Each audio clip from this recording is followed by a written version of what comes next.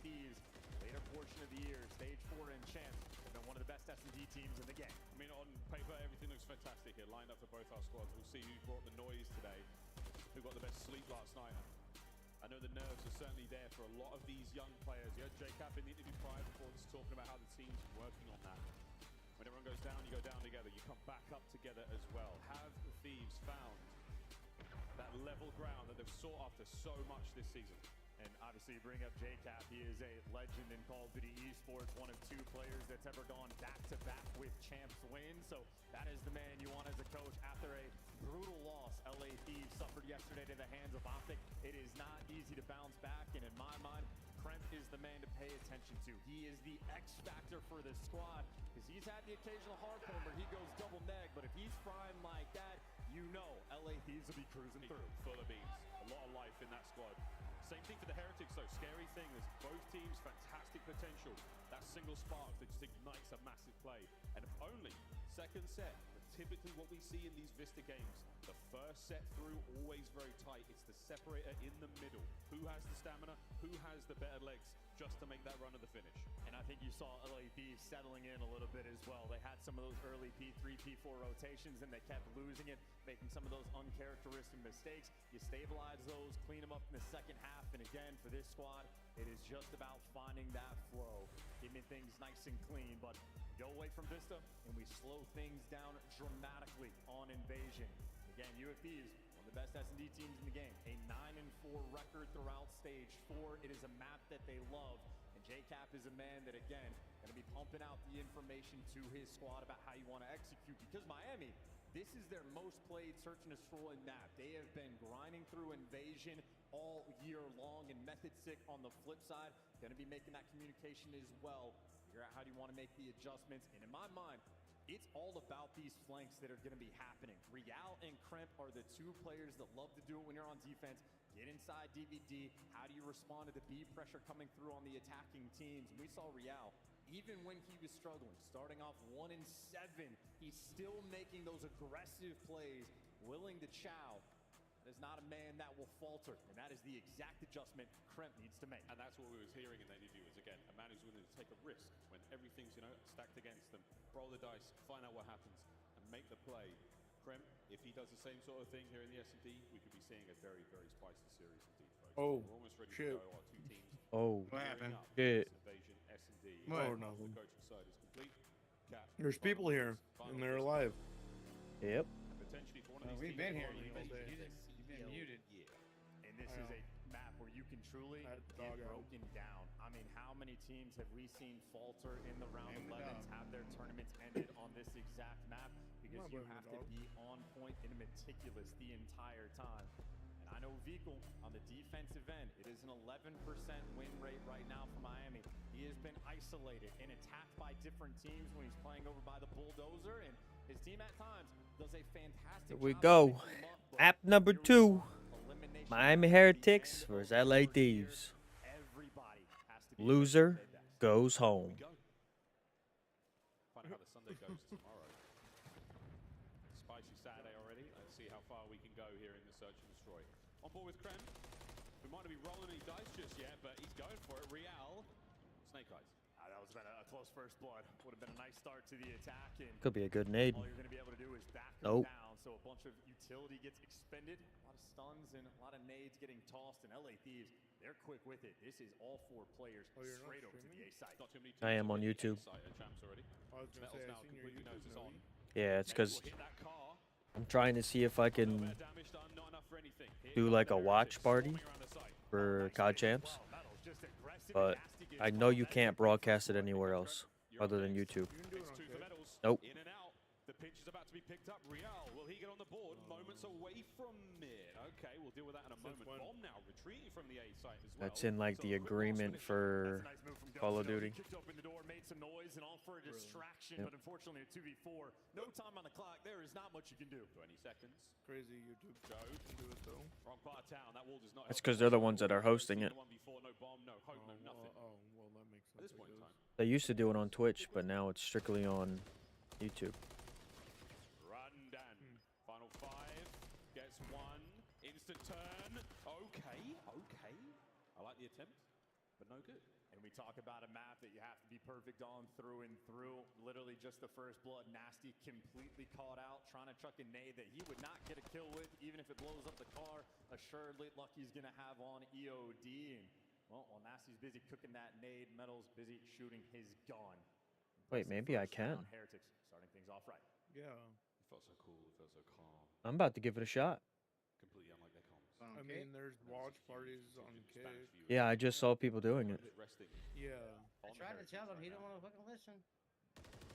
That's why I was kind of running confused. I'm other like, sporting endeavors. not- Why not add some Call they of have Duty that championships to that as well? Let's find out what happens in round two. cap Yeah, for a aggression reason. from LA Thieves as well. It's actually shit like Ghosty this. playing inside of Dark, and Kremp will be up top. Nice route being taken by Real, but going to be in a crossfire and can't get it done. Ghosty, the man to collect the kill. Him and Kremp working perfectly together. Great damage, just not enough to close it out.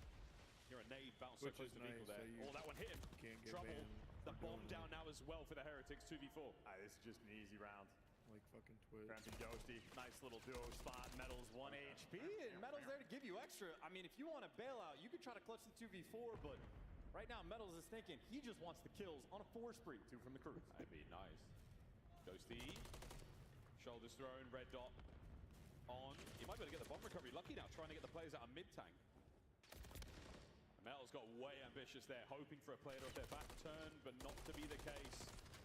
Now I'll down put to her up Lucky, there, who's see what certainly happens. fighting its way Oh, forward. that was tough. He earned a spot in Valhalla 2v1. after that round, but it's 1-1. Kind of surprised, though, honestly, that Metals is just going to full send it through Dark with a 4 kill, but Lucky's calling out. I got 2 players on the tank. He was just praying for a timing. Instead of playing for the long game with the crews, they were trying to find that 2v4 clutch. I will get that impact, that execution by LA Thieves. And this is such a nice back and forth already. Both teams great Might have form to turn when it up comes the to volume S&D. on The major advantage of the respawns goes to the Thieves. And if you lose this for LA, the long run just becomes so much more interesting. Then you have to close out 3-1. 2-man on the cross there. At long range, they don't manage to get any kills, but the damage trickling up slowly.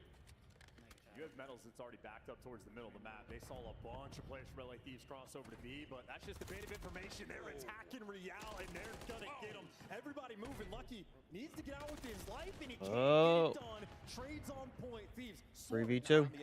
No one in position to capitalize on that. No nades on the inside, no nothing. Ghosty, or he took that fight. Metals wide out in the open, 0 cover. Spots the players on the rotation. Vico now in position to try to pick up 1 or 2. He goes the wrong way. Oh no! A wrong guess, and now a 1v3. I love this decisiveness. LA Thieves playing with absolute pace, making the calls, whatever they were told in between maps. Well, they have capitalized. 3 spree for Joe to seize a 3v1 with bomb down. Metals gonna have to cook something magical up for any hope to win this round. He's pretty cool so far at 4-1. For me? Oh, I'm trying to unlock the But stats. the ticking of that bomb just adds to the tension, adds to the pressure. And it's already been too much time for him. Now he just needs to make sure he does not give Joe to seize this kill. Gave it to Kremp instead. Thieves take the lead. And again, the way they just played that round, everybody grew up together. We already know the play calls. Kremp and Real play the same spots. Real often the playmaker for the squad. Roams around DVDs. He's willing to be aggressive. They take the time, clear out that section of the map. No tank is going to be the next most likely spot, and they send everybody there for the kill. And at the very least, if Real even gets one, he gets traded out. You're fine for the 3v3. Instead, they bully, and they keep flying together.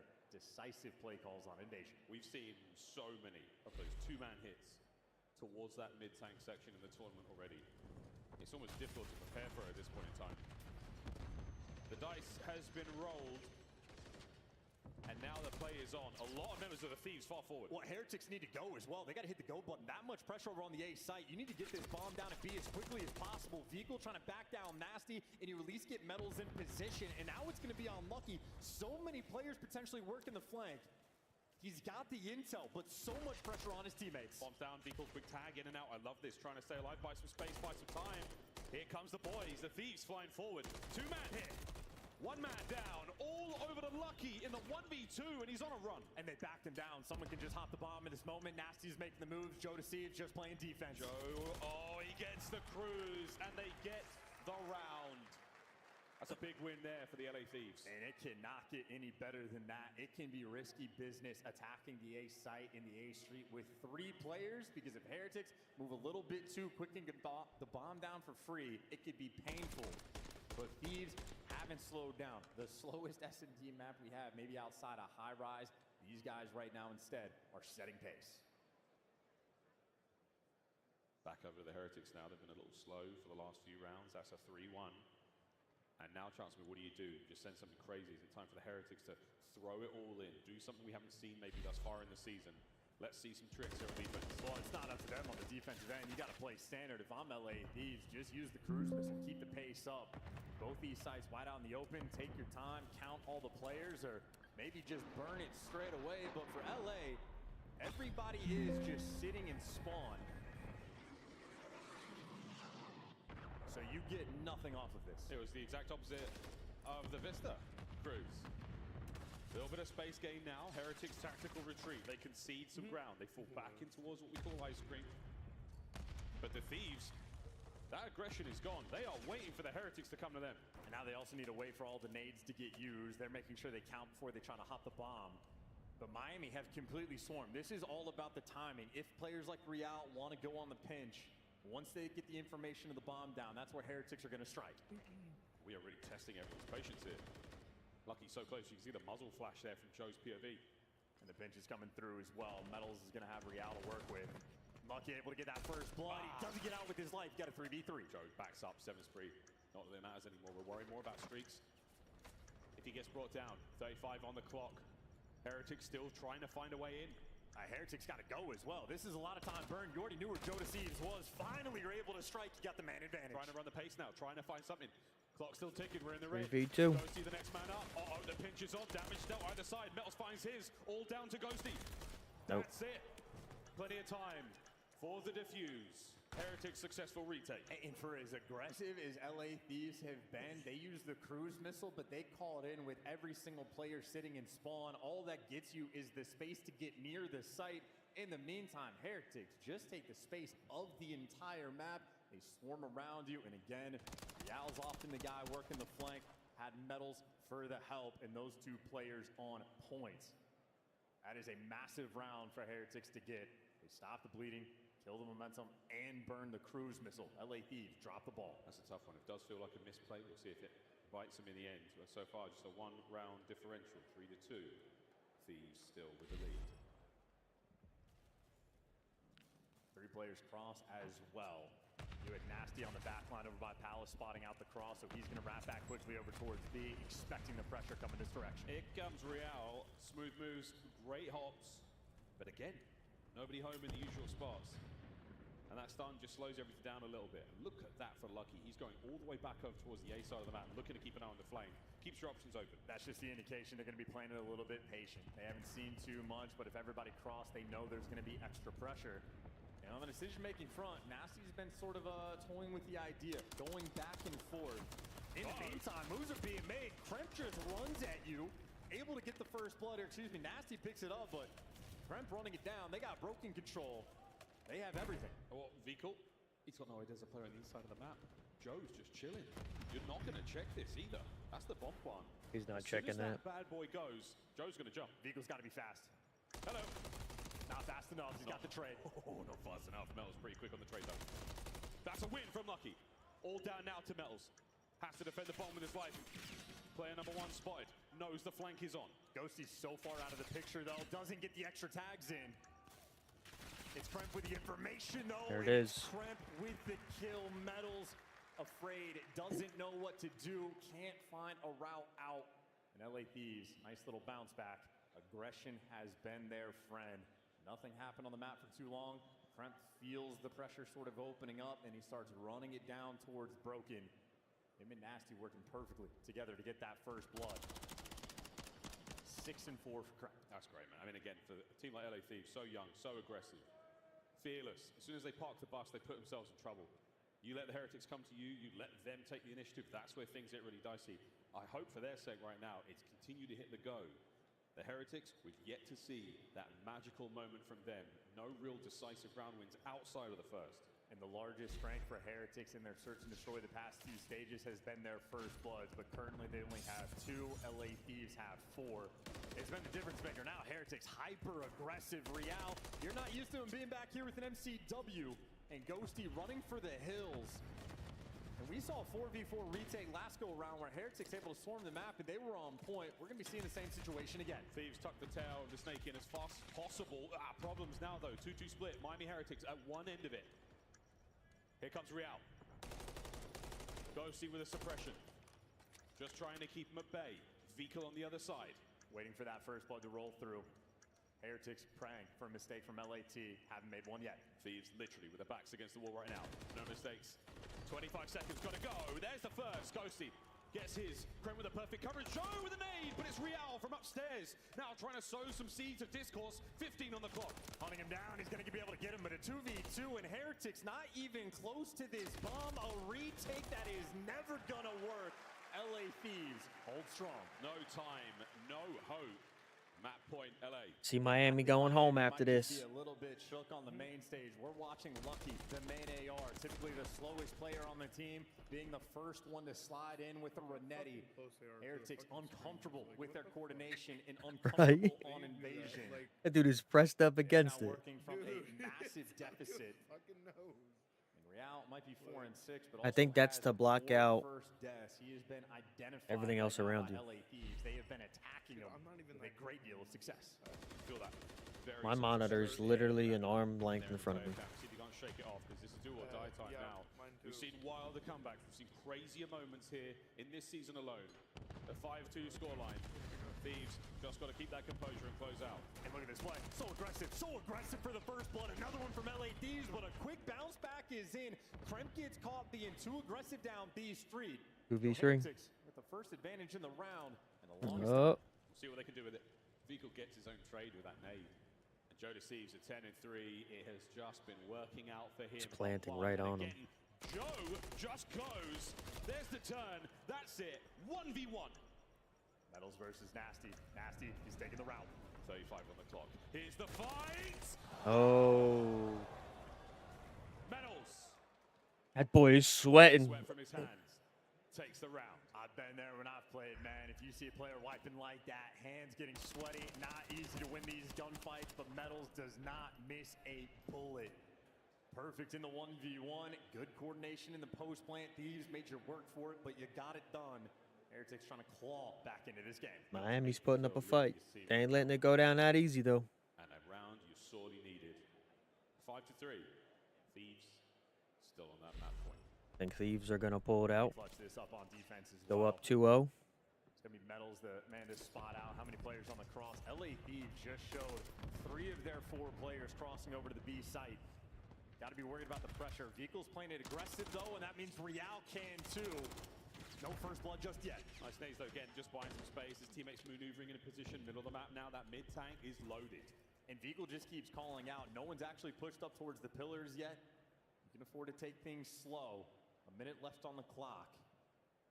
And Heretics not getting active on defense. They have gone back to the standard setup. They have great map control. Again, Thieves can burn the clock on the defensive rounds, but this is an offense. Back over towards A we go. Here comes the rotation. Metals. How many players can he get? You got everybody in front of you. A couple trades rolling through. Real picks up 2. 3v2 for Miami. Feed Real. You managed to get the bomb down as well. There's another red dot for you to chase. Oh, nice job. Nasty. It's all down to Lucky now for the map. 2v1. Thieves are on offense. 25. We're waiting for a mistake. The Thieves have pumped the brakes. There's the set. Oh, my goodness. There it is. Nasty. Nasty by name. Nasty by nature. What a search. Nasty tagging him back. Lost the 1v1 against Metals. Revenge instantaneously. And LA Thieves full speed ahead. Some broken ankles by the mid-tank there.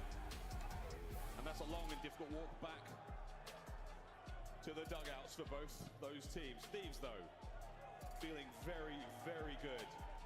after 2 solid maps. And look, it is a momentum-based squad. They have everything they need, but job is not finished. They have been up 2-0 in this tournament before, and they have been reverse swept. We have seen a collapse. They gotta ice up Heretics. They've been getting pounded for the moment. Being down 2-0 is not ideal, and for a team Damn, that Joe S&G has DeSage, been 12 their and bread 5. butter, they had no success in that round. Again, 4 first deaths for Real. Almost every single player negative against, except for Metals. Heretics are going to have to dig deep. Certainly a capable team, but this is a true test of their resolve. This is the last chance you have in the tournament to stay alive for the Miami Heretics. They fought so hard to get here. A tough look there in the S&D. Karachi control, we're going to see that have to be their saving grace. After that, the 6 stars. The pair of them could spell doom, or it could be the absolute turnaround. We'll find out. La La Land for now. We'll see if anything can change here, folks. What an unbelievable tournament we're having so far. Big surprises as we now go into a quick commercial break. On the other side of this one, we'll find out if the LA Thieves close this one out 3-0 and just roll on through the day. Otherwise, we're going to see a Miami Heretics come back, and I think the fans want that one as well. We'll find out who gets the dub after the break.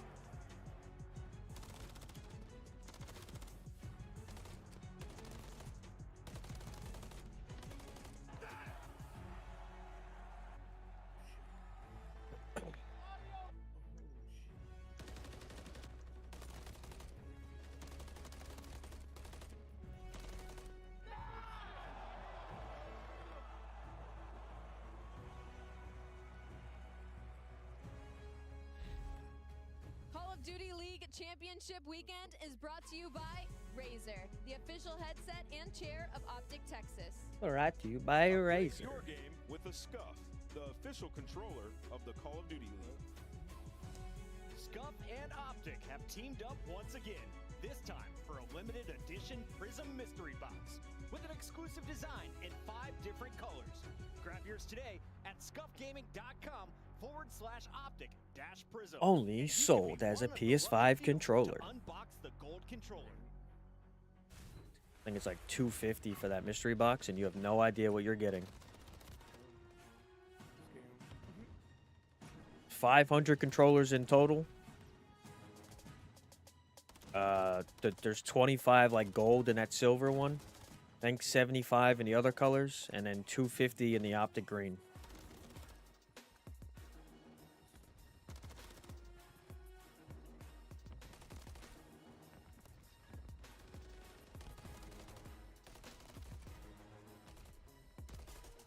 I don't know. I'm gonna grab a beer, but if Miami wants to stay alive a little bit, they gotta win map 3. They gotta work on that reverse sweep, just like OpTic gave them yesterday. But I don't know if Miami's got it in them to reverse sweep them. I think they'll win map 3, and they're gonna lose map 4. LA Thieves are gonna take it 3-1.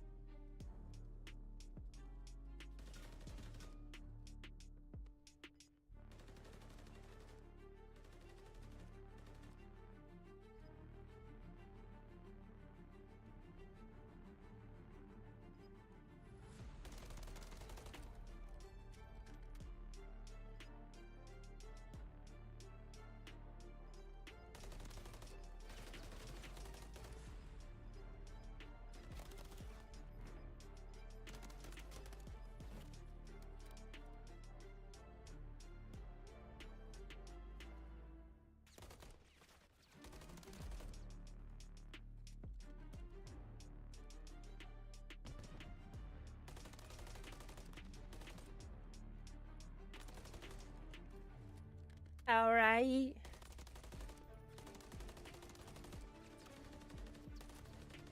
Karachi control. Let's see what Miami comes out with here. And then, the biggest match of the night. OpTic, Texas versus NYSL.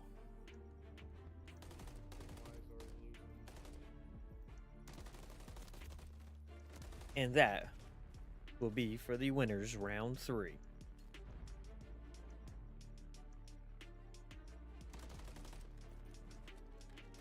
Dun, dun, dun, dun, dun, dun, dun, dun.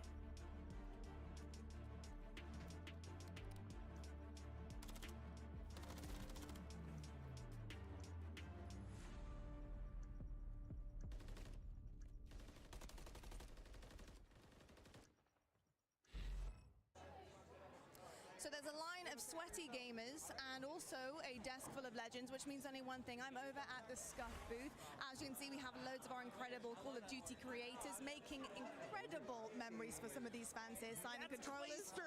With Iceman Isaac! And Puckett, who also happens to be maybe doing signings, but he's ran off, unfortunately, for everybody here. But of course, we do have amazing names. Clayster, Butters, Isaac, Z-Laner, all signing things for fans, folks. If you are in the arena and you want to get something signed or even some exclusive Champs merch here at the Scuff booth, please come on over and come and meet some of the favorites. Pressure now on as we return to Game 3 here in Championship Weekend 2024. Lower bracket matchup here as things have been, in and out of the game, we've had a little bit of everything here, folks. This has been one hell of a tournament, but we're far from over. So we've got ourselves a game of control coming up, and the crowd is loving it. I know you're all saving yourselves, the OpTic fans here. But Vikel's family in attendance, friends, family, all sorts, fans, you name it. They are certainly feeling the pressure. Can this team right the wrongs? Turn their season around in a huge way. And they need Vikel to pick things up. He was on point in map number 1, leading the charge, but they fell just short in that first respawn. Vikel looked like shit last map. He's got to do something this map. Again, the Spanish community has been out of control in the Call of Duty world for years, and already they've achieved their best champs placement, but they want so much more. For LA Thieves, they've fumbled. They've gone up 2-0. They have lost on this very map where they take their foot off the gas. Miami Heretics want to take advantage of the second half of the series, but for LA, you want to keep a clean 3-0. You want all the momentum, but Vikel will be a thorn in their side. A 1.69 KD on defense. He has been electric at champs. He has been electric indeed. And these images are moving. He's just holding his breath. An absolute statue. Truly composed as we now roll into what could be the last map. All right. Heretics start up. Turn it around right now. See what they got. Hit off the rip. They're actually going to no-show to avoid the stun grenades for a little bit less intel, and then they're going to pounce. And they get, unfortunately, a team kill, but they still get that first blood. The clearance to the B zone is going to be in. Lucky makes it through. Real finds another kill, so you still retain the initiative. Surprise, still on your side. And here comes the counter-attack from the LA Thieves. Lucky with a bit of an awkward movement there as Ghosty finds 2 and saves the zone. That team kill is going to end up being incredibly unfortunate for the squad, and now you're going to have to regroup and reposition. LA Thieves running 2 down. And a couple players going to fall. Real, if you went to this gunfight, my God. Ghosty, as his tradition, delivers a force spree and godlike gunfight wins. 2 in the zone, and then the next 2 to try to square up and go for it. Now, full jump control, the pinch is on. A zone attack for the Miami Heretics. They're managing to get themselves forward as Lucky finds himself on the wrong end of the stick again. Yeah, Ghosty again. He's just going to be playing a little bit of ISO game over towards Junk. Make just a nuisance. They're going to have to work out a junkyard to get him. And you see Ghosty, at least on the mini-map, he's on a 4 spree, so he's got a little bit of help from Krem. So you have right now Ghosty playing the game for the Cruise, trying to be annoying. The slow capture from A is going to commence. No Cruise. And you shut him down. So Heretics, maybe not a massive success off the opening break, but they still get the job done towards A. Joe for the last minute save, and big news here for Real. Whoa, a super aggressive play, and now B open for business. And this is too much pressure. You actually have LA Thieves. They're taking deep routes to try to cut through the middle of the map. They want nothing to do with that dumpster push. This is a 2-man capture. The first segment is long gone, folks. Second one on its way out. Here come the Thieves. They're going to have to try to be decisive here. About to snag 2 ticks on B. To the back door. How many kills can you get? Oh, it's a team kill. Oh, no. You managed to vacate the point for a moment. Unable to find anything, but just going to go back to 1 tick. And I love the decision-making from Nasty there. He stayed alive in Junk for long enough to force those players to spawn out, and until that moment, he does not rat back. So LA Thieves, they dropped all the ball on this map from just making non-heads-up plays. Nasty delivers there, but still a square up now around this B zone. Surround the point, try to find the errant kill. 120 on the clock. Real looking to be the man to make it happen. His teammates are getting picked apart though. It's been a costly push. Can Metals and Real save it? No, they cannot. Another good hold from the Thieves. You at least still have the close spawn, so another minute to play with. Maybe 2 strong pushes for Heretics to orchestrate some sort of beauty, but Kremp there to chop him down along the way. And gives you a little just bit ain't extra. it. Heretics just sliding into death. Vico. Nice 2. Not easy thing to do. Can he get 3? That'd be unbelievable. Nope. Oh, he wants it bad. Well, his teammates are making their way forward. Real again dives into the point, wins the fight. Ghosty though in between the fight and the point. As Joe, just unbelievable work off screen there. 6 and 5 for him. He is roaring. Real's doing everything he can, by the way. I mean, this is only a 2 spree, but now he's got 3. Real has been the only And Nade's man gonna get him. Miami here, Oh. and his teammates can't get any kills around it, and he is just being hunted down. Ooh. And finally, he gets stopped. No more respawns remaining. That's it. Heretics unable to get anything done. A slight bit of disconnect there in the attacking round from the Heretics last LA night. Thieves Real, as the take Thieves round 1. held up a couple of very, very strong pushes. Real is starting to certainly get himself going. A little bit slower in the first map. But this respawn, not bad at all. Thieves, they strike first. And Lucky just had a tough one. 3 and 10 in round number 1. A third of the lives of the squad expended by him. Got to bounce back, and obviously Van Ghosty on the flip side. We saw those player comparisons at the start where Lucky has been thriving in Search and Destroy. Ghosty has had his number in respawns, and that's exactly what we saw in round number 1. Ghosty, 2 different 4 sprees as well, an unstoppable force. Ever since the end of that Search and Destroy, Lucky, getting his ankles broken by Tank, has just not looked quite the same. 3 and 10 as things go so far. Defensive round for the Heretics. Let's see if they can find some momentum here in the control. Well, trophy's out by the car, so Lucky and Real able to make it through, but pressure's going to be on him. You're looking for a quick response there from Lucky, but not able to get it. Real still pops up in the feed and maybe deals with a little bit of the pressure, but at least he got the power positions. Ghosty, the overseer, going to try to keep this map under control. Nice tags, no kill. Oh. Bit of control now, so the A zone slowly being captured. Joe tags in and out. He and Nasty working on something here. Krem might be able to dive in. An extra kill. You're going to stack it now. There we go. 2 players on A. That's going to go real fast. And they're reading the flank. Absolutely easy there for Ghosty. That's number 11, and he stays alive. Calling out Vico, going to be jumping top red, and they're going to make this a double cap. That A zone going to start to fly. Ghosty 11 and 4. Lucky's 3 and 12. Oh God. 4 and 13. Oh no. Yeah, Heretics completely chalk this up. They win 1 set of gunfights. I think Miami's chalk, boys. This might go 3-0. Position for the B pressure, and Vico and Real working together, get those first 2 kills. But now Ghosty is behind you. He does get spotted out and made 1 shot, but no trades rolling through just yet. Real, big responsibility, the front man for the team. So difficult to deal with. Nice shots. Ghosty's just having himself a fucking field day right now. 18 to 23. Pressure now towards the Oh my God. Nice team shot. Lucky, wow, he finds 2. Saves the day for now, but Nasty manages to sneak on in. 2-man cap. A big win here would help, but Lucky, he finds it, and so does Real. Heretics hold. That's the Lucky that they are going to need to get back in this game. Beautiful 3 spree off spawn. It could have been a devastating moment, and now the kills for Heretics starting to flow. Joe, Daddy popped. You were absolutely rolling in that first round on defense. The attack now. Heretics are starting to get things moving. Nasty with 1 or 2 just to go forward. Real by Chunk as Nasty's got him. And this is interesting position on the minimap. They need Real to die, and as soon as they kill him, well, now you're going to be getting those close spawns too. Make it 3 now in the feed. Vico, Vico got one. At least gives you 1. Vico has to find these kills. Already finds 2. This is unbelievable. Reinforcements now over the wall in the position. Thieves. It's going to be a tall order to break this one. Yeah, he's just killed that pressure, but he's got to keep it up as well. You don't want the turtles. Got 1 big push. Holy shit. Nice moment for Vico. 1 away from the cruise. 1 away from the cruise, making the family proud in the rafters. Can he get another one here as he presses forward? Thieves, I think they saw him. Yep. You do. Krem saves it. A little too slow on the reload, though. Timing not on his side. 30 seconds left. LA Thieves pushing pace. Real just hold it now. Clock goes into the red. 2 Ah. 2 2 and above. It's all in now for the LA Thieves. 20 seconds to go. I mean, it's like a round of S&D right now. They're just setting up for the kills. Ghosty gets the first blood. Himself one. Oh, There's 3. Last man. Can he do what Vigal did a moment ago? The Thieves now on the point. He's just trying to slow him down, and he's at least done Got that. one. It's an extra kill, so he's trying to be the lifeline for his teammates. And he's a nuisance, but the triple stack is here. Now you gotta go. You gotta find a kill. You gotta get going. Get onto the point, boys. Nobody home. Second segment gone. Joe threads the needle. That could be it. Looking to cut the play out. Yep. And that should be the round. Vigal last ditch. Not enough. It is 2-0, and it is match point. LA Thieves with the 3-0 sweep.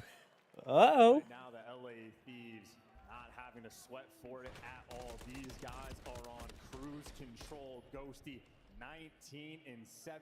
He has been on point both of these rounds. And his Ghosty damage is having numbers are also himself out of control. a round. 1 round away. These will join the top 4 at champs. For these young players, pressure on. See if Miami's figured it out yet. This one out. Lucky. 10 and 19. Struggling. Bickle 10 and 14. Hit marker there for Krem. Now can you capitalize on the damage dealt over towards A? Heretics on the capture. Just trying to keep it going. Nasty gets traded out though. Krem taking one. It's trades. Lucky on the point there to give you 2, but Ghosty, last man standing, another 4 spree he goes on. 20 kills already. 20 kills. Jesus. On towards B we go. Real trying to cause some problems. Vical and Metals back him up. You might actually be able to get some more bodies here on the zone. It's all down to Nasty to cut off the supply there. Grime's going to be working on the flank, but right now Heretics not even paying too much attention to it. They're focused on the dumpster while their head's going to be turned. They're getting the kills, but Grime's on the flank. Stuck him in the face. What a stick. Real gets taken down. 2 more players near Oh, the zone. shit. Gives you something extra.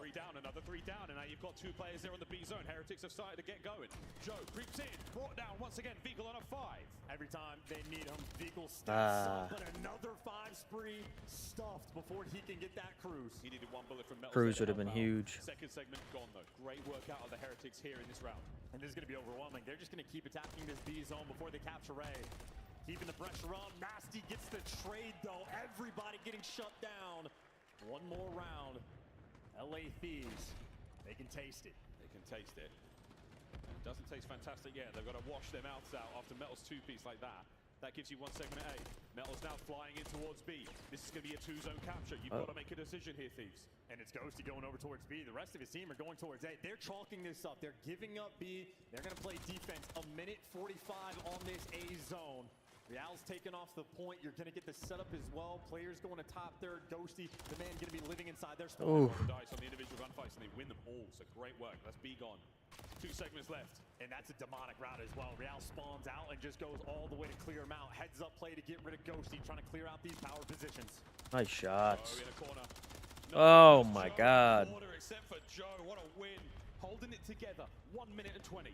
Look at this on the minimap. Real's going to be standing right next to Nasty. And this is a man that you need to kill. Real able to get him. Heretics still playing a heads-up game. Now we're trying to fight over the high ground right now for Heretics. Krem keeping you trapped.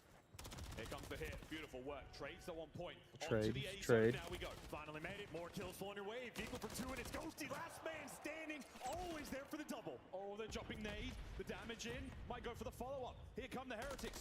Oh, Ghosty somehow fights his way in, and they manage to save the segment. You think this man wants it? 27 in 10. Another. He's fourth fucking spree. shooting. 1 more minute to go. The goal line save. 1 minute. Man, Ghosty out here shooting. 7 lives. Everybody coming through right now. You got Joe DeCeves forcing that close spawn. Everybody for Miami gonna have to wrap around. This has got to be perfect. Bring Nasty There down you on the top side. go. Easy Nasty reads. wins it. The reads are done. That could be it right here. 5 lives. 2 members here have got to go big. Vical does his part. Can Lucky. They need something else, man. They are running out of time. They gotta get have to somebody. go. LA Thieves have been perfect in this series. Nasty iron will right now. Do not let them get any closer. Real's in. The quick contest. Here come the Heretics. Nasty Vickel's down. there, onto it. Can you get the last player off the point? There it is. Heretics brought down again. Last man, and that was it. The LA Thieves. Wow. A young roster fight their way LA coming out shooting.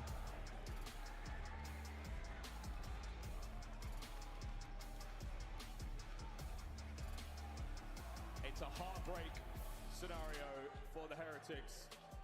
You fought so hard to get here, and it was a lifeless performance here on Saturday. The Thieves suffocated them. We'll see them not only at EWC, but Black Ops 6 as well. But that's the end of the run for the Heretics. And that is the perfect way for LA Thieves to start their Saturday. I heard him say it, business as usual. Didn't have to expend any energy in that series. A steamrolling of a 3-0. You did get your streak, Dan, you did. Elation there on stage. One more step closer to glory for the LA Thieves. They've got a lot of teams to contend with. But man, another team bites the dust here at Champs.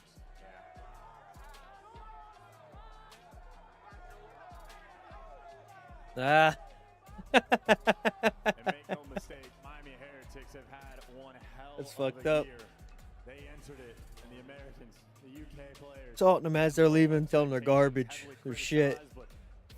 And the crowd saying it to them in Spanish as they're walking by. Fucking Ghosty 28 and fucking 10. Nasty 23-17. He was on point in this series. Maybe not enough in the S&D, but The final score there, 3-0, the score of the series. LA Thieves, how far can you go in this tournament? Aside from the hard point, not a terribly close matchup there. It was just perfect for the boys in red. We'll see them play a little bit later on today. Commiserations once again to the Heretics. A hard-fought battle, not quite enough. We'll see those boys later. Mate, the whole room is red. This is one. Absolutely. And I know Joe Deceives is the player I would hate to lose to the most. When this guy jumps up, he gets giddy. Exciting stuff for that 3-0. Well, good news, Chance. He's on stage right now with Blaze. We'll see how he feels. Take it away, Blaze. Thank you so much, Miles and Chance. Texas, show some love to the LA Thieves as they are still in this tournament. Man, Joe, a 3-0 against Miami. Were you guys expecting that, and what was the game plan coming in? I mean, yeah, you know, we know how good we are. I mean, especially like looking into that Toronto series and that first half of the OpTic series, we know how good we are. We know how much time we put in to get here. So that was, in my head, the expected result. Definitely did right there. Now, yesterday, you guys, you know, got reverse swept. It was a heartbreaker on the stage, but you know, here, after I saw you guys win a second map, even after the first map, you were locked in, wasn't getting overheated, too overly confident right there. What did you guys learn from that series that you wanted to bring into this one? I mean, like, I don't know, from what it seemed to be was like, we kind of just thought we had already won, but, you know, now, like you saw, like, you know, we're more locked in. We're just, we have 3 matches today, as long as we win all of them. You know, we have conserve our energy. We have a long day ahead of us. There you go. Now, every time you walk up into this stage, you got to step over, I want to say, that 2022 championship for the LA Thieves, and you walk over your team's name. What would it mean for for the youngest team in the CDL to bring that trophy back home to the compound? I mean, it'd mean everything, you know, just like the work we've put in as players, as the youngest team in the league, like you said, and even like our coaches, Shane, Cap, Brandon, you know, like how good of coaches they are to, I guess, mold us into the team we are today.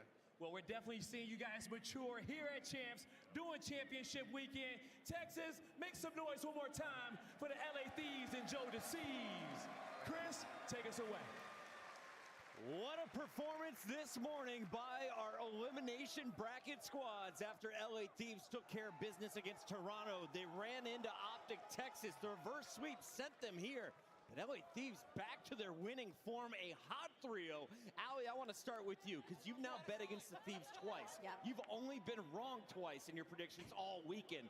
What is it about these matchups? How are Thieves getting it done? They just got it done really early, Chris. I did not expect them to win that evasion, search, and destroy, but unfortunately, Miami repeated what we saw from them yesterday. They were giving up way too much B space on the map. They were trying to play the retake, and it was not going their way all day yesterday, and it wasn't going their way today either versus versus Thieves today. It's fucking Clayster. Players. This was Vikel's first champs, and you had something to say to me backstage that maybe he wasn't as focused as he needed to be coming into a Sunday. Hey, he might have been focused. I'm not sure, but I definitely did see him out last night at a bar. I don't think he was drinking or anything, but he was enjoying himself a little bit. But the day before a champs match, like, come on, what are we doing? Don't go to a Warzone party, bro. Not if you want to move on in the bracket. Yo. But we got to update you with what went down in this series. A I'd be hating on somebody being at the bar going to champs because I'd be right there with them. This is where they fell short yesterday. They ran out of gas. You think that black CDL champs is going to be fucking water and monster? Not for this guy. Obviously, it's a map they haven't played a whole lot of the season, only 7 Be a little bit of times. vodka Red Bull in that bitch for me. And they get it done, and then I just also want to shout out Ghosty. We've been giving him a lot of love, but I don't think people recognize he's been the second best AR only after Scrap. Also beat them, right? So Ghosty's probably feeling like nobody can touch me in this tournament in the AR position. Truly special. And then as Ali mentioned in that search and destroy, clearly doing the research with Shane, with JCap, great adjustments made, and Miami Heretics just had no answer. Clay, this wasn't just a 3-0. This was a dominant game 3. Stomping. Absolute stomping. They came out with something to prove, and I think Thieves proved it right here. They actually could place top 3. It's right in front of them, right? And we've seen this before, Clay. These young guys having that, catching that fire, making runs at champs. It feels eerily reminiscent to years prior. You can't be nothing but excited if you're LA Thieves. Dan Ghosty making big plays. Hero performances by Joe Deceives to keep A off guard. And then, of course, you saw Nasty every step of the way. You're going to hear more about Byron throughout this tournament. But we got to put an exclamation on this series. And, of course, our man of the match honors has to go to Dan Ghosty, right? Has to go to Dan Ghosty. 1.55 on the series. Fuck. He is the man of, I feel like, the weekend, almost the season for the LA Thieves. He has been so consistent as they are for this team. Not only that, but as a leader as well. This is one of the youngest teams we have in the CDL on average, and they're placing top 4. 68 and 44 across 3 games. He also earns our Scuff Player of the Match honors. Let's take a look at his Scuff Player of the Game. Clay, we asked for just a montage here because we wanted to showcase how quickly he changes targets in all these respawns. He put him on a hoop mixtape. Absolute world star the entire series. Dan is shooting like a man on a mission. I think there's nuclear bombs coming out of his gun instead of regular bullets. Like, he is flying. He's positioning himself perfectly, and he's just not missing. Wall banging, two-piecing him. Like, come on, Lucky, get that trade, man. It's not slow either. Like, you know, there's tons of situations where we're watching backstage, like, man, Kremp's on a 6 streak, just picked up a streak, and we're like, who's with them right now? It's Ghosty, laying down the damage, 6,000 on that map number 1, and then we get to this control, and Ghosty said, I am not getting reverse swept. Absolutely taking over, the best control performance we've seen so far. LA Thieves power into our final 4, and they draw a rematch against the team they beat on day 1. It'll be Thieves versus Toronto Ultra in the next round. Speaking of the bracket, you may have heard the fans going wild. Why? Players for this next match are getting ready on this stage. We still have 3 matches to go tonight. You will later see LA Thieves take on Toronto Ultra. But Clayster, our next fight, it's against 2 Power 4 squads, New York Subliners and OpTic Texas. Banger alert. I mean, this is going to be an insane series. Both of these teams are looking at the top of their game. They just both came off Game 5 wins to get to this point, and I think neither one of them wants to drop to the loser bracket. It's a Super Saturday, 5 matches on the day. You just saw 2. We'll be back with the biggest match of the weekend. It's your winners bracket finals, OpTic Texas, New York Subliners, when we return. This motherfucker out the trash. I don't know, I might try to do that. I didn't even think about that. Doo-doo-doo. Doo-doo-doo.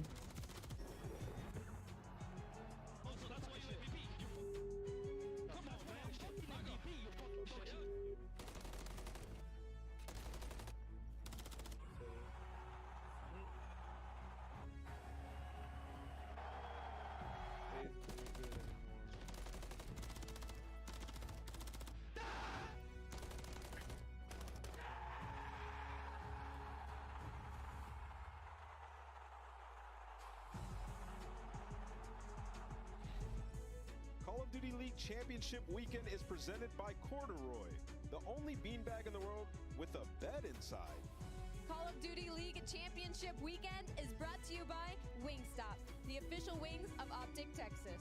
Scuff and OpTic have teamed up once again, this time for a limited edition Prism Mystery Box with an exclusive design in 5 different colors. Grab yours today at scuffgaming.com/optic-prism. And you could be one of the lucky few to unbox the gold controller. Bum, bum, bum. Bum, bum, bum.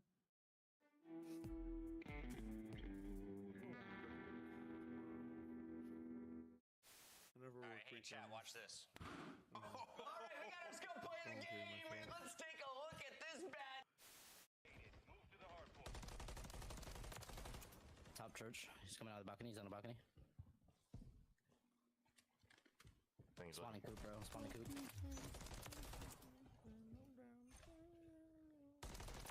Standing by.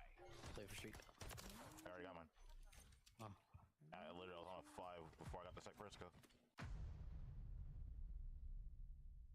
CDL ranked plays. Show us what you got. Last one up. He's got a trophy though, right? He threw a trophy out. He might do it. He threw a trophy out. I think this might be too slow. Either way, he got it.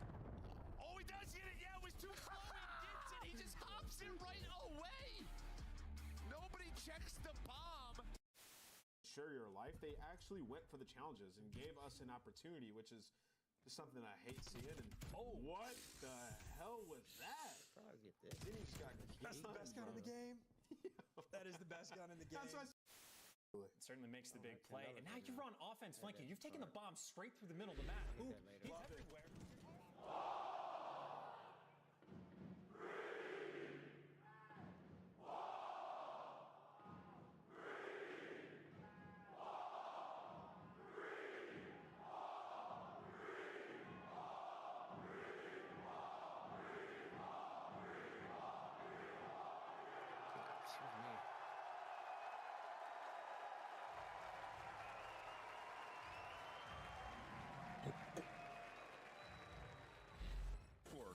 Champs is solidified. Now it's about getting that championship. We know how that momentum can get you the ring. And look at that trophy. What's that? The best in Call of Duty history right there. We did pretty good in Black Ops 2. I think that thing is better. Let's take a look though at the cash.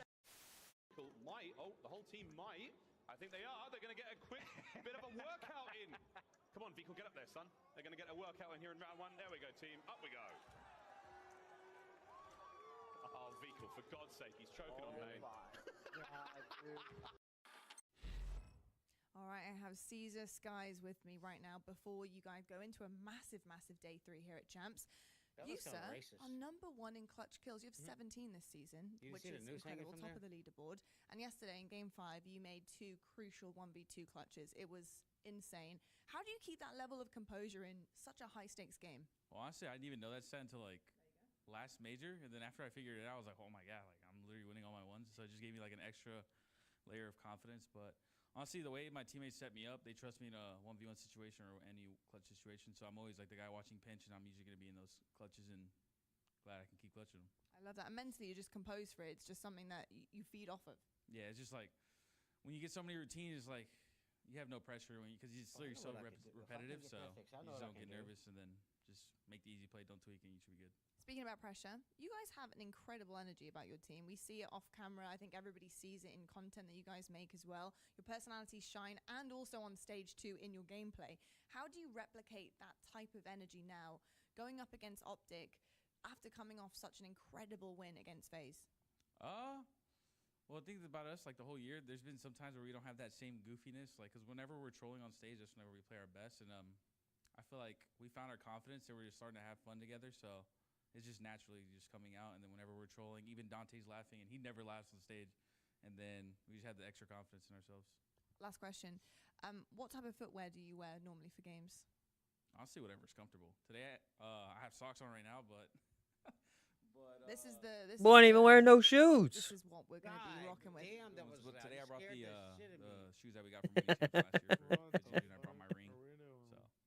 That boy's at Champs with no shoes. Thank you so much, guys. Best of luck. He said, fuck it, I'm going to my socks. I guess it's better than barefoot. Sky's ready to take the stage in his socks. And Clay, is that a buff here at a championship weekend? I've never seen that before. It might be the biggest buff of all time. I gotta try playing shoeless. Sky's ready to grip the stage with his toes as they are going toe-to-toe against OpTic Texas. Let's start here with the New York Subliners. Nameless, I was looking through our brackets. Major 3 was the last time I saw that Texas ran into New York. That was for top 4. Texas won it. They went on to win that tournament. But it's Subliners, our champions of Major 4, who have had all the momentum here in Texas. Yeah, like you mentioned. The fuck just happened? What just happened? We're buffering. Hello? Broke up. Playing for top 2. Well, basically, Hydra is your aggressive SMG player. He's going to be flying in first. He's going to be getting a lot of kills. You have Kismet, his duo at the SMG role. Kismet is focused more on the objective, trying to fill in the gaps and be the glue player. Then on the AR side of things, it's similar roles with Sib and Sky. Sib is their fast-playing AR. He's going for damage. He's like Draza. And then on the other side, you have Skies, who's that lockdown a lane, going to play slow like a turtle, but he's going to get his one every single time. And that's like kind of what they figured out recently. We were talking about it all season, was like, what role is Skies, what role is Civ? You felt like they brought him in to get damage and slay, but he wasn't doing that. And it was only until recently at Major 4 where their hard point got figured out and Skies went to that secondary role like, I will soak time, I will be Mr. Fundamental Civ. Play confident, go out there, get those kills, do what we want you to do in the HBs, and since then he's been unreal. Allie, is there any extra pressure for this New York Subliners squad? They want to lock up back-to-back world championships here. Not all. If anything, I think they're the most confident out of the top 4 teams right now and the most comfortable. I mean, Kismet was having a not very good series versus Atlanta FaZe yesterday, and they still won in a game 5. I mean, he went 15 and 32 map 1, and they were able to take it. So I think they're feeling confident. On the other side of the stage, OpTic has done a number of roster changes, but we caught up with the mainstay Dashy backstage. Here's what he had to say to Lottie. Dashy, reverse sweep yesterday, made it happen. Dashy. I want to know about the mentality of the boys. Those first 2 maps, you go down, you hear the crowd get a little bit quieter. What are the talks that are happening on the mics there in between the next one? I mean, we've been here before, down 0-2. It's not really anything new to us, so just about staying resilient and believing in each other and just playing our game, and I think we did a good job of that. Post-match, what are you working on? What are you working on coming into day 3? This is a big day today. You want to go all the way through the winner's bracket. What's been happening? At least individually speaking, I didn't really like my performances, especially in the respawns, the past couple series, so I'm really just focused on stepping up personally, but just making sure that we're still playing as a team and still thinking of the ultimate goal, which is to win, so definitely that. Speaking of that, there has been some chatter about the team dynamic, the chemistry, working together more. Are you feeling that's really now coming together day 3? Yeah, I just feel like we're a different team when playing in front of the green wall, the fans. It just does something to us, to our comms, our energy. So I feel like we're just a different team when we're playing in front of the fans. Dashy, I'll let you go back to work. Thank you so much and best of luck. That is Big Bruce, a.k.a. Dashy in game. We've got Kenny, Pred, and Shotzi lining up here for OpTic Texas. And if you look at the ARs on the left, their stats haven't been great, but they don't need to be if Pred and Shotzi keep dropping these bombs. And I will say, I'm glad we're highlighting Bruce because he did do some big things in that game 5. And also in this matchup in particular, he's been the best OpTic player up against New York. You're talking 4,000 damage in HP. Big Star, Invasion, Rio, Allie, let's Invasion. take a look at our scuff maps and modes. A best of 5 once again for a spot in the championship match. I don't love this for Texas. To be honest, that opening Karachi, they lost it pretty handedly to LA Deep yesterday. And then New York Subliners set themselves up for success in the later half of this series because it's their best hardpoint and their best S&D and invasion control. They have 13 wins on the year. So OpTic Texas are going to need to go up early here in either map number 1 or map number 2. Clay, what's the most important map in your eyes? Where do you think this series could be decided? It's map number 1 each and every single time. And that's something from that Dashy interview that I loved. He said, we went down 0-2. It's not that big a deal. We say that as competitors all the time. You go down 0-2, it's only 20 minutes of good COD, and we're at a game 5. So I really like the attitude and mentality coming out of the OpTic camp, and I hope they keep it up. Do you think it's real, though, Nameless? Can they afford going down 0-2 to a team like the Subliners? I mean, honestly, I think you can come back from anything in Call of Duty. I've been in situations down versus great teams, and I've reverse swept before. OpTic are certainly capable of it. The one thing that I worry about, though, is in this series specifically, OpTic have dominated the hard points, like 8-2 on the season, but New York have gotten so much better at that game mode. And in Search and Destroy, that's where New York has been beating them, right? Is OpTic that much improved in S&D that they can go toe-to-toe and possibly take down a game 5 up against our Major 4 champions? That's the question we all need to answer, and personally, I do not think so. And what's hilarious to me about the fact that you touch on it is New York Subliners are hardpoint all year. Statistically, they were like top 4 in every category, but they weren't able to close out maps. And it's because their ARs were struggling with their roles. Sometimes Sib was playing the objectives, sometimes Skies. Kismet touched on it a bit that when Sib is getting kills and Skies is able to just soak the time, that's when they find the most success. And I feel like the ARs on New York Subliners have hit their stride a little bit more this weekend. And on the flip side, OpTic Texas, Dashy and Kenny were struggling a lot yesterday. They're going to need them today versus another top 4 team. To make a run, sometimes you need an X factor, Clayster. Pick out one player on each team that this audience need to keep eyes on. I feel like this is an easy one. If we look at both these teams, on New York, it's got to be Hydra. This guy's bringing the energy, bringing the fire, and dropping 200 kills in his series already. On the other side, it's got to be Shotzi. And is playing phenomenally as well with his duo Pred. I think those two are your X factors. Ali, you agree with this? No, actually, I'd love to counter that and say it's got to be Kismet. I think agree. when New York Subliners are winning and winning championships, it's when we get 99 kills. And I remember in the green room yesterday, they went to the game 5. Me and Jay looked at each other. We were like, it's got to be 99 I can kills, barely right? hear Like, you. we've got to see 99 kills at some point during the series to Why? clutch it up. They didn't need him, but I especially expect him to spawn in today. They didn't get 99 kills, but they did get a 95 Sib. We'll see what he's able to do going up against his former teammate as we have Pred playing for OpTic Texas. And if you've been watching the SMGs for Texas, they have been putting on a highlight reel. You can see the energy. Ant and Pred celebrating after every map win, knowing they got to keep this hype if they're going to go the distance. Listen, Chris, I mean, they do get the reverse sweep, which is impressive. But in that game 5, so many mistakes were being made, and a lot of them... Always got beer. Ain't a time that I don't got beer in front of me, folks. Cheers. OpTic Texas is on next. Here we go. For him, it's about slowing down when you need to and playing aggressive when your teammates ask you to do it. You don't need to always be the guy who goes there and get the groupies, make that hero play. And that's something that he struggled with over the last 2 stages. So for Pred, this is a big one for him going up against a top search and destroy team. He's going to have to be on point, make no mistakes. Looks like the Subliners are ready to go. We're just waiting on OpTic backstage to get ready to walk out. Clayster, any final thoughts going into a winner's bracket finals? This is arguably the biggest moment in a lot of these players' careers. I think if OpTic wants to see success in this tournament, they have been set up for it. We had the drum bang by Hitch. I mean, we got the home crowd cheese going on. There's not much more they can do to get a chance to win a ring. I think this is their best opportunity they're going to get in a very long time. Ali, you see it the same way? I don't see it exactly the same way. Again, I think because the SMGs have been performing so well for OpTic Texas this whole weekend, I got to see more from the ARs in this series if they have a chance of taking that ring. Nameless, it's about time to get to our scuff pick'ems, and Ali has been great up until this last match. So I'm going to make you go first this time with our scuff pick'ems. Who are you feeling at the end of this one? Listen, Clay just mentioned it. We got the drums banging. We got the crowd that's going to be chanting. And OpTic have been undefeated up against New York on land. I got OpTic Texas in this one. That crowd buff hits there. Ali Cat. I'm gonna let them get it out first because it's gonna the tone's gonna change really bad. For the first time this weekend, I'm going with New York Subliners. I'm not sorry. Whoa. I'm still up 3. It sounded like Veek louder. She says New York Subliners, I'm not sorry to top it off. What about you, Clay? I got your back, Ali. I picked Subliners to win this whole tournament. I'm going Subliners. Let's go, Ali. You pick Subliners to win champs? Clayster, are you fucking lost? Booed like that, Clay. You got 3 rings and you're getting booed. I'm going Shotzi tonight. I feel OpTic Texas moving on to the championship match. Hell yeah. It's going to be so hype. But before we get to the games, real quick, here's what the Subliners had to say. We caught up with Hydra. All right, I've got Hydra from the Subliners after that incredible series against Atlanta FaZe. I have to ask you about that S&D because for me that cemented the confidence we need in you guys going into tomorrow.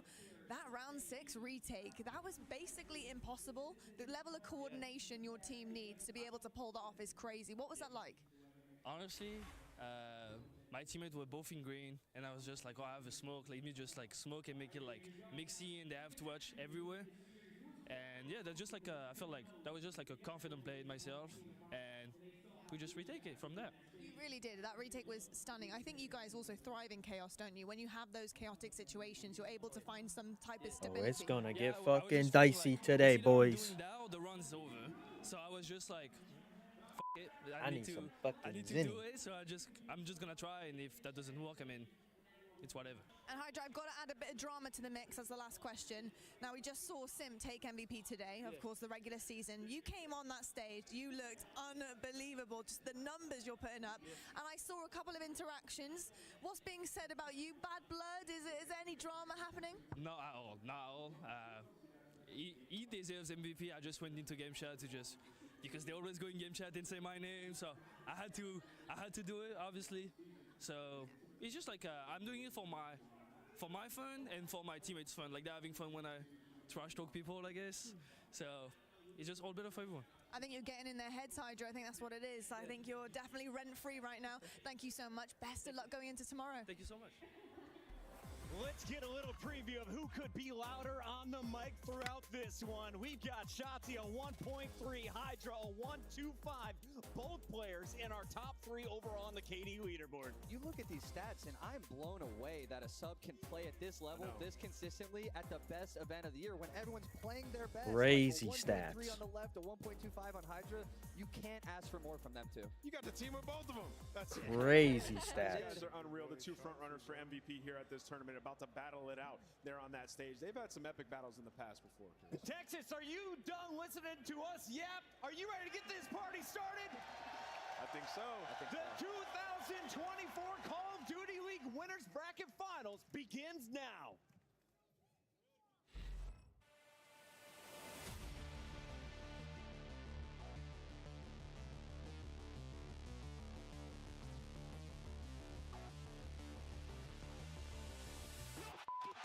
Come on, man.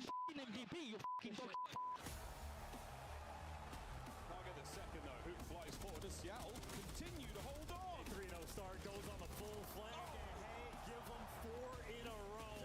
Boozer, can he save it? No! Kismet, what a win! That is world champions in that moment, and that's going to be world champions for map 1.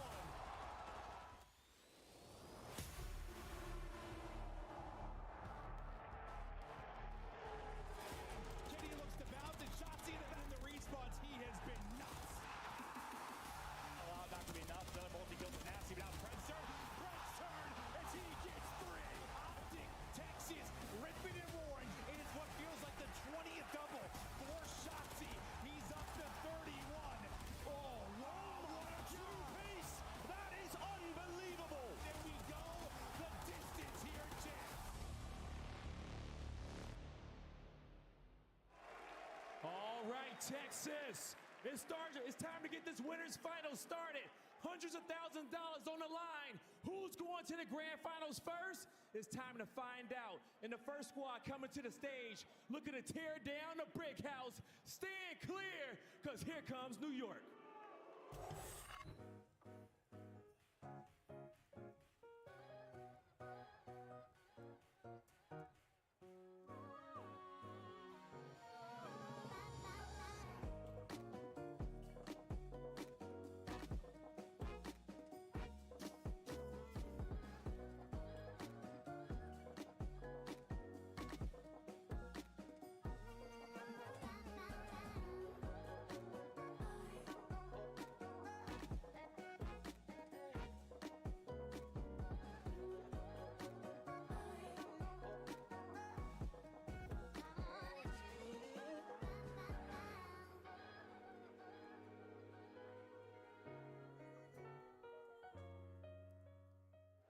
Coming to the stage, the New York Subliners.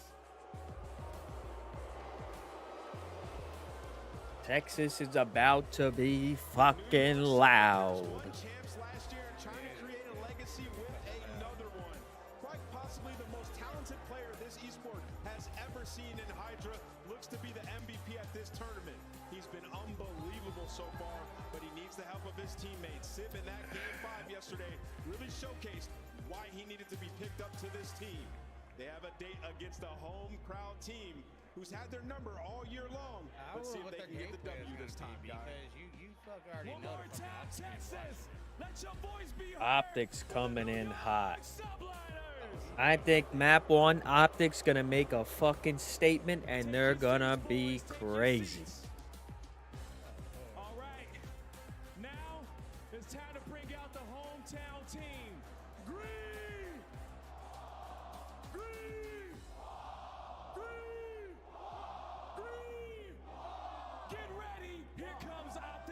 Texas. Here we fucking go. All the haters, all the doubters. This could erase it all. Winning champs.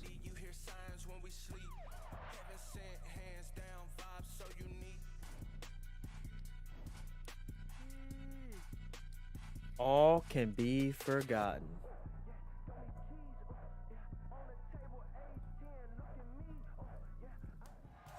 Greenwall, get on your feet for the hometown team, OpTic Texas.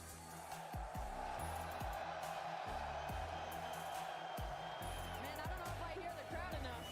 Y'all might need to be a little bit louder. You might lose your hearing if you're in this venue right now. Everybody packed and on their feet. OpTic Texas find themselves in another winner's final after not having Hell a yeah. split for the Green Wall. Here to prove their hometown right, it's Let's Go OpTic.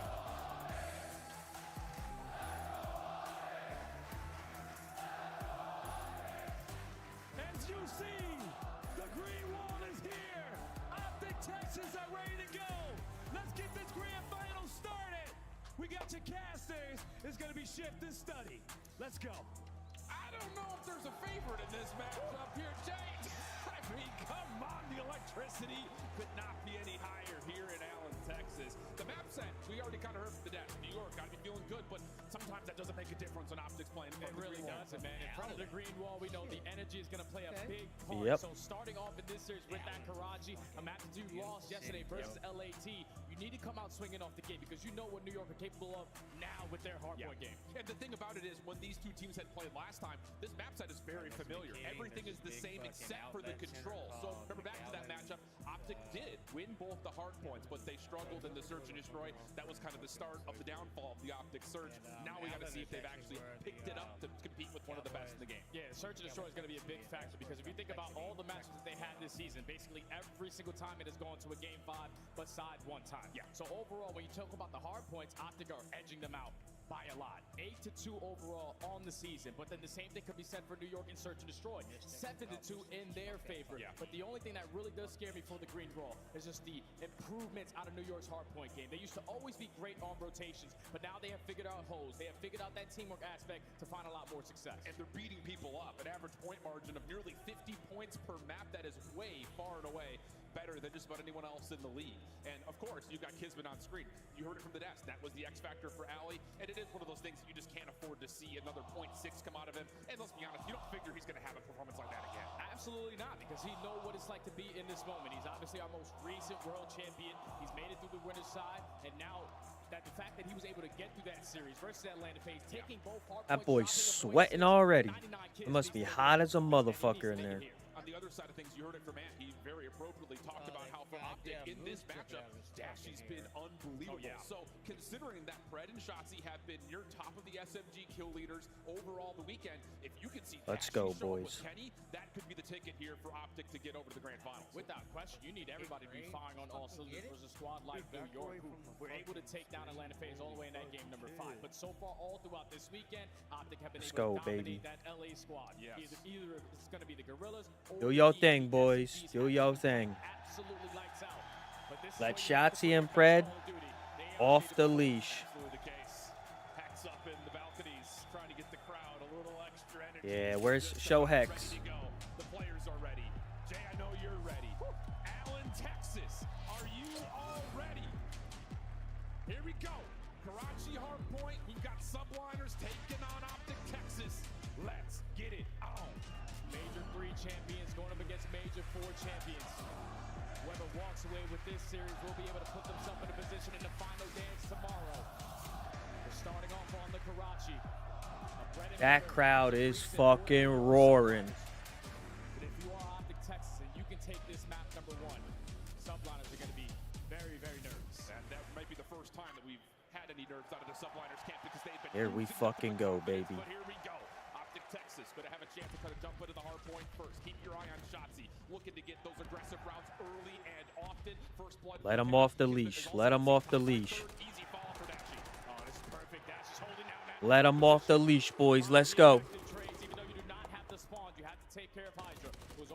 himself in position to contest them Come on. at this mid P1. And as long as you're the Subliners, you're in control of this hill with Yep. only 30 seconds left. You want to stay on this side of the map. And Shotzi's been shut down again from trying to find any early routes to get over the left side of that mini-map. You saw him, Kenny. You saw him. Got a different route, trying to play over towards bridge side. Sky's in his way. A couple of tags here and there, but New York still very comfortable with their setup at the moment. Yep. Very, very comfortable. Because you already have players like Kismet early off that rotation, so Shotzi's going to think that this route is going to be free, but he does not check that corner. That leads to 3, almost 4 dead in the feed for New York.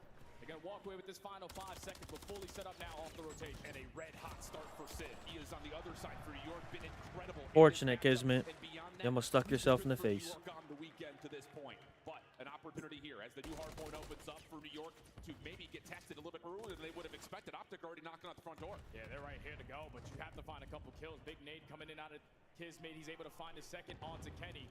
So that's just slowing down the push every single time so far from OpTic Texas. The spawns do flip, and it's the ideal situation you want to be in if Good you're New shit. York. Just comes down to receiving this hit around the backside of the jump wall. Kismet very aware of it, already in position to watch the cross. The rest of OpTic trying to find some way to even see the hard point. Yep. And it's Don't even see him in there. for a little bit of team shots. Kismet from the It's all right. It's all right. takedown one. So a good break for Scrap. And now we focus on the rotation. Spawns are stolen for New York. Yeah, spawns are still going to be here for the Subliners, and thankfully you got a player like Skies who's always thinking about those fundamentals. He's able to find a double, even the team nade onto Sid, but doesn't matter when you have those guarantee spawns at the next hill. You shouldn't lose that. Shouldn't lose that. And now New York coming off high. Come on. Win that rotation to P3. And this has been the pattern for New York. What we've seen since Major 4 leading into champs, they are just so good at making sure you never have a chance to put together a break opportunity. But Shotzi slips the net, finds a kill, gets into the hard point. Spawns for New York are going to be deep over towards P2. Here's a chance for OpTic. Oh, and Shotzi's just making the plays, man. Can he find his player behind him? Oh. No. Better hiding spot out of Hydra. So the Subliner is still in control of this HP. There's only one player here in Kenny trying to contest it, but he has to wait for his teammates. Gets a look over towards Kismet at range, but like you said, needs an SMG to try to find a way to break this through. Do even really want to. 25 seconds. It doesn't look all that clean, so Kenny will just try to forfeit his life by jumping on into the mix, and he does move around the New York setup, but the kills are still good enough to allow New York to continue to get the scrap time. Plus, Skies did get to 5, didn't earn the cruise missile though, so a decent shutdown for OpTic. Now only 10 seconds remaining here at Nice job, P3. Fred. Reds Come on. Hold down this power position at top 3. It's going to be late off this rotation with those kills that you were able to find. Because the Subliners now have a couple players early off this rotation. Sib finds another one onto Shotzi, and it's, what, 4 hard points in a row that the Subliners have 1 rotation. OpTic need to turn that around. Yeah, I mean, New York has been #1 in rotation without question in these last 60 days, and that's often led to these giant gaps early. There it is. There it is. A moment where OpTic are able to kind of at least neutralize some of the opening setup, but fighting for this time on the 4th hard point, very difficult to do. Kismet also trying to watch over the middle of the map as OpTic try to find a way to envelop the entirety of the hard point. And this is the ideal situation you want to be in. You want to trap the Subliners in towards the backside of this milk truck, but you need to, at the same time, play for a little bit of this hill time. Still a 70-point difference. 25 still to fight for. You're going to go tooth and nail all the way to the very end. Damn. Even gets it done with the AR. Yeah, it's just been clean from start to finish here for New York. A 4-11 start for Shotzi.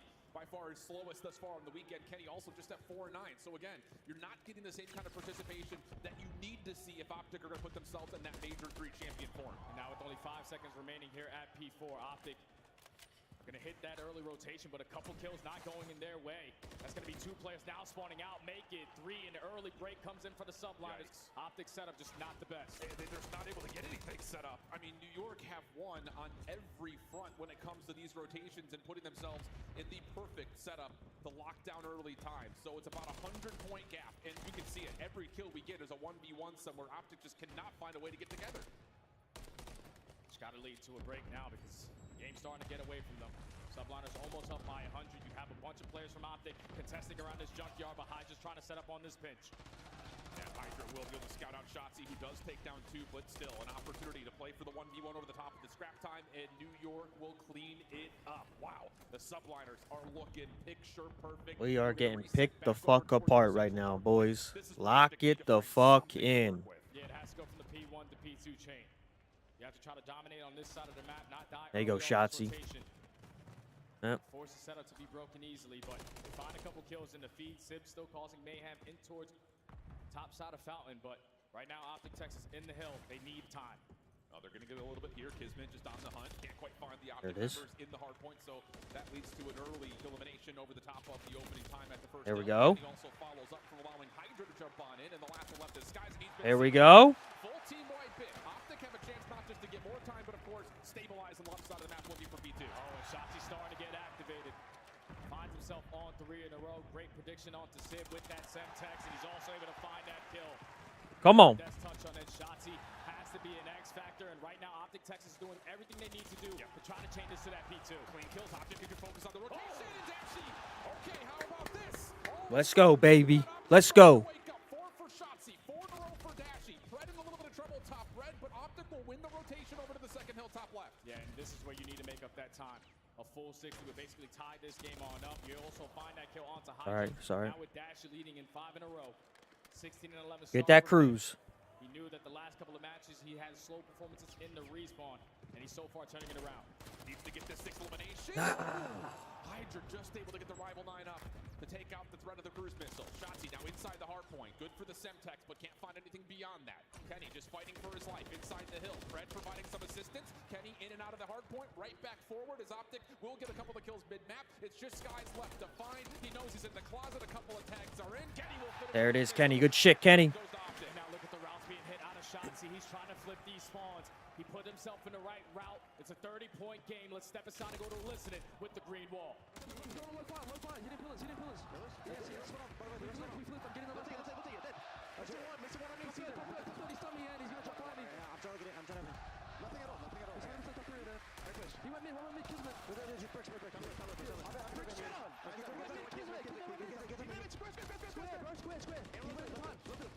Chicken coop. Doesn't read you. Let's go.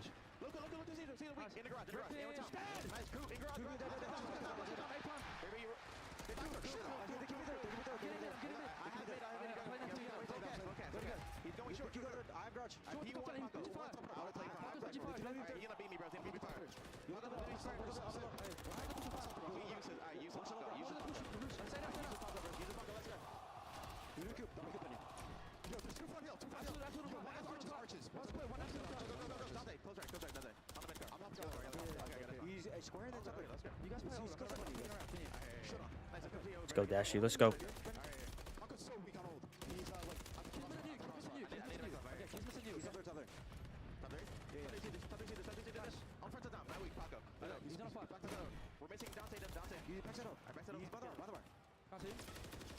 Optic does exactly what they need to get themselves back in the game, but just as soon as you start to build momentum, New York find their break, and they get Hydra cruise missiles who rotate back over to the storefront. So now if you are OpTic Texas, you got to get him off of this HP. You got to try to soak up some time, and at the same time, hold down the power positions, but you see the kill feed. It's all white.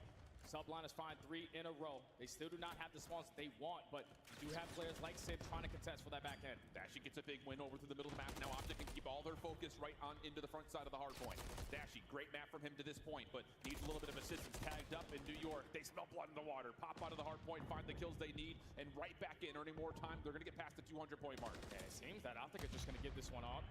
Still a lot of time to fight for. They're going to send 3 players early off the rotation, relying on Sashi to try to make a miracle play, but he is going to fall. So Subliners gifted with that final time, and this is where OpTic Texas last time around, where they were fully set up at B5, you can't get instantly broken again. Keep in mind, they also will have to survive through a cruise missile. Keep your eyes on Hydra. When does he want to use it? It feels like this might be the time and the place for it. Just comes down to if the rest of the team feels the same way. Gonna do it, yep. Tablet goes up, cruise missile comes down. Optic still mostly focused on playing inside the hill. A couple of players over towards the old third hard point. Dashi will keep his life. How much can he deal with? The first one's good. Dashi's gonna get a second. And a third. He's gonna find 3. Shotzi finds the full wipe. Optic have a lifeline. There it is, baby. Texas, Fucking wipe. Dashi, making the Come on. with that AR. He said, screw the cruise missile. I'm ready with the gunny. They hold on to that first push. Still 30 seconds to fight for. If you are OpTic, You have Kismet trying to set up a route. The rest of the sublines attacking through the front. OpTic need this hold. Hydra works his way back over towards the backside at barrels, but OpTic catching a little bit of fire. Dashy really the instigator now. Sib up top does find one, but it will not really influence what happens on the hard point nor on rotation. Kenny's able to win one through storefront. We're going to get OpTic right back into about a level game. But they just don't have any power positions. You already have players like Sib contesting from top 3. Kenny almost with the snap, but Pred with the team shots able to take care of him. A 20-point difference in this map. Number 1, this is going to be a photo finish. The route from Shotzi clears out the high. Come on, baby. And now we've got an opportunity for OpTic to get their first lead really in the game. New York's still spawning close, and here we go. They're going to go through their break. Yeah, and if you are OpTic Texas, you cannot win here at P1. So you want to try to contest this all the way to the very end and eventually flip those spawns if you can. But now it's the Subliners' turn to strike. Just too many players from OpTic Texas in the right position. We are going to have a lead change. Come on. Spawns are still good, though, for New York. Scrap time looking favorable for OpTic. Pred working on a long route. Able to catch Hydra in the corner. Now New York, a bit rigid. They just have to sit and hold. They are going to get a spawn for Hydra over the top of P2, but OpTic will put them well over 240 points here. And all OpTic need is one set of kills, one break opportunity. Spawn New York all the way across the map, and this map 1 is going to be theirs. Shots from Pred. Finds Skies deep over the back counter. Spawns are in Narnia for New York. Shotzi backdoor. Finds himself a second kill. OpTic are going to find the break. One more player in the action. It's Hydra, but he gets shut down. Last opportunity for New York. Can anyone get there in time? It's a comeback of the ages. Fucking map 1, baby.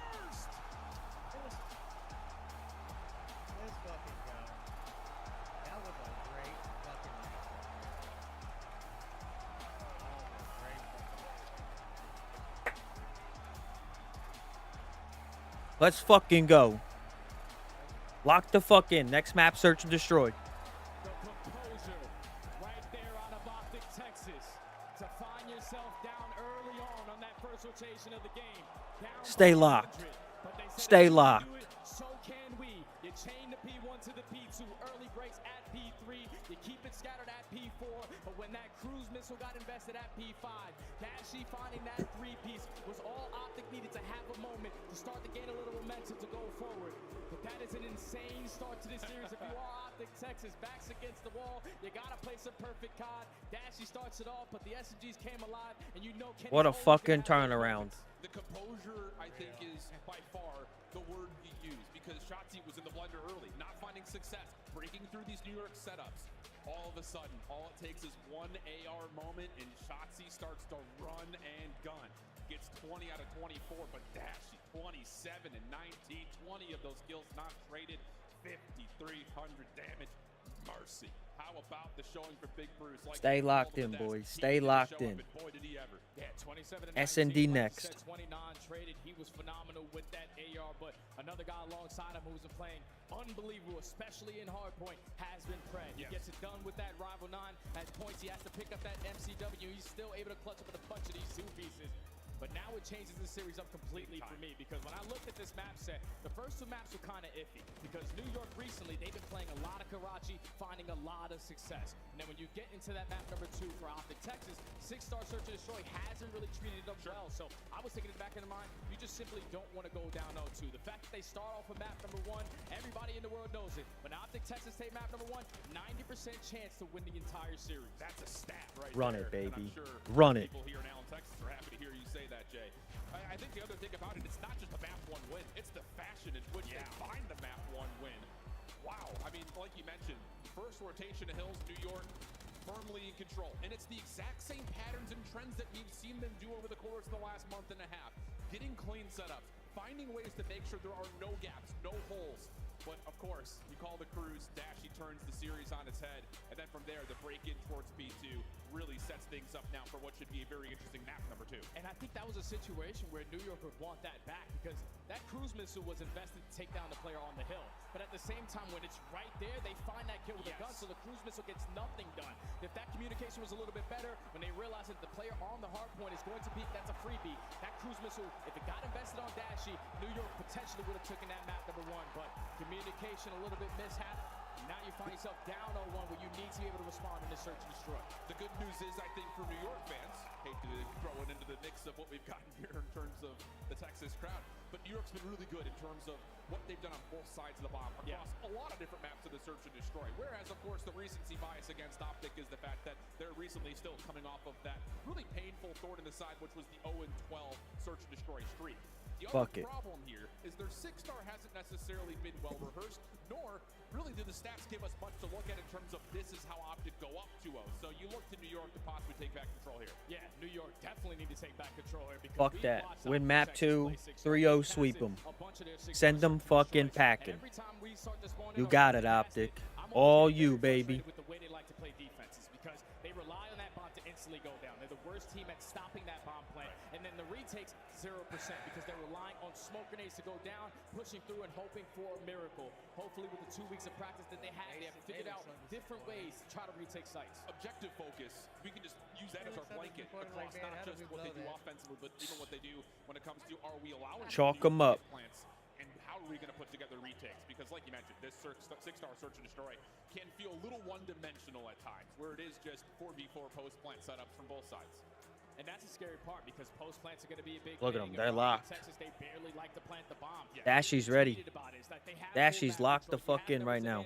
And they still sometimes decide to play for kills. When you have that versus a team like New York, you have to take full advantage of it. Get the bomb down, put yourself in the best post plan setup to try to close out these rounds. So who are you looking at in terms of members for OpTic to start things off? Because dap them up. They like to kind of play this more win this fucking search. Percentages haven't necessarily been great. Yeah. Are you looking at the ARs or do you want to see something from one of the SMGs? No, I think it's definitely the SMGs. If you think about the way that Atlanta was able to take down New York yesterday, that was shutting down Kismet and Hydra early into these rounds. So win this search. This is huge to go up 2-0. All right, it's all about setting tone.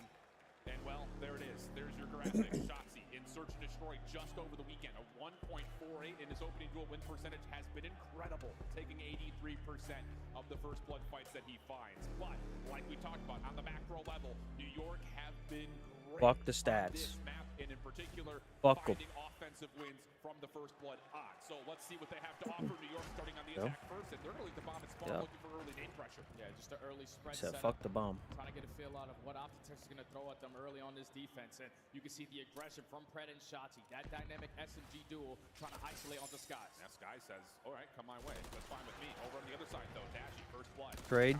Oh my god. It's okay. It's okay. 2v1. But it's a 1v2 with OpTic on the flank. And I already love the play call right there from OpTic Texas on their first defense.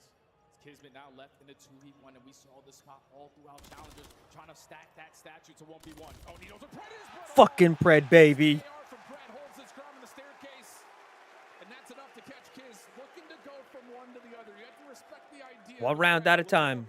One round at a time, fellas. OpTic Texas early on setting the tone. You send 2 players over towards Statue. What great thing that Dash was able to do yesterday in this map number 5, multiple first slugs. He's able to find it there. You back down the player who was watching that pinch, but eventually way too much pressure out of Pred and Shotzzy. Yeah. You turn it into a 1v1, and Pred is able to clutch on up. So OpTic Texas not relying on that smoke retake. Perfect start. And maybe a little bit of knowledge saying, hey, Skies is committing on this flank play. Dashy has to hold his ground firmly for him to find the first blood. Critical towards that, starting off right for the green wall. Stun up and over. OpTic looking to go a little bit quicker over towards the A site. Really no defenders here. Likely going to be some sort of a New York setup for potential retake, forfeiting this A site for now. Just going to invest in A's. They know that Subliners didn't really find a lot of success in the kill department, but that's Dashy. Go Dashy. 2 first Come on. back to back.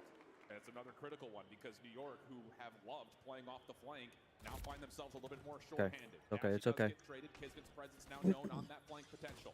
Shotzzy holding the line, which would be right in this smoke if one gets placed, but Atrocus isn't gets placed. Like Kismet still gets the information. And now it's just down to Pred, who all right, all right, it's all right, it's all right. 3 New York members coming at him at once. That's just beautifully played right there out of New York. They realize that Shotzzy, and more specifically Kismet, loves to play those kind of angles. Not going to catch him slipping. They just bombard their way through mid-connector, basically every single One kill round at a time. All good. Even with Dashy finding that first blood, Subliner successful on the retake. The quick trade, the quick transition. That's something that we've seen from New York over and over, especially on this map. Their ability to play through mid and play through the offensive side of the map has been exquisite. So a quick bounce back for New York, 1-1 the count. And do you think OpTic just keep playing with the same tempo? Do you just try to keep New York uncomfortable, or do you let them come to you here on your defensive side? Might be a little different now because they have trophy systems to work with. So this time you're going to spread those SMG players, and unfortunately for Fred, the trophy does not go down at the right time. First blood, Subliners. Lots of damage from Shotzzy trying to get the bank off the nade. Doesn't really work out, but Kenny's long nade does land. So we get to a 3v3. New York not going to be dissuaded from setting themselves up for a post-plant setup, though. 0% on the retake. Are they reading Shotzzy going around the map? Texas need to try to change that here into 3v3. 40 seconds still to work with. Seems like you're going to send 2 players working on this deep pinch while Shotzzy's just trying to cause mayhem through mid-connector, but time is dwindling. Yeah, I don't know if Sky's actually got aware, oh, now he is, that there are 2 members on the flank. There's the up and over. Sky is just holding himself on the staircase. Let's go, let's go, let's go. Quickly coming from New York. They do not Come want on. to allow this flank to survive for long, but now Kismet finds himself. There it is, baby. Absolutely nowhere to go. The timing exquisite from OpTic on the Come on. And that's beautiful teamwork on full display right there from OpTic. You send both the ARs to work the pinch.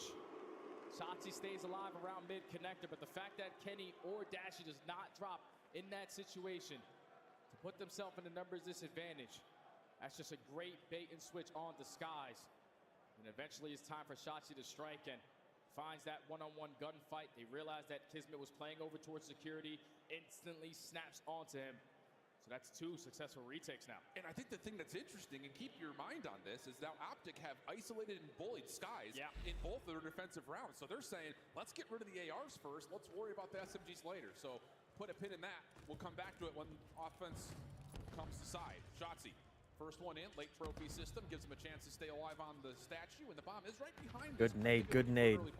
I'm just blown away by the adjustments so far out of OpTic Texas. It's usually Shotzzy or Pred that are playing that island role, but with Dashy doing it, he's able to gain early info, so the bomb is going to successfully be planted. Shotzzy's going to play that same angle. Yeah, this is a fool me once, shame on you. Fool me They twice. don't read him. Not going to happen. Shotzzy up and close now, trying to make sure Sib stays out of the picture. The hunt is on. Sib turns for it. Not going to happen. Let's go. What the hell has this been from OpTic? They're just playing way too confident right now. Shotzzy said, you caught me slipping in that first round, but there's no way you're going to expect it 2 times in a row. They found that first blood. Shotzzy effective for the second. And then with just the confidence they were able to gain off of that map number 1, we're just sending it for every single kill. OpTic Texas up 3-1. And now again, this is where we go back to that point. The Skies change how he plays around this New York offense, having been isolated now 2 straight attacking rounds in a row. We'll come to find out. It's going to be a different setup, a 1-3 split off for New York. Watch all this energy through the middle of the map. Nades are out. Good fucking nades, OpTic. But those nades are going to gain a little bit of info. Nope. Shotzzy's going to send it. Thankfully, It's a trade, it's a trade. Kenny for that kill. Instant 3v3. Subliners have full A side control, but they know that there's still 1 player roaming around mid. And it's Skies. And OpTic want to isolate again. This is going to take time, though. Skies. Oh, the trigger doesn't see it initially, but gets a clean look over towards Kenny. Caught There it is, trades, 2v2. Quick trade, but 35 seconds in a 2v2. And right now, OpTic Texas take full control of security. So if you are Kismet, you got to reposition a little bit. Try to work your way through mid connected. Do they decide to go for the repinch? This is a lot of clearance through mid. But do they get here to watch the cross in time? Dashy seen, stays alive, almost able to find Sib. Brett also tracked down through U-Haul. Subliners win, fuck. Make the adjustments to keep their post plant safe. Fuck. That's great plays right there, specifically out of Skies. Because I thought he got bad Call of Duty timing for that first gunfight, but gets the better of Kenny, turns it into a 2v2. And then Kismet and Sib just reposition themselves, catch OpTic off guard, because they're thinking you have to push out towards Skybridge. No way in hell they're going to be playing that from mid-connector. Once they find that first kill, We gotta win this search. instantly going to trade it out. This is a must-win search for us. I think for New York fans, the good news here is you have not stopped being proactive in those dicier moments. So again, just as confident as you've seen to any point thus far for New York. And how about it again? Quick hit up through U-Haul. Stuns towards the front stairs, do not land. OpTic staying passive. So now all of a sudden New York not sure where OpTic are. It's because they switched up the island player. Look how much ground shots was able to take over towards that B site. So they are realizing that the pressure has to be through the middle of the map. So if you are Shotzzy, you're just relying on your teammates to give you a little bit of info before you decide to strike. OpTic are really trying to pull this New York back over to A though first. They haven't seen much though. A little bit of consideration here from New York. A couple extra nades being saved and then thrown over towards the A staircase. But here comes the play, and Shotzi sneaks around the backside of Bard. He's going to get patio control. This is looking like a B setup. Oh, he's trying to push through. Can he stay alive at this moment? The smoke at the feet. Throw a trophy to stay alive from tags. This is what Shotzi does, just being a nuisance. Can he find his kill onto Sib? Not going to commit. Kismet finds Pred. Yeah, but Dashy comes back, helps out the gunfight. Now it's just about dealing with the flank. They know Kismet's here, and now they know that Hydra's here! Kenny! A beautiful piece of timing! Catches both Subliners. Let's go. And this is just beautiful, beautiful work. Let's fucking go. Slowing down these rounds, allowing the playmakers to make plays. Shotzi taking that ground over towards B site. Wasting a lot of time is just forcing New York to keep on thinking, where the hell are they? And at the right time, Shotzi strikes for that first blood. You take full B site control, you work the objective. And then just simply staying alive. Crowd getting loud. Let's go, baby. Secure the round. And it's just so odd because when these two teams had played before, this was the map 5, and New York held the chess game control the entire way through. They were just outclassing OpTic. So to see them now looking to get aggressive and keep the gas pedal down, I'm sure is rejuvenating for OpTic fans in the search and destroy. But that early pressure is read by New York through mid, and now a chance to get it early set up on the B plan. Yeah, and OpTic Texas already got a read on it. There was no tax invested over at that A site, so they have 3 players sitting over towards top plat. A nade is going to slow down this pressure, but smoke grenade at mid steps. It's time to go. Fred Dashy may try to hop this together. Shots in the corner just to make sure no one's holding close. No one's home, though. New York are firmly planted over towards the Tiki Bar, and this back elbow play, but Kismet doesn't have the right timing to cut down this Texas retake. 3v3. Now it's just down to Shotzi. What timing does he find? Knows he's got a 1v1, but Hydra quicker on the trigger. Now it's just back to from the front. 2v2 situation, 15 seconds left to play. Sid gets a look at both, goes 1 for 1. Now to the 1v1. Pred v Hydra. Do they actually scout this out? No, not going to happen. Time was also an issue in New York. All right, it's all right, it's all right. You could just tell right there that OpTic Texas, they wanted to go, and they wanted to go quick, but someone from the Subliners throws a frag towards top plat. Puts everyone at half HP, so they had to slow down on their pressure. But once Skies finds that first blood, it's great plays from him, and then in those final moments, just not enough time from Pred to try to secure this defuse. Thankfully, Hydra wins that gunfight versus Shotzi. Yes. If he doesn't, then that pinch is open. I mean, Shotzi went completely uncovered, and no one had any idea he was there. So a critical couple of wins from Hydra. Gets us back to within 1. OpTic back to the offense. Spreading the map initially. New York not doing the same. They're looking to go quickly, and the stunts land, but doesn't make a difference. Shotzi still aim as true as ever, finds first blood, and now OpTic are just trying to stay alive, and they've successfully been able to keep the 4v3. And I love this play call already. Let's rally the troops together and try to play the trades. Nice nade. Onto Sid. The nade is able to connect. The trophy system does not keep him safe, but they gain that info that someone is still playing over towards Skybridge. And they know it's close. Here comes Pred around the back. Hello. Goodbye. Now it's Good just shit, down to Pred. Skies and Hydra through mid-map. No crossing angle through the U-Haul. Trophy system from OpTic, denying the retake utility initially. Kenny playing close onto the bomb. The rest of OpTic splitting the map. Now you know they're there. At least one.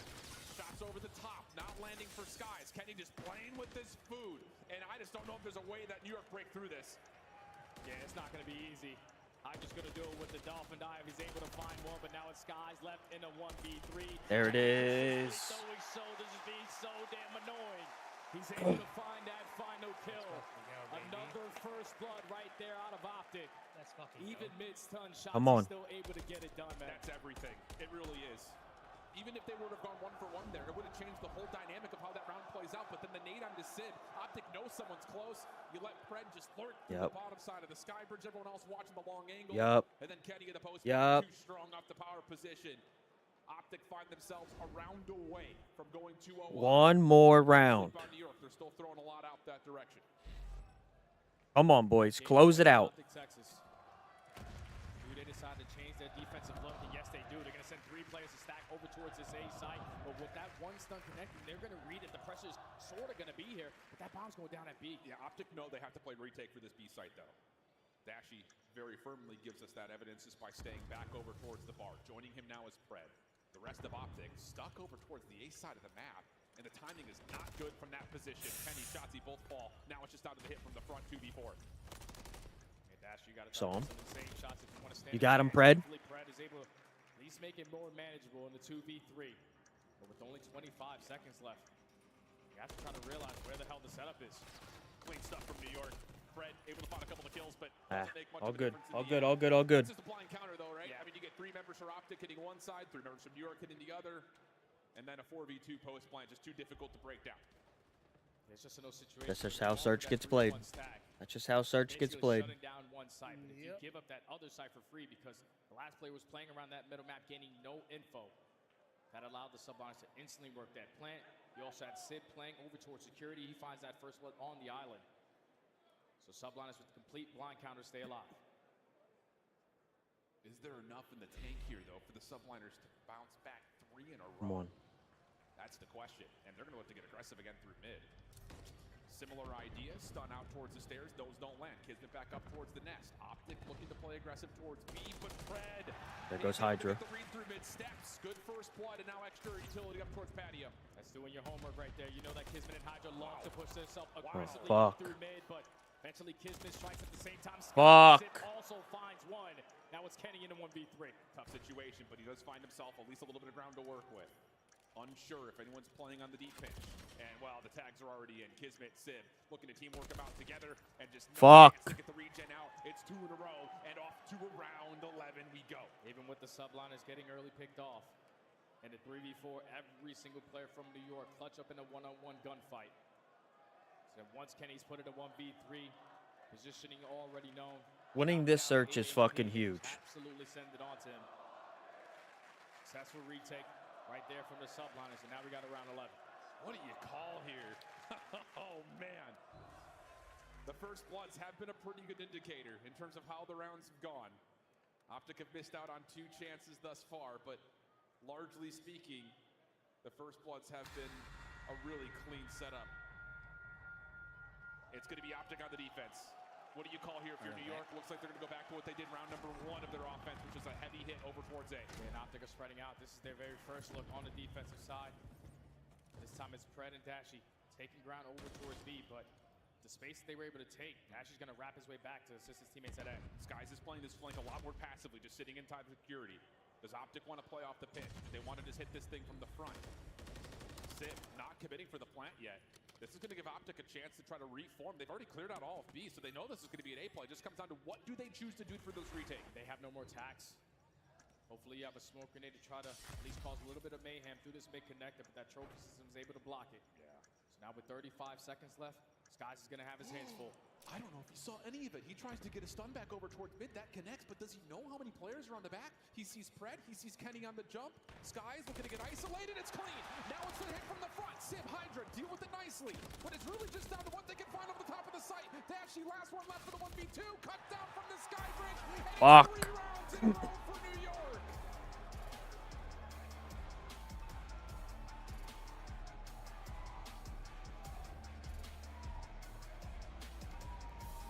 Subliners just icy in those final couple of rounds. It starts off with the complete blind counter to work over towards B. And when you get early picked off in that following round in the 3v4, everyone clutches up in a one-on-one gunfight. But in around 11, it starts to change the way you start to play the map. Because in around 11, there's a lot of pressure. So with OpTic Texas playing so aggressive, the majority of that map, they decide to spread their setup, play a little bit more safe. And New York, again, with another blind counter, instantly putting that bomb down today. And it's not even just the fact that Skies plays passively. Hydra also positions himself into a spot to where if Skies gets into trouble, I can help him. Yeah. And that has been, I think, the key towards the OpTic retakes over the top of Statue have largely been off of 2 members playing around the back and Skies getting isolated. So what do? Don't let Skies get isolated. Hydra picks up perfect trades. And that's what New York have been able to do all season long in their search and destroy, those mid-game adjustments. But you need to try to assist your teammates. They realize that every single time OpTic found success on their retakes, it was pushing out Skies back security. Like you said, Hydra makes the adjustment. He's there to assist his teammate, at least effective on the trade. But once OpTic Texas lose those 2 players on that side of the map, Dashy was holding down Skybridge. He's left in a 1v2. Just not enough time for him to work with because of the positionings out of New York. Great stuff, great adaptations in New York. Able to fight back from a 5-3 deficit to now get us to a 1-1 count and a new map since the last time they they play the invasion control. And look, I think the thing about it is this is a pretty even square up, largely speaking. But going to Allie's point, you now have a real hard point in the mix, guaranteed. It did go to OpTic last time, but historically speaking, it's been one of New York's best hard points. Yeah, New York, well, what, 6-1 in their last 60 days? Unreal. Same thing could be said for OpTic. Texas at 4-1. So this invasion is going to be big because what? We got the second best attacking team going up against the third best attacking team. We got the second best defensive team going up against the third defensive team. So this is going to be an absolute battle here. This map may determine the entire series for all we know. So let's make sure we're set up, ready to go for it. We're going to step away for a brief break, but tell me you're not going anywhere because you don't want to. We've got map 3 coming back. Invasion control on the backside of the break.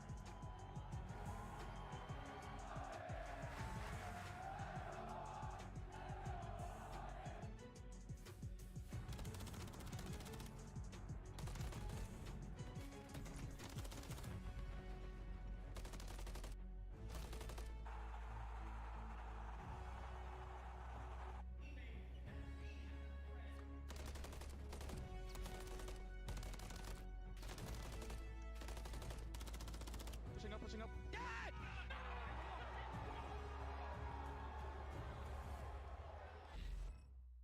Play like a pro. Scuff, the official controller of the Call of Duty League. Visit scuffgaming.com for all your gaming needs. The Champs Tracer Pack is available now. The bundle includes the Reaper Operator skin, Ripper Weapon Blueprint, Death Stare Weapon Blueprint, Cuts Deep Charm, 2 calling cards, 2 emblems, and 2 weapon stickers. Use these items in both Call of Duty Modern Warfare 3 and Call of Duty Warzone. Available in store now using Call of Duty points. The Call of Duty League is brought to you by Monster Energy, the official energy drink of the CDL.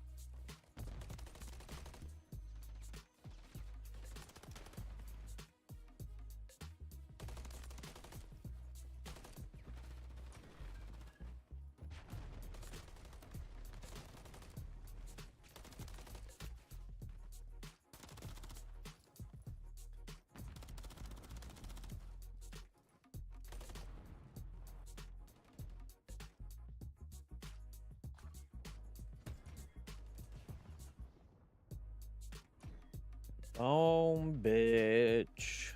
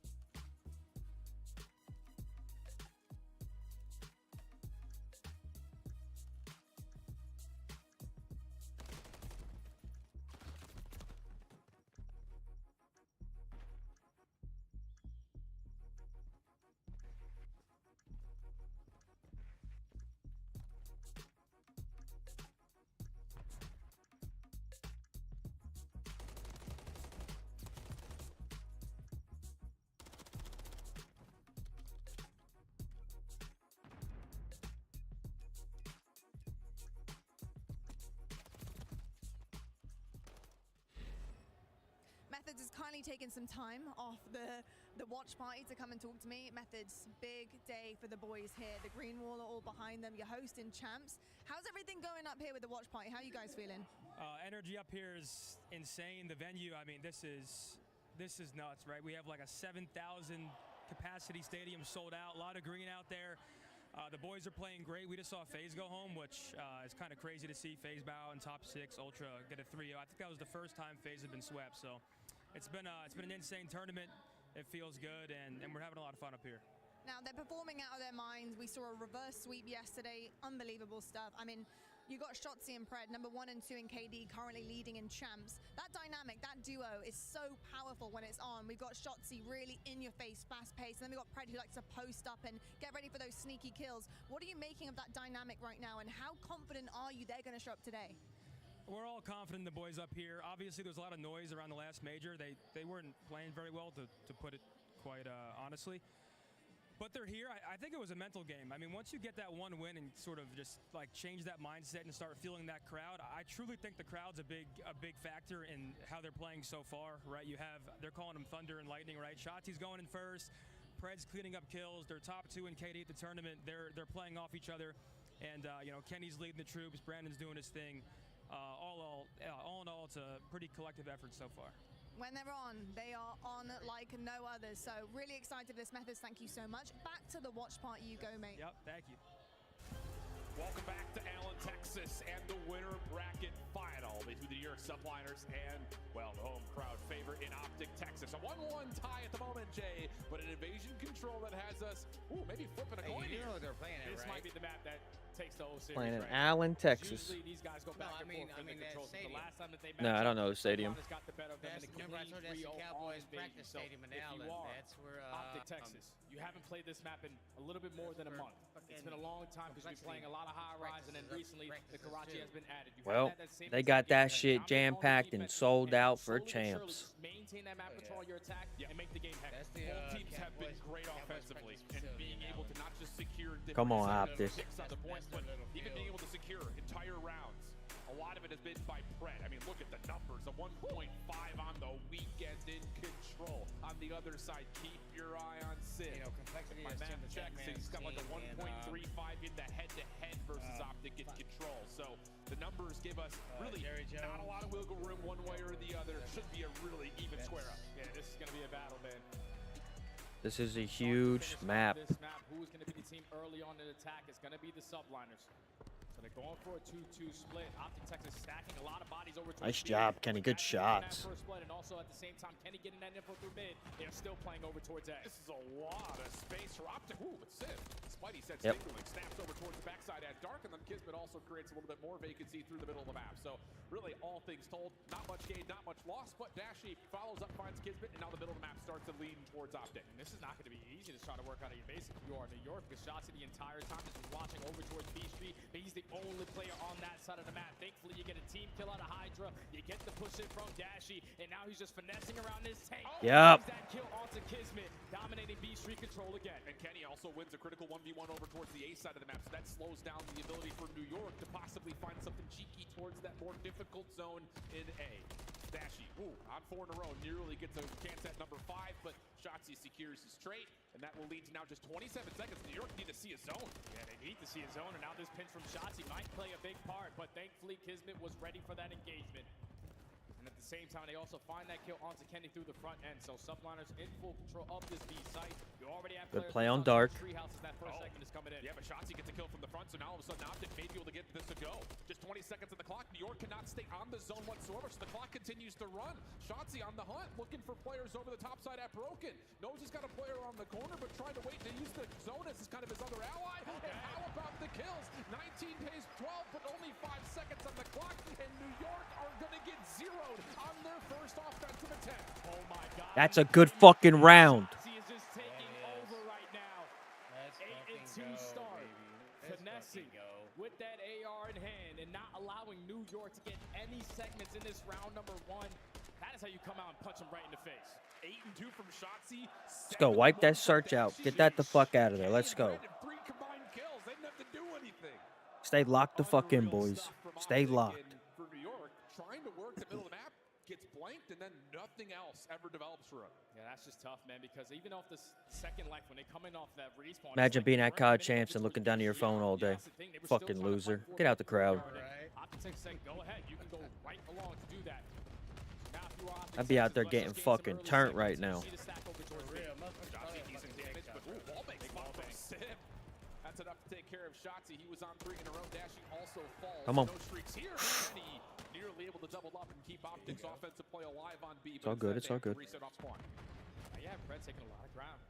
at least for now, over towards this A street, but OpTic Texas now going to work their way up to Yep. the middle of the map. They find that first kill off the skies, and this is what Shotzi does best. He's just Yeah, fuck with him, Shotzi. Hell yeah. He's just so annoying to play against. And they've pulled the defense over off spawn. Shotzi has, so now all of a sudden you've got two members for OpTic on the point at A. This is the more difficult to capture, and they're already to get the first tick of progress. Trophy system does get at least eliminated for now. Wallbang's out. Skies playing along with Dashy, and it's the Okay, pistol it's okay, that it's wins okay. the day. But Shotzi does sneak through the B side of the map, and maybe a chance to get a couple extra kills and create space for the rest of the OpTic team. Love it. And Shotzi finds another double. And this is what Shotzi does, man. Just being a nuisance behind enemy lines. He was just in blue. Now he's already in your mannequin. Kismet gains that info, but at the same time, OpTic are working in that first segment at B. I mean, shimmy, shimmy, yeah. This fucking guy is gone. Shotzi's all over the map on four. Come in for 5. Get that fucking cruise. We're going to try to transition a little bit of focus over towards A. Clock will stop at 34. But Kenny on the B zone, and joining him will be Dashy. That should be enough for a second tick of progress. It should be enough, but that Call of Duty timing is going to force Dashy off the reposition. It's okay. 40 HP, Hydra is able to strike, and now even though OpTic Texas have one segment on each point, they are trapped in Get the their fuck zone. out. Let's go, Pred. From Pred keeps the pressure off from Skies at least, but the rest of New York stepping forward. Civ tucked behind the dumpster, good for the first.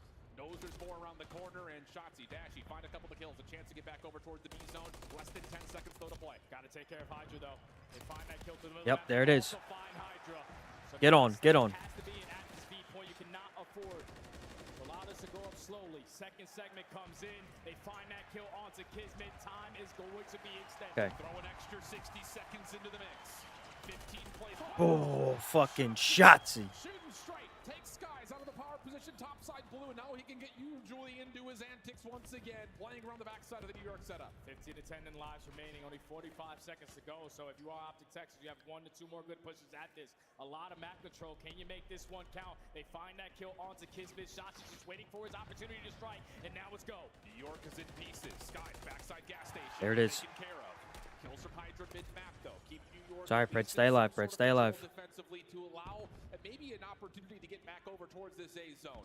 OpTic trying to restructure. 23 seconds left. Kismet trying to hold the line in the middle of the map. Oh, and they locate Shotzi. He was trying to finesse for his teammates to get to him, but Pred wins that one-on-one.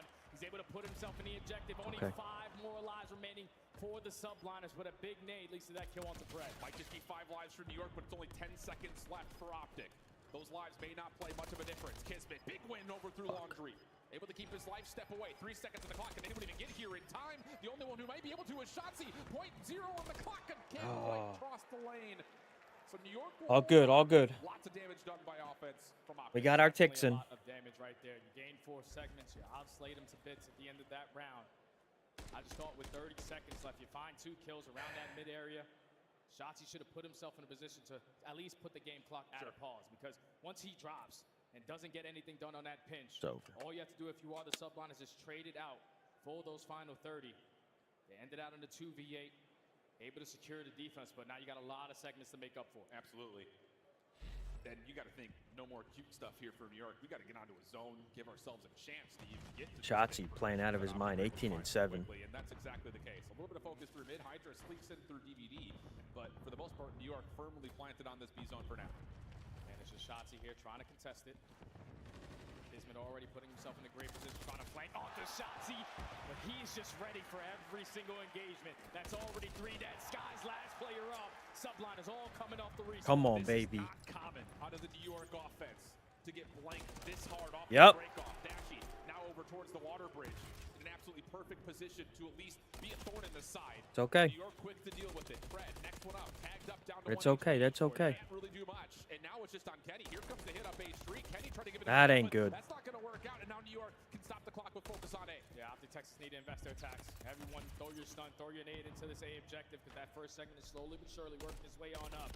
It's only 1 player from the Subliners in. Everyone else trying to watch that cross. Civ finds a double with Shotzi. Kenny finds 2 of their own. Kismet inside the Laundry. Continues to keep Civ. They're gonna get a at tick. least somewhat safe on the zone.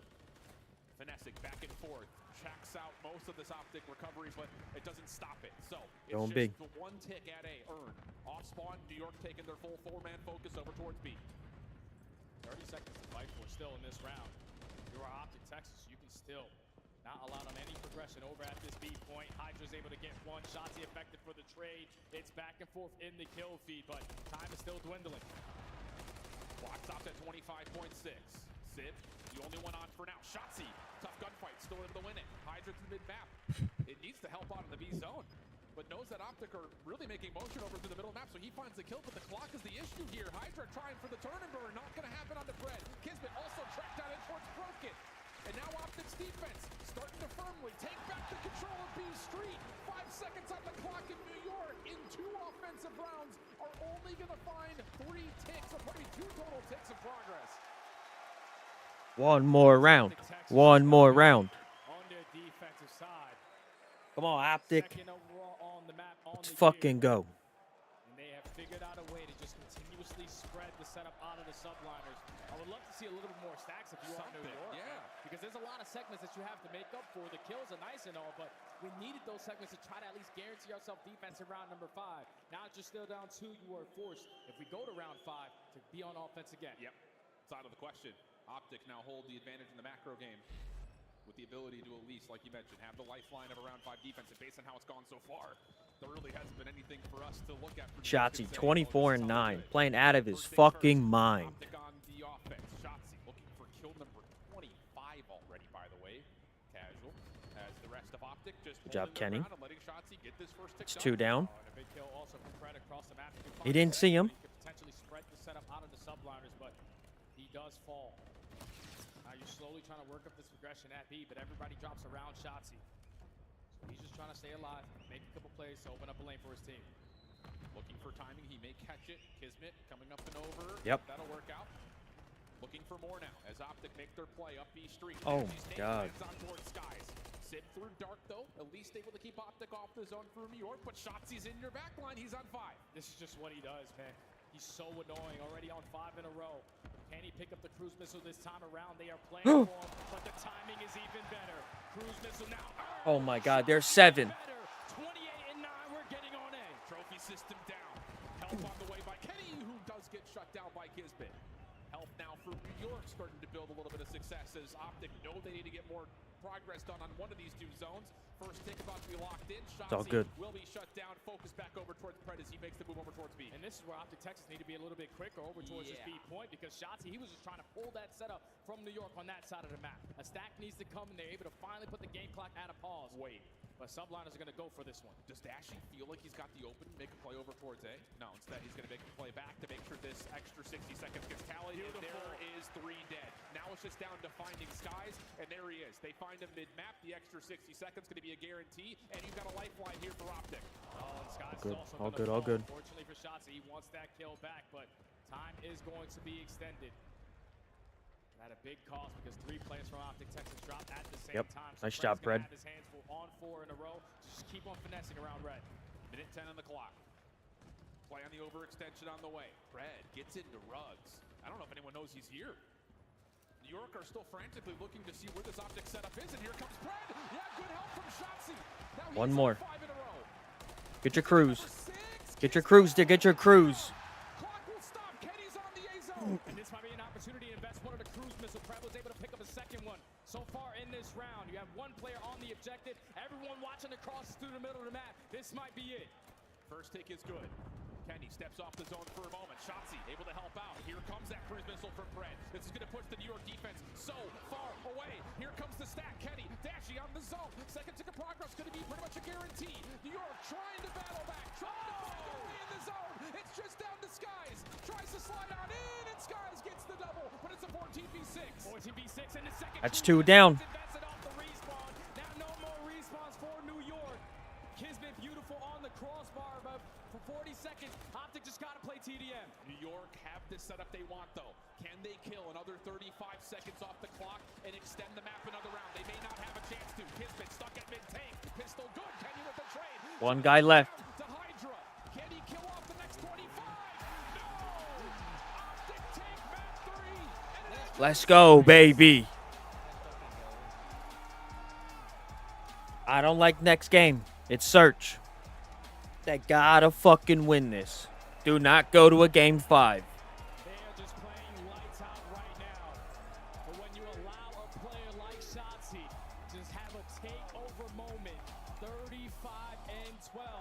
Shotzi had a damn near 3.0 KD. Holy fuck. 35 and 12. He's been an X factor all season long, and that is unreal out of him. And your Call of Duty champs MVP, Shotzi. With two potential tournament MVPs, Hydra v. Shotzi. And so far in the respawns, really for the series, it's been all Shotzi. Yeah. He has been all over the place. A 2-1 advantage. And there's that scoreboard you were talking about. 35. Fuck. 32 non-traded. 6,200 damage. What are we talking about? That is unbelievable because keep in mind, he's gotten 21 of those kills on the offensive side. Every single time Shotzi realized the situation, my team That's a fucking dog, ladies and gentlemen. He wants it. He wants fucking champs. And we're just forcing that defensive setup to continuously be spread with what he was able to get done. Looking at the highlights, it better be all Boom. because it was literally all him. I mean, he Boom. hit them with the wiggles. Legitimately has to be the hardest kill on the map. I mean, Yep. Like you said, at one moment in time when they were in the offense, it's like, hey, Shotzi's in blue. Never mind. No, he's in rugs. Never mind. No, he's in cafe. He's just This fucking guy is a dog. unreal stuff. And when, I think the thing too on top of this is how this map started. It was Shotzi and Dashy. Yep. Dashy locking down the lane. Shotzi go kill. Beautiful shots by Dashy right there on that tank. Hell of a fucking heady. That's just unreal performances right there out of OpTic Texas. I know they haven't played Invasion in quite some time, but they are still one of the best teams at it with the game plan that they have. So now that you find yourself up 2-1, one map away, putting yourself in a position to go to the final dance tomorrow, you got a Rio HP that has been treating you real nice. All right, Rio Hardpoint. Come on, OpTic. You gotta fucking do what you did on Karachi. Get your rotations early, beat New York there, and y'all got it. And it works out to absolute perfection. So, with that guy in the middle starting to pop off, and a Rio hard point coming up next, you wonder if this is just a Shotzi takeover series, man. The way that he's playing so Let him far, have man, it. he definitely has the ability to continue to do that. Take over, baby. Take over. Remember watching New York yesterday versus Atlanta. It's your fucking series, Shotzi. Run it. Hydra was literally untouchable on that map, the same way Shotzi was on that previous map he just played. You're going to have your hands full versus a team like New York, who has of recent, the last 7 times they played it, 6-1 on Rio HP. They have figured this one out. So hopefully they can try to, again, to force a game 5. But the thing about it is, if you're New York, how much of that is coming off the fact that Hydra was, especially lately, in MVP form on maps that look like this, where he can just run and gun and do it all himself. Doesn't feel like that's going to be allowed to get away with, at least this time around.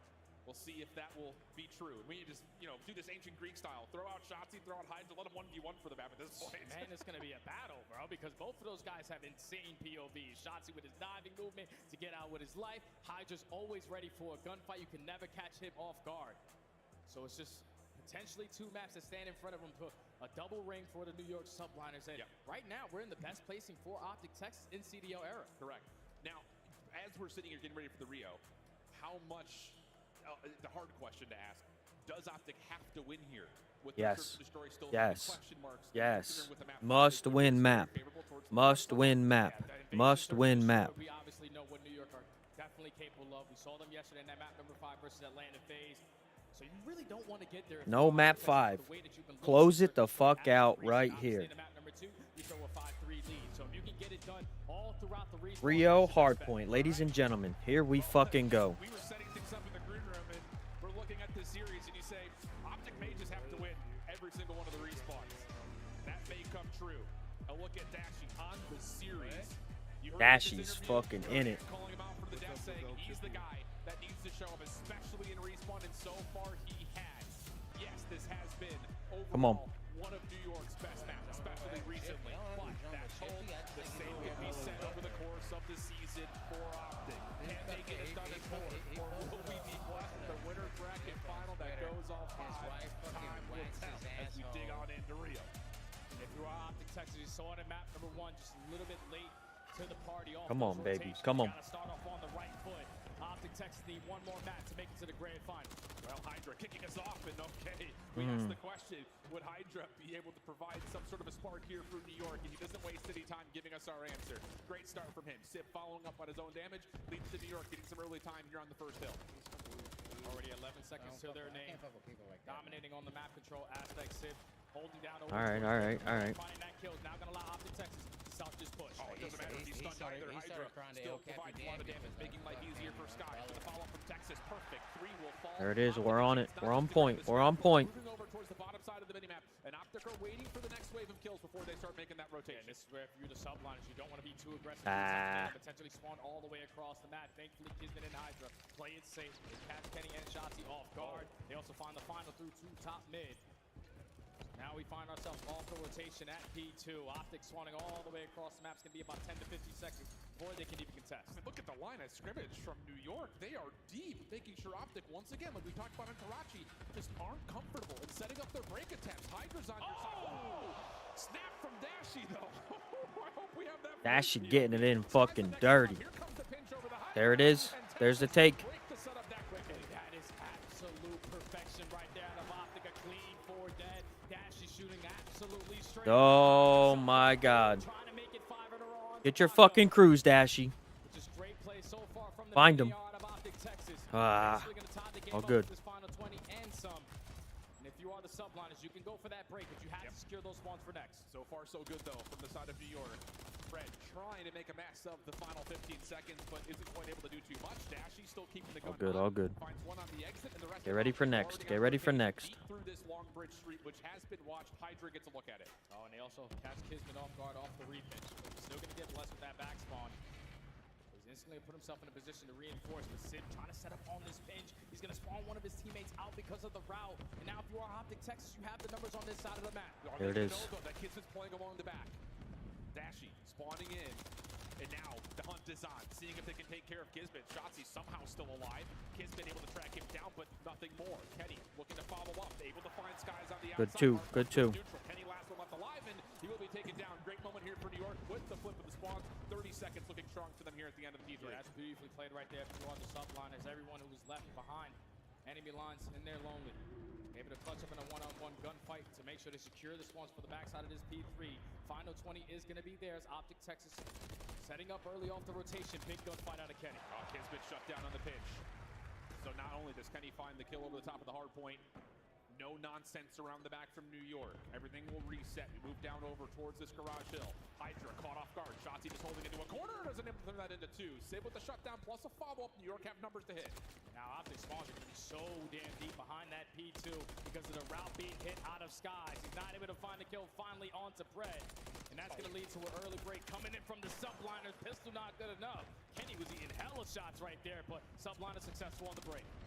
Holding from the front, no trophy system down. Hydra just trying to keep his life. Help on the way from New York over through box side. Sky is able to find Kenny, who was trying to get the first one in. Fred has to follow up, and he only finds a single kill. Neutral hard point, 50-50 battle, but it's Skies and Sib over the top of boxes again, allowing New York quick re-entry back into the hill. And this is big time to fight for. If you are OpTic Texas, it would be cool if you can get it, but you're already sending a couple players off the rotation. So can Kenny get anything done alongside Fred? They ball fall. Now leads to Skies on 5 in a row. Don't want to give him that kill because if he earns that cruise miss, he'll break everything about this rotation. Shotzi trying to put pressure onto Sib, but too big of a power position. Follow-up, Dashy takes care of Kismet from topside bridge, but again, for OpTic, still way staggered on their spawn. So New York are going to have some numbers. Team kill. Down solo that Kenny could do nothing but force the team kill. Shotzi reinforcing through mid, but he's caught in New York again, winning rotation over towards 5. No cruise miss would be earned, though, in the back pocket of Skies. Now, if you are OpTic Texas, you currently have a little bit of top mid control. Thankfully, the subliners don't have anyone in the objective as of now, but actually someone is able to jump on in. And if you are OpTic Texas, you're a little bit too scattered. We got to get a team push in. Needs something. It's not coming at any form. I mean, this has just been, again, the same start to Karachi. New York is just picking apart OpTic before they can even get a look, to even get more than 2 members to try to break this setup. So New York, perfect. We're going to see the scrap time go their way, and they're going to be really close to about 165 points for the first set of hills. Now, if you are OpTic Texas, you need to have the same exact factor that you had off that map number 1. Late start off the first half of the game, but second half, It turned up to a whole different level. A lot of kills going in their favor over towards that bridge side. They had the numbers 2 top mid. Just cannot allow Hydra and Sid to not make the play. Oh, and Hydra's just finessing. Dashy able to find one trade, but Kismet's on the pinch. No worries there. Dashy at least finds the second. That makes things a little bit more plausible for OpTic to try to find a quick re-break attempt, but still, the nades, the support, so good from New York. Skies takes care of Shotzzy. Kismet still in your front line. That will work out for even trades where Hydra cleans everything up and New York find themselves back to the hard point. Yeah, it's just so much chaos right now from the Subliners. They're already finding themselves up by 100 points. 30 seconds still to fight for here at P1. Let's step aside and go to a listening with New York now. Eskies around AG. Eskies, watch out. They're 2 time. Eskies. Gonna be you. No one there. Push out the time. 2 1 time. Move left. Nice. One more. Nice. Close calm. The first guy. Close calm. The first guy. I need a short. Charge you. I'm already on the plant, guys. I want to get close. Weak. You're not getting short step. Every pillar. Yeah, listen. Calms. Let's take our time. Take our time on the straight. I'm point, Brennan. Go from. Behind the food. AG's mid. AG has mid. They know where I'm going from. Kenny ran short. Yo, close, come, one shot. Third pillar.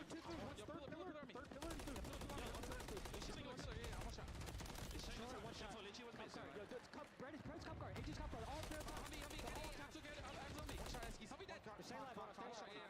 Shotzzy, I don't know if he's switching boxes. I'm not sure. He might be mid. He could be boxes. Timing. Yeah, you pinch deep. He's going deep. He's out of the play. He can get the scrap. Nice, we got the scrap. I'm gonna get short.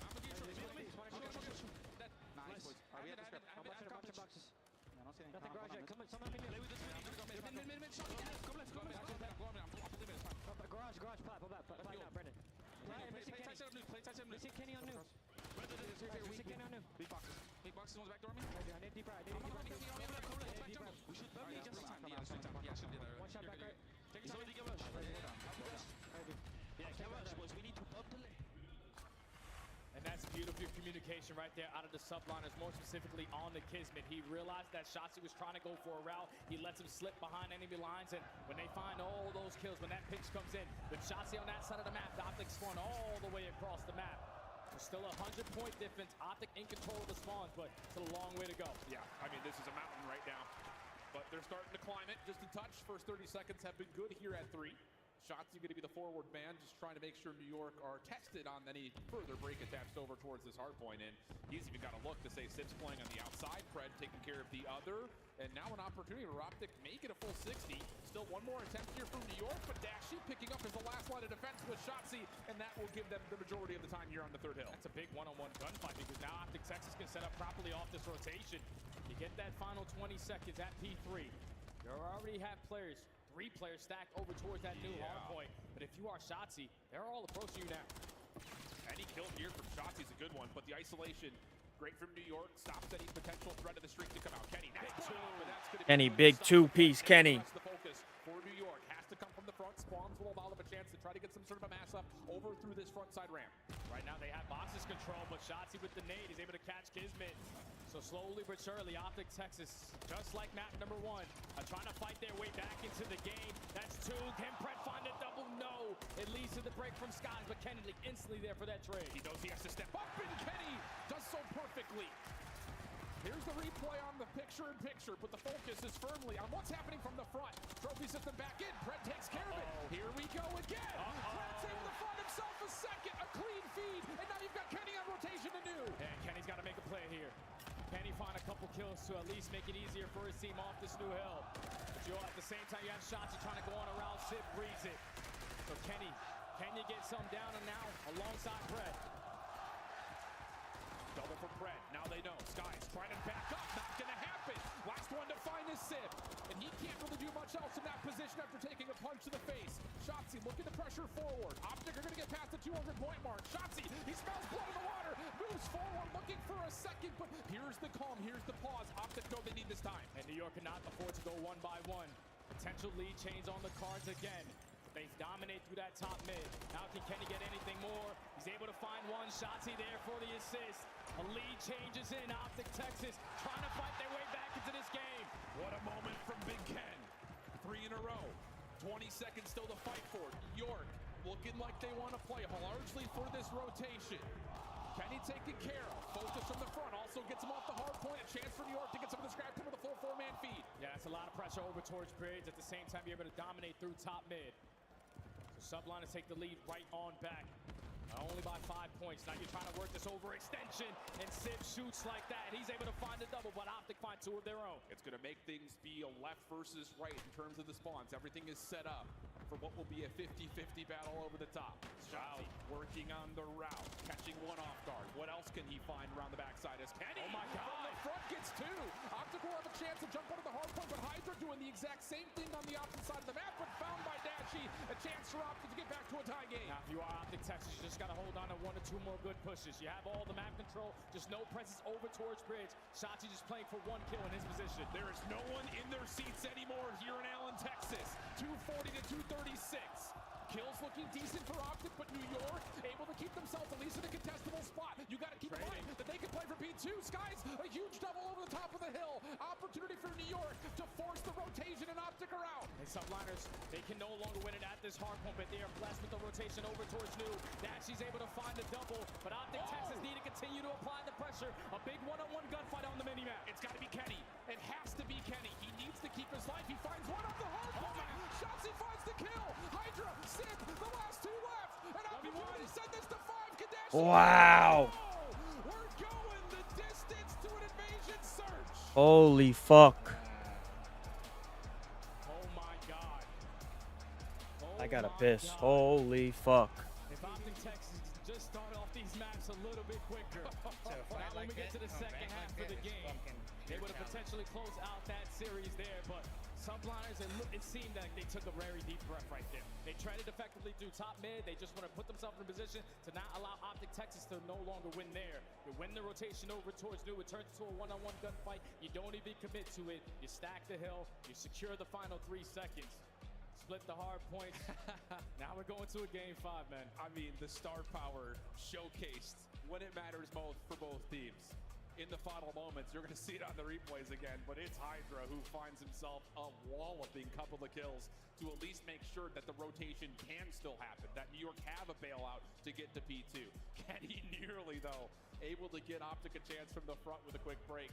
Doesn't quite happen, and the leader overall on the scoreboard, Sib, at 32 and 24, 22 of those non-traded, plus 6K damage, just sticking right with what Dashy was able to do as well. He was able to find the clutch kills at the right time, man. The fact that they rotate for the 3rd go-around at that P1, and he's the one holding the overextension, he finds a double, and now that slows down the pressure coming in from OpTic Texas. You had Shotzi working behind enemy lines, but you can't go without everybody else there. So, great plays from Sir, great performance out of your AR. Job's not done, man. We got one more mat, man. One more mat to make it to tomorrow.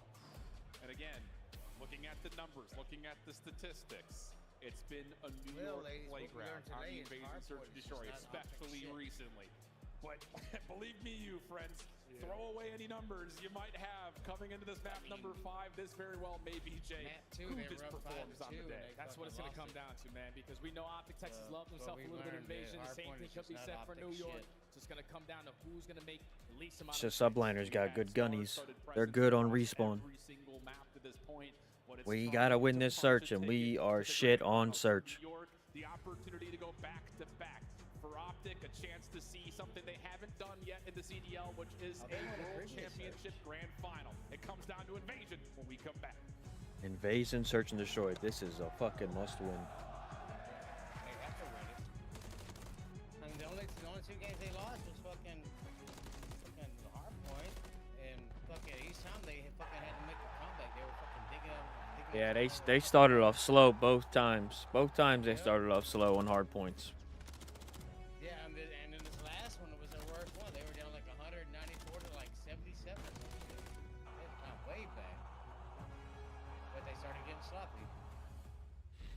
Excuse me. Call of Duty League Championship Weekend is brought to you by Razer, the official headset and chair of OpTic Texas. I gotta win it here. Upgrade your game This is a with huge Scuff, search. the official controller of the Call of Duty League. Scuff and OpTic have teamed up once again, this time for a limited edition Prism Mystery Box with an exclusive design in 5 different colors. Grab yours today at scuffgaming.com/OpTic-Prism. and you could be one of the lucky few to unbox the gold controller. I couldn't even use one of them anyway. I play on Xbox.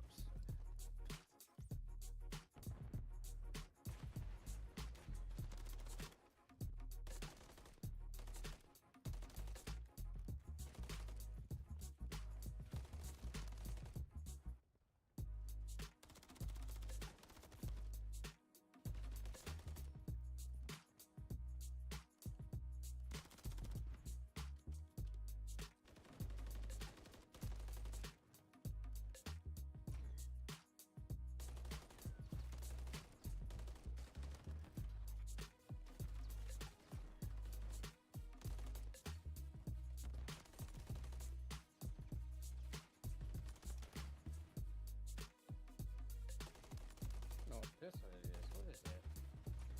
The Renetti. Oh, of course it is. Fuck.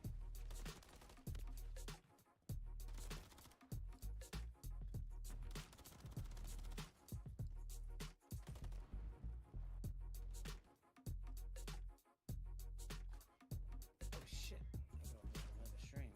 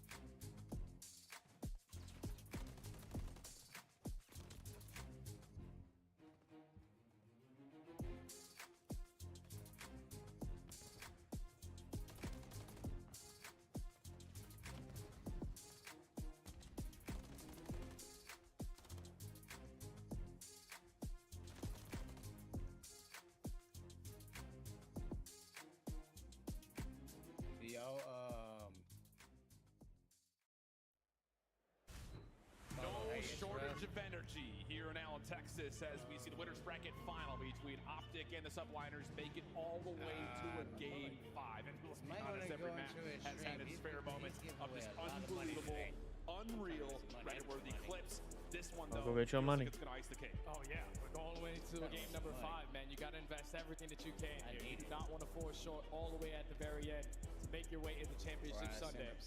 And this is going to be a battle, bro. It's as simple as that. Both of these guys love to play themselves a little bit of evasion. But most importantly, that first blood is going to be so damn huge from start to finish. Neither of these two teams across the season have been particularly great at finding good first blood wins. So, like you mentioned, if you do find success, which OpTic had the advantage in the second map, here we go. Game 5, Invasion Search. The crowd getting reset. Everyone else finding their way to the edge of their seat as we've got a map 5 to determine who makes it into the grand finals for the CDL championship. And 99 Kids always performs in the biggest moments. Almost a 1.2 KD in game 5s. New York are 6-2 in game 5s. OpTic, on the other hand, are 1-6 with their first victory coming yesterday. The records are good. Opening dual win percentage needs to be better from both teams. But they're just neck and neck on the attack and the defensive side. It's a square up. Simple as that. New York on the offense, once again looking for early pressure. Going to track back to grab that bomb here in a moment, while the rest of the focus is largely on what can they do over towards mid. And we've seen this a lot. Shotzzy throws an early smoke at B Street, and it just causes so much confusion on New York. Where is he gone? Where is he? And they realized yesterday when Subliners were playing against Atlanta, Atlanta didn't really stack over towards this B site, so OpTic take that instantly away from them. Gonna force them to play a little bit slower.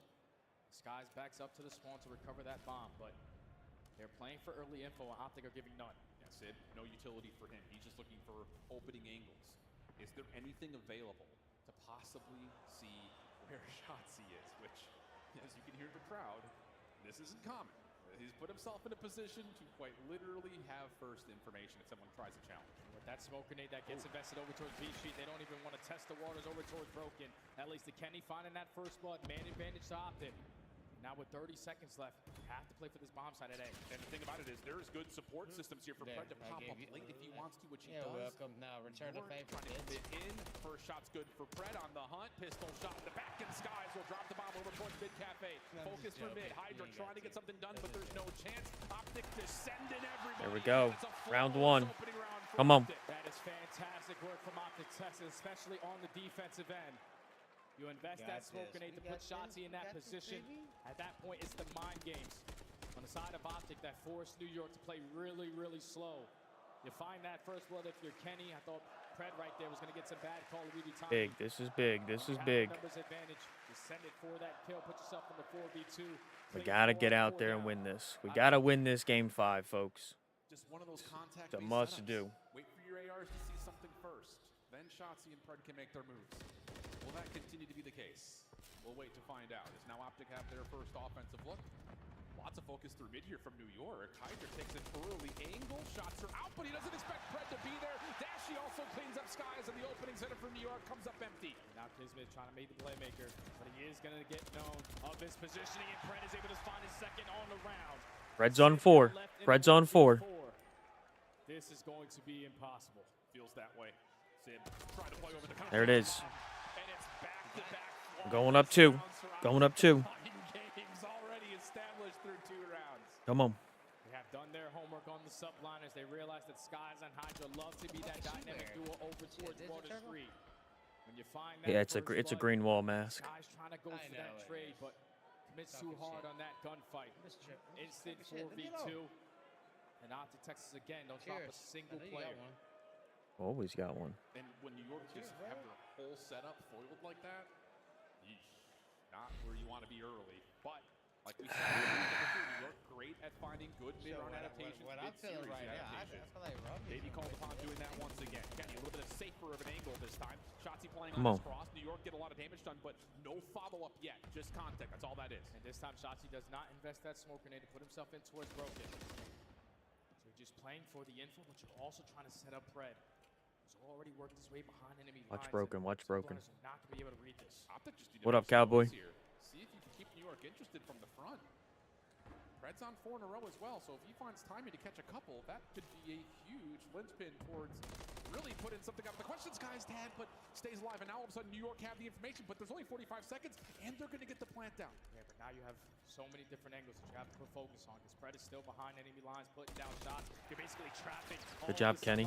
Towards Cafe. Kenny finds the first blood. Oh, and Shotzzy follows up. Still not a kill to be tallied yet for New York. Hydra tries to check over the bomb. Not gonna happen. Let's go, baby. OpTic's up by 3. Series is tied 2-2. Game number 5. This is the move on to Championship Sunday. This is our playground, especially on land. Not a single player has fallen. Kenny on 5 in a row. Pred on 4 in a row. Kenny's on 5. Pred's on 5. A cruise missile will be fucking huge. You have to have this round if you're New York. 100%. do a 3-0 count and say this is a must-win round, but based on what New York has shown us, Yeah, get that fucking crowd rolling. Get that crowd rolling. Pump up the boys. They have to, man. Big shout out to the guy in the crowd right there. We met him at Topgolf. He's a big OpTic fan. I remember the face, but Top not done yet. Up 3-0. OpTic Texas back on the attacking side, but if you're Kenny, you're playing for 1 kill. This is a default setup for New York. Nothing crazy anymore. 2-2 split. Everyone's staying passive. Everyone's staying safe. Skies is going to watch mid from deep at Park. Hydra is playing right on top of the A site, which will cause a little bit of shifting in terms of how the A defense works. But for the most part, this is calm for New York. It's very calm, but you can see the way that OpTic Texas are seeming to play for this. Gonna burst out. Gonna get a read on Kenny. Sort of got a read on it. That nade is able to connect. Great shots, but not able to find that kill onto Kenny. And now it's Shotzi using the one-way. And this is just about Kenny catching the defense, rotating over from the B side of the map. Kismet is trying to give it an effort. He's already over towards tank. New York still trusting that the setup can hold. Pred in trouble. Still keeps his life. Bomb gonna get planted. And all of a sudden, New York kind of missed out on an angle. It has to be from Kismet, right? I mean, he's stuck mid-map. There's Kenny. There's Kenny with the cruise. That kill, cruise missile in the back pocket. Subliners is still yet to find a kill in the map. There you go, Kismet. You strike 3v3. Fred's also in trouble here over towards the water bridge. Same can be said for Skies. This is taking so much time, though. OpTic are, I'm sure, happy to see the clock start to dwindle. Last player left is Skies, and he's got to make the long run. Dashy. You got it, Dashy. Shots from Skies are good. Have to have it if you're Skies. Jumps over towards the bomb. Looking for the defuse. Dashy sees the information. Time is going to expire on the play. And Skies also drops. Holy fuck. But that is the most touch player that we have in the league. 1v2, 1v3, 1v1, even better. Dashy has that mid-tank. He knows that Skies is coming from Water Street. You have to do nothing. But check the bomb with only 7 seconds left. OpTic Texas can do no wrong. It's just taking so long. Oh. And now a 4-0 tally. Kenny's got the cruise missile. He's also found 3 first bloods. What an opening from OpTic. And we're up 4. The heat's really up for New York. If that last round was a must-win, I don't even know what to call this one, but you have to have it. And already a different look. This time from OpTic Texas on their defensive side. Dashy gonna put down shots. He reads the pressure on A, and that leads to Kismet finally finding the first blood for Subliners. Fred's been tagged. Tries to get through. Kismet not off the region. That's a bomb down. And mid-map control still being worked over. Kenny over the top. Knows he's got Skies nearby. Just lose track of him a little bit. Shotzi over through mid. Smokes himself out, but Sid finds the kill. Now it all rests with Kenny. 1v2 situation, and he cannot find an extra lease on okay. life. It's okay. You can even see Skies right there. 1 round at a time, calling it out through squad. It's got to be 1 round at a time. Down 4-1. Kenny still has a Pred. Off with the first blood. How do you continue to play that? Because now with OpTic Texas going. That boy looks chalked. That boy looks like he's ready to go home. He's over it. He's tired of playing OpTic. Subliners need to make some adjustments. Do you throw that here? Do you try to get 5-1 up? Or do you save it as a get-out-of-jail-free card if you're OpTic? I would, man, because if you can put yourself at game point, it's nothing but pressure on the side of Subliners. All right. So they're going for a 3-1 split. You got Dashy watching the overextension, but this should be the round where they call that in. How much does Hydra actually see on that cross? Kids are trying to get the broken. He's been tagged, so OpTic should know that someone's playing forward. And oh, Shotzi nearly has the movement to secure the kill, but at least pushes Kismet back, and he's actually going to retreat deep in towards the B side. Now, if you are Kenny, there it is, Kenny. Time to call in the cruise. You're going to back down both of those players in towards Ice Cream. This is where you're forcing the rest of OpTic Texas to take down. He's also able to find the kill, and at the same time, Dashy pushes up Water Street. 4v2. And Pred has the perfect timing on this rotation. Knows that he's got Kismet over towards Palace Steps. No worries to find the kill. Just down to Sim again. Nothing. 5-1 OpTic. 5-1 OpTic. 1 more fucking round, and we're going to Championship Sunday, boys. OpTic Texas with the perfect game plan. They do not sit on that cruise missile. Holy fuck. As much as I knew. We call that in here. We take this round. We're at game point. Subliners are going to be shaking a bit. 1 more round. Out of the ARs. Game 5 it was yesterday out of Dashy. So far it's Kenny. I mean, both of them. They're 12-3 combined. Yeah. Crying out loud. Here we go. What does OpTic call? They have the ability to do some crazy stuff here. Hydra 0-6. Yeah. You see that happen as New New York are just leaving all their devices. Give Hydra the Owen. Don't give him a kill. That worked for them the first go around with Kismet finding that first blood, but this time it seems that Hydra's getting isolated, and that sets up Kismet to get taken down. Hydra finds got one. Kenny effective on the trade, 3v2. Come on. 3v2. 3v2. How do you play Bombs down on egg. New York? Looking for information. Plenty of time to work with. Shotzi almost puts the round out of question, but Okay. instead 2v2. 2v2 now. Seems that Dashi has gained a little bit of entry. 2v1. He finds the first 1v2. Just down to Sid. The green wall. There it is, baby. Championship fucking Sunday. Let's fucking go.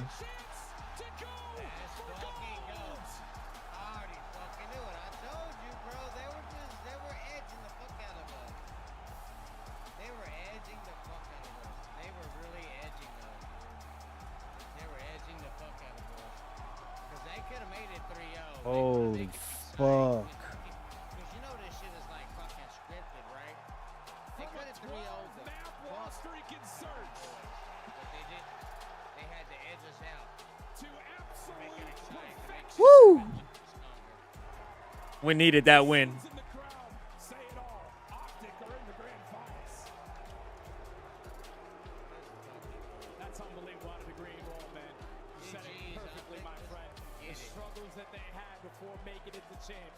You get dead last at the last major. You don't find success in hard points. You were falling short. The S&D, we knew what the losing streak was, and for some reason they really couldn't find a lot of success in their control. But sometimes when you face a lot of adversity, the way that they were able to face it here, you get it clean. That's big. 6-1 in fucking search is fucking beautiful.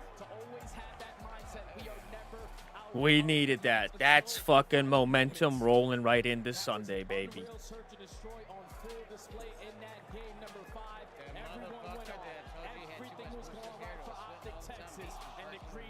He was chalked. He was chalked. He was chalked. The definition of a bounce back in this series. From struggling against the Gorillas to having to reverse sweep the Thieves, they pull off an unreal comeback on map number 1. They nearly get into them again on the 4th. Oh, wow. Crowd saying it all. MVP chance. I mean, at this point, it can go to anybody in this series. Yeah, Shotzi was absolutely lights out in all the respawns. But when OpTic Texas needed to show prowess in their search and destroy, it was Kenny who got the cruise missile, multiple flourish blows on that side of the twad.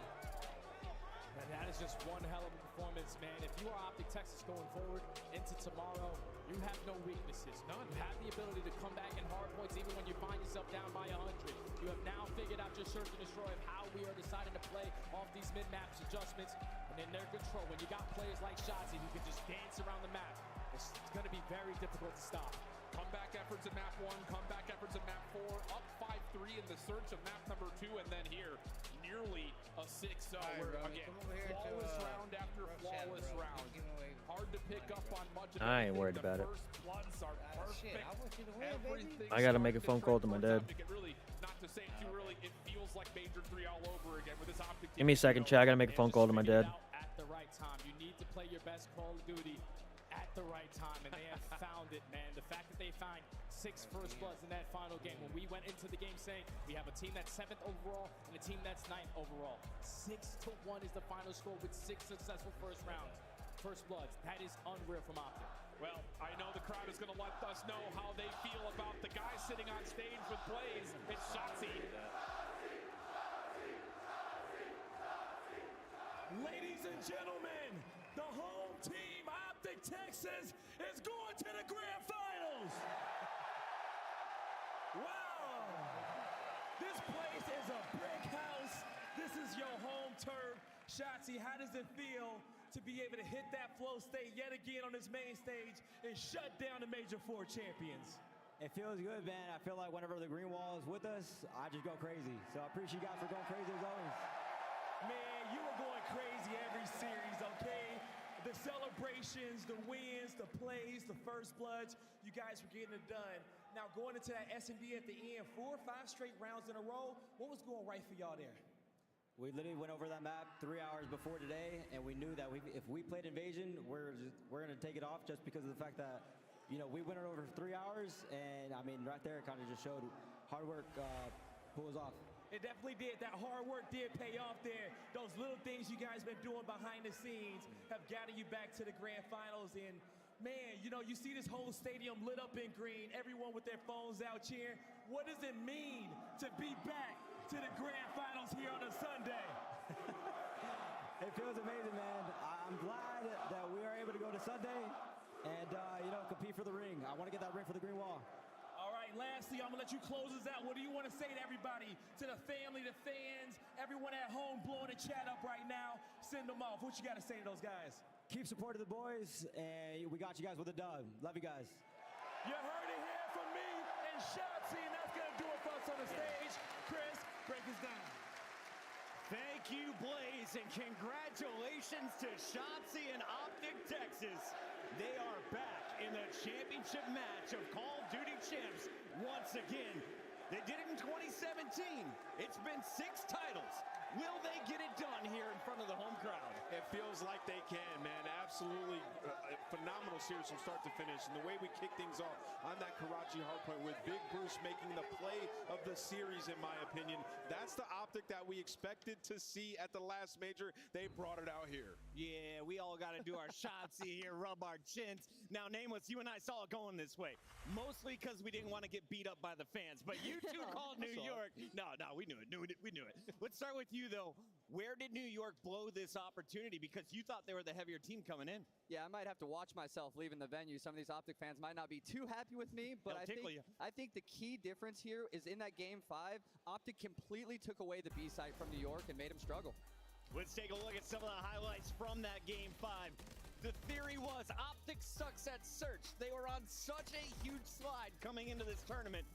They at least figured it out here on Invasion. Yeah, they played this Invasion incredibly well. Honestly, moving forward, I don't know if I'd want to go up against them in the grand final Invasion S&D because New York Subliners didn't learn anything from that control. Their whole goal for the side of OpTic Texas is to try and get somebody behind you. Try to get a couple bullets peppered into somebody so that you can turn comms sideways. And that's all OpTic Texas, all that Shotzi was doing map number 3, and then flip side, Pred was able to do it in the Game 5, and New York Subliners just couldn't get the comms out in time. They weren't able to thrive in the chaos like we're used to, and allowed OpTic Texas to capitalize. The world champion Kenny showing championship form once again when the game is coming down to the wire. He locks it up in a Game 5, and Hydra and Kismet, both SMGs from New York, completely shut down. Yeah, to expand on what Clay said, you know, we're sitting there, we're watching, we're like, an excellent game plan by OpTic Texas. Sending 2 players up B Street on their defenses, getting Shotzi to throw that smoke down and bottom broken, and then it just stops Hydra out the gate. You saw it early on, and New York had no answer, but the man of the match,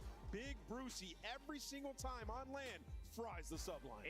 18,500 damage, nearly 86 kills, and of course a 1.75 with some big plays in the Game 5.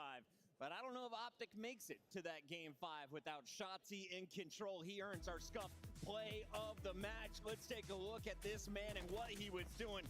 35 and 12 with 32 of those 35 kills untraded. This is what I'm talking about, man. When we talk about Shotzi and his gameplay, it's a lot about the movement, but it's a lot about him abusing open lanes as well. We just haven't seen it in a while because usually the other team's comms is always, where is Shotzi out? We need to find him. He's probably behind you. New York Subliners usually so good at that communication, wasn't able to get it through during this invasion. Shotzi was constantly pushed up and spawn, getting any kills that he wanted. He was just being a nuisance the entire time. When you're playing Invasion Control and you have somebody like Shotzi just running around in your base, not even letting you get any kind of control and just being super annoying, it's one of the most frustrating things to deal with as a player. You're like, can somebody please kill Shotzi? That man is not going to have to pay for a drink the rest of the time he lives here in Texas. Let's take a look at the bracket, because OpTic, well, they are guaranteed $400,000 as they lock into the championship match. Subliners aren't done. Remember, they still fall to that elimination bracket. They could return to the championships, but they got to find out who they'll go through. Is it LA Thieves or Toronto Ultra? I don't know, man. The underdog has been looking good. They already beat Ultra. I think that they feel they could do it again. Great stuff so far. Texas, make some noise for yourselves. We are halfway done with the day. Still 2 more meaningful matches. We come back with a battle for third. LA Thieves taking on Toronto after this.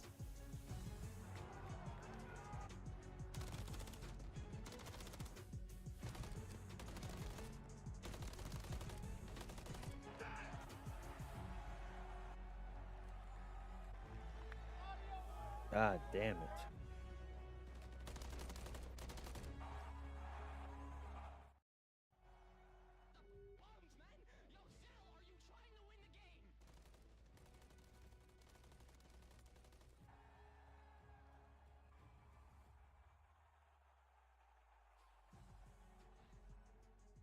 Call of Duty League Championship Weekend is presented by Corduroy, the only beanbag in the world with a bed inside.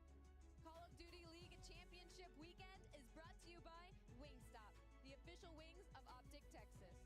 Scuff and OpTic have teamed up once again, this time for a limited edition Prism Mystery Box with an exclusive design in 5 different colors. Grab yours today at scuffgaming.com/OpTic-Prism, and you could be one of the lucky few to unbox the gold controller. We still got 2 more matches for the day.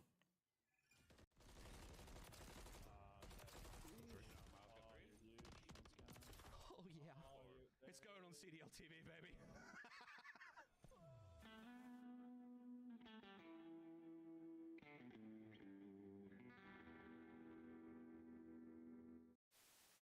Listen, where am I looking here? It's Mother's Day, all right? Call your moms, all right? And maybe I'll call them too. It plays a little different. It's nice to have like a map you love back in it, but it doesn't have to be exactly the same. As Doral said, nice little angle through the statue. Rips one for the opening kill. Yeah. Here come the thieves. They cannot allow this to slip now. And there is snaking going on. Octane and Envoy have broken through. What's up, Havoc Energy? Appreciate you guys stopping in here. How's everything going for you?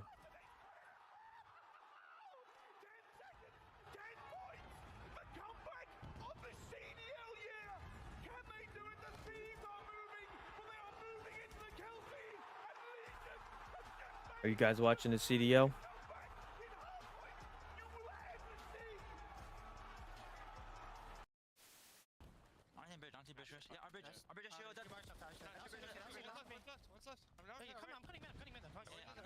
not sure if I'm getting old, but I swear to God, Joe, sometimes when Celium talks, all I hear is...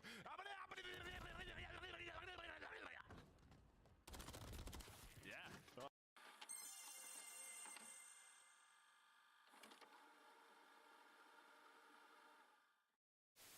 That's the problem. You gave him all the time in the world, and now Ultra have set themselves up perfectly for the barbershop hardpoint. The apartments, the alleyways, all the nooks and crannies are now full of Canadians. And you have Abizi at 9 and 22, and this is only a 20-point game. You're looking at big plays in the final moments, but Envoy takes down 2. Envoy the front line. Yeah,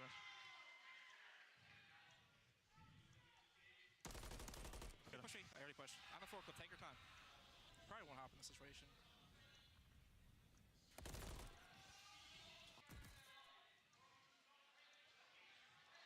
No way he diffused that.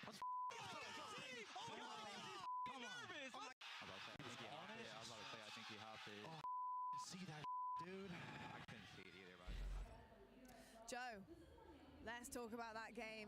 Oh, Invasion S&D first and foremost. 12 and 5, you were cooking on the map. I mean, you have been having an incredible champ so far. Really, really good stuff from you. Talk to me about discipline, though. Where does that come into the team right now, especially as we're getting on to the later stages of champs? Is discipline going to be a big factor heading into some bigger matches? 100%. I think discipline is what's going to, I guess, like separate us from the top 4 teams, you know? I think that's the biggest reason we beat Ultra in the first place. They're a great team, but we're very disciplined, calm, cool, collected. We didn't even really get hyped at all until like after the series was over. And we were just, like I said, like we were calm. We played the whole series out. You know, we played very well, but you know, I mean, I think you can tell after the OpTic series we got a little too hectic, a little too hyper, and you know, obviously our first swept. But that Miami series we were pretty disciplined and thrilled. Yeah, it was absolutely incredible. I had a chance actually to talk to JCap earlier on, and he was telling me about some of the prep that's gone into coming into today, especially after the reverse sweep, of course. How are the boys feeling about that? You know, as a player, you're in the mix, you're trying to build that chemistry back up and get that synergy. How are you guys feeling after it? Obviously, it sucked a lot because you know we could have gotten top 3 right then and there, but I think for us, it's like we know how good we were, especially going to those first 2 maps. We played very well, and obviously we just slipped away. Like I said, we got a little too hyper, a little too happy about it. But yeah, I think everyone's good now, especially after that series. You know, we're good, ready to make this run. I love to hear it, Joe. Thank you so much. You were incredible, and best of luck going forward. Thank you. Welcome back. It is the final Super Saturday of the 2024 season, and we are about to see a rematch, a battle that happened 2 days ago in winners round 1. And it wasn't our number 2 seed powering forward. A shocker as LA Thieves took down Toronto Ultra in their first fight. Let's take a look at what happened on that day 1 as we have Clayster, Alley Cat, and Nameless to break it all down. Some people were still working on Thursday. They might have missed these games. So Alley Cat, walk me through what happened when these two met up on land. Well, so it's funny because Toronto Ultra have been on the winning side of this matchup throughout the entirety of the season, and the only map they couldn't win against LA Thieves was Search and Destroy. Undefeated and Respawn, and it was opposite day, day number 1. LA Thieves take all 3 respawns in the series. They lose a map to Rio in a 6-0 fashion, but for the side of Toronto Ultra, it was just an incredibly slow start by the damage doers from this team. A very rare, slow, scrappy map number 1, Hardpoint, and from then on out, they just weren't able to get themselves back in the game. Clayster, as we take a look at the final scores across the 4 maps, who shocked you from LA Thieves? Because you called this team to win it, while the rest of us felt it's all Toronto. They all shocked me, man. I'm so happy with the way these guys are playing. I ended up meeting up with them in the back after their win today against Miami, and they're just vibing. They're having a good time. Dan Ghosty just kept repeating, 6 more maps, 6 more maps. They're just thinking about competing for the ring tomorrow, and I think that Toronto has a lot of work ahead of them. Joe Deceives playing his very first champs, and you can see what he was able to do. 250, 184, 250, 236, a very close second hard point. And you can't bank on 2 hard points in a series against Toronto today, Nameless. All right, go ahead. Talk me through this team. What have you seen from the Thieves? What are you expecting from Ultra? I mean, this Thieves team has been incredible. They've been getting better and better with every single match. And when we watched them versus that Toronto Ultra match, you're right. Joe Deceives games 3 and 4 so comfortable. It was like once they went up in the series, he started talking trash, playing extremely aggressive. And then in the following series after that, we saw versus Miami, unbelievable plays from Kremp. Like the SMGs on this team are thriving. With Ghosty being a superstar throughout this year, it feels like they absolutely can make this run. This is so awesome. The players are chomping at the bit to take the stage. So let's jump right into it. Maps and modes. Clayster, these first 3 are looking pretty familiar. It's looking like we're having a similar map set to the first time. I think Toronto might have been like, you know what? Let's square up again. What do you think, Allie? Well, hold on. I don't actually hate this because when I look at LA Thieves in their matchups, it's very wishy-washy. They lost to Karachi Control 03, then they won one at Control 3-0, and then a 6-star. They lost one very handedly, and then they won one by over 100 points. So for them, they don't really have maps they can kind of lean on. It just depends on the day. So Toronto Ultra, lightning can't strike twice. This is what Toronto Ultra loves, though, right? Like, they played LAG, lost them, and then they played them here, played the exact same maps, and bopped them 3-0. They're trying to do the same versus LA Thieves. Maps 1, 3, and 4 are the ones that they lost to lose that series, and they're going right back to it. Best way to watch your VOD is to put the same maps back in for the next day, according to the Toronto coaches. It's time to lock in our predictions, though, as we get to our scuff pick'ems. Allie, 166. Nameless is catching up. You still get to go first. I mean, all right, LA Thieves, I hope you prove me wrong a 3rd time this weekend. I'm going to go with Toronto Ultra. Again? She's been picking against them when they win. Nameless? I'm going with LA Thieves. No. I got LA Thieves in this one. He just wants to catch they me. just did it. I think they can do it again. Give me the player to watch. It's going to be Ghosty. He's been unreal all year long. Toronto Ultra just 3-0'd our number 1 seed in Atlanta. Are you going with Ultra or the 7th seed in LA Thieves? I've been riding LA Thieves all tournament long, but Toronto looks a little different today. I'm going Toronto Ultra. It's the battle for top 3. And I got Scrap playing New York in the next round. Ladies and gentlemen, let's get this one started. The game starts now. I love when the good news coming in on a day-to-day. Already know what's happening, I don't gotta shake the hay. Big moves, big stepper in the right direction. The trick continues, every double use a psychedelic. I think they gon' need a minute. Look, I'm interested in making as opposed to making friends. Double bags, I've been paranoid, having a safe so take a check. Finishing this drink shit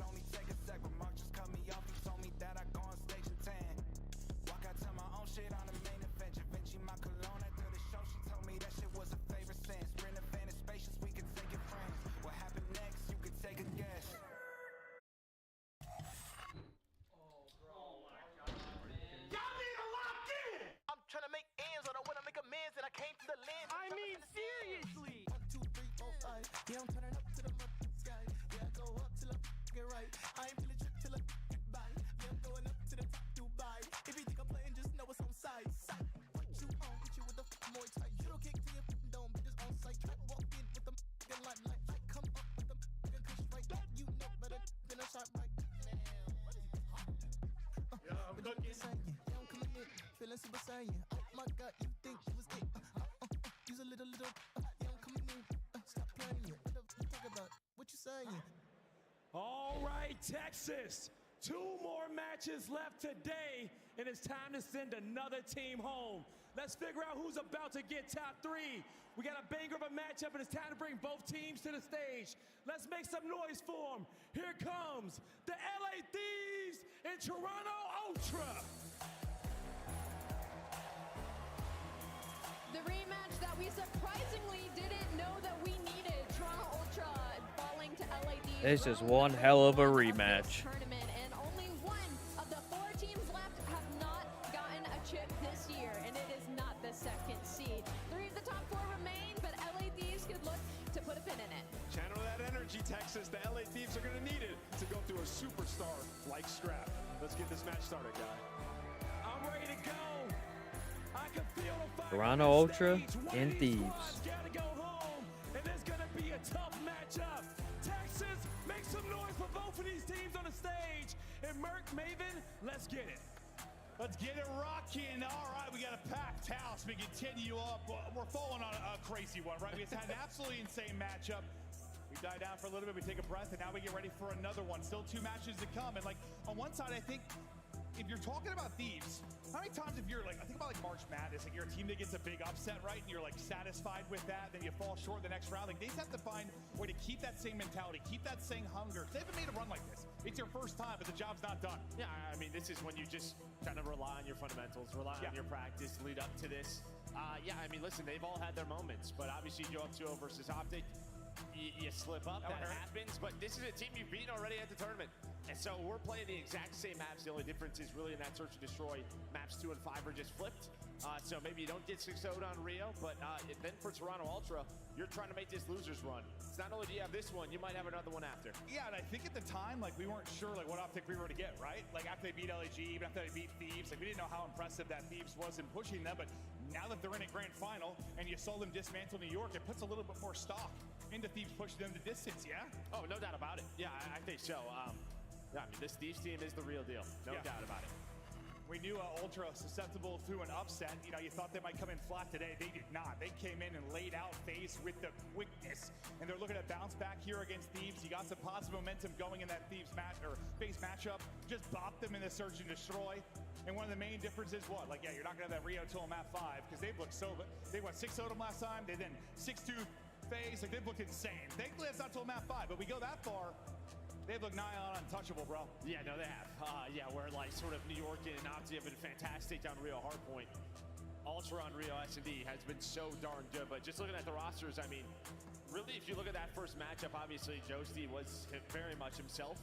Maybe even a little bit better than normal, but I think all these guys had moments, but Kremp really in map 1 set the pace. And I think winning map 1 Hardpoint against this Ultra team, we've touched on it time and time again. It just puts that extra pressure on this squad. Well, who is like, we talked about the importance of like Joe Deceives, but Kremp's the one that seems to have like the crazy highs and lows. Is he like your X factor for this team? 100%? Oh, no doubt. Yeah, I think so. I think probably a bit of nasty in there too, depending on the game mode, but especially looking at something like Search, I would go with Kremp because one of these teams go home. The tempo a bit. Who is it gonna be? It's like littered maybe with superstars like the other side of the stage. You have a couple X factors, I guess, right? Like you're gonna have to be clicky. It's gonna have to be a team game if you're gonna get it done. But it's a battle here to continue on. You lose, you're out in 4th, which for one side, I mean, kind of hell of a run if you're thinking about Thieves. But they're wanting to go deeper. If you're Ultra, you're trying to get back to a final. Can you do it? You'd have to go through Thieves. You'd have to go through Subliners who got the better of you last year. Can you make the run? It all starts now as we started off on 6-star Ultra Thieves. Get right to a mid-map.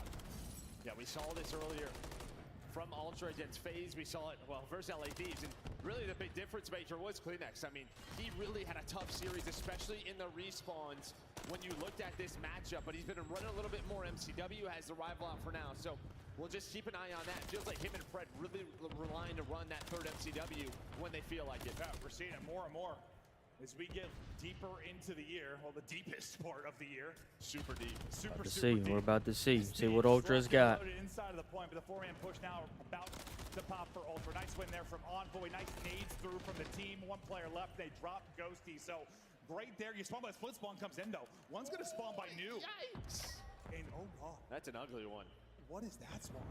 It is a gift. What is that spawn? Maybe it's not a gift. Maybe I lied. Oh, give it then, take it away. Okay, it's very much a gift. Oh my God, Joe Deceives with a 3. Shout out Sledgehammer Games for that one. Joe gets it, turns into a 3 and a break. I want to puke. I was about to say they're all spawning out. I just saw him pop on new the second the lock was there, and that is insane, but you battle back. What a bit of resilience there from Ultra, because you're probably like, what the hell just happened? They're going to watch that one back and vomit, but they're able to get back in quickly. Yeah, no, if that happened to me, I'd probably punch my monitor, but I'm not on the stage. But Kleenex gets pushed out. He's now double positive. He's up to 6 and 3. Envoy's going to find another one. The SMG's taking over right now. On one side it was Kleenex, on the other it was Envoy. Now trying to flip the spawns with 20 seconds left. Nice fundamental hard point here. Wow. For insight with the Renetti. You will get some scrap time for an early setup on P3. Will be Ultra and Envoy 6 in a row with the cruise. Gets the cruise, breaks up some of that scrap time. Now you've got what? Kleenex out towards mid-map, backing up for Statue, maybe for the long wrap. It'll be scrapped, it'll pick up mid-din. Other two playing around the front push. And it looks like they're funneling it all through front mid-map. So that's going to be Kleenex who's going to have to track back, especially after that pick from Joe Deceives. What a great push here through the front. And we've seen a lot of that this weekend. Just push it, hit it over the wall, find an opening, and they're doing just that. Yeah, I mean, you have the closer spawns. Thieves is locking down this hard point right here. But with those spawns, they get right back into it. Envoy's able to find one. But now they flip through the middle of the map. Comes Joe. This time, Tremson through, just nice movement out of him to find that double. But yeah, what, Joe Deceives, like he had the triple, after the spawn, obviously. Here, without the spawn, he's still able to pop 3 and make this a mess. And you get back in, Nasty looking to get going. Team kind of carrying the load a little bit right now as he starts out 3 and 8, but you've got a lead, so you're feeling good. It's Envoy on the other side on 13 and 5. That is vibing, and now we get to what's looked like a money hill this weekend, a chance to really secure a bunch of big time. These opening gunfights so big, and for now, Scrap going to reposition. Yeah, now you're going to have to wait even longer, right? Because you're waiting on number 5, but Yossi's going to lose that gunfight to inside, so everything stalls here. You're just staggered. Joe should be waiting for his teammates. At least Nasty gets one. Here you go, now off spawn. You have the 3 versus 3, but you're just a couple of steps off right now, but through the middle of the map goes Kremp. In the start, you would think, but inside he was so good earlier today. But Ghosty and Kremp have something to say about that. You at least mess this up a bit, right? With about 35 seconds left, you get through. Now, how much of this time can you actually secure? You still have Crimp to deal with up close and personal. You're able to shut him down, the point man on that side of the map towards office. And now you try to flood on forward. Ghosty wins one underground. We got a battle across statues. We hop out to the 3P and take a look. Ghosty tries to wrap it back from on the underneath. I thought he had a second kill, but it's a nade from Crypt that's going to take him out. At least he's able to pick up one, but you'll get the bit of this time as the multi-kill from Kleenex. He locks in a triple. Yeah, I mean, there's only 10 seconds left there. I guess Thieves, just with how close P4 and P1 are, I thought they're probably thinking, let's just get the one player off the point and then focus on middle. They probably should have focused on middle first on that rotation. They do fight back, though. Goes 2 for 2. Now they're in the point, but the SMGs are the difference right now. Kleenex and Envoy putting up the numbers. I mean, if you're taking a look on the other side, Envoy 17 and 8. He's having himself a map. -7 for Nasty, -2 for Joe Deceives. The trend is negative. You're getting outslayed, but you're right in this game. It's a 15-point game. The problem is that could be a snowball effect. The more that goes on, the more you start to turning into objective time if you're Ultra. So I feel like the Slaying's going to have to pick up for Thieves. It's got to at some point. Yeah, probably right around here. Just now you have this 20-point lead. It's going to continue to grow. You have P2 spawns. You're probably not going to get blessed, I don't think, once again, with that vent spawn around P2. So with 10 seconds left, these are big kills for Ultra to find this setup and get pushed out. But a nice trade there by Ghosty. Scrap, though, next up the bat. As he's able to line up a double. Nasty does get one, but that'll be 3 for Scrap. He's going to hold that fastball. Stuck him. Nasty able to stick him. Keeps some pressure towards the front as Ghosty is able to get in. Once again, just doing a great job breaking up time. And the drop shot gets a second as well. Sets up his teammates to go big. The Simtech should hit. Do a bit of damage as Nasty comes bopping on through. Can he get another one? He does. Inside can't get out clean. Is it just a mess around the point again? Thieves are persistent and they're battling. No, they are. Great trades around the point. Both teams are shooting. What do you want to do here? Do you want to rotate? Do you want to fight through the hill? Looks like they're trying to fight through all. They're just not winning gunfights. It's all LA Thieves. Now within 10 points. A great job through the front on this P2. You see the rotation. 7 and 6 are out. So Kremp and Nasty and the rest of LADs will get set up for the next hill. You'll give up that final 10 to 12, no problem. Stay within 15, so you split that hard point, even though you didn't have the early spawn. So even without the blessed spawn, you still get basically the same job done. Now, can you hold this first wave? Because you've really spread the map, and while that makes sense, this is why you've spread it out. You want to call him the street. Kleenex does get one, Ryzen's call, but instant traded. What does Dylan Envoy find? He finds one, nope, make it two in the back. That might be the opening, but it's not, because the remaining players in Nasty and Kremp pop off the hold for now. Yeah, Nasty was still on the hill behind the bar. He's able to find two, but pressure right back to it because Ultra did the spawns. They get the close spawns, the back was open due to the streak, and now it's just trade for trade, blow for blow. The last player in position is Nasty. Envoy able to take him down. Now you get pushed up through the front, give yourself a little bit of breathing room, but not much. There's been none. That's the thing. It feels like Thieves have just been kind of suffocating. Anytime you're trying to get that perfect setup if you're Ultra, trying to get cuts pushed out, it hasn't really been there. And that can be the nature of this map, but also just the relentlessness of LA Thieves. But at some point, did they begin to pull away? Maybe this is the moment. Ultra will be set up over here at Statue. A chance to start to pull away in this game up 30 to listen in now with Toronto Ultra. Ivor upstairs. Ivor cross. Go show on top. Take our time. Yeah. I can help you right here. Close right, I think. I could be.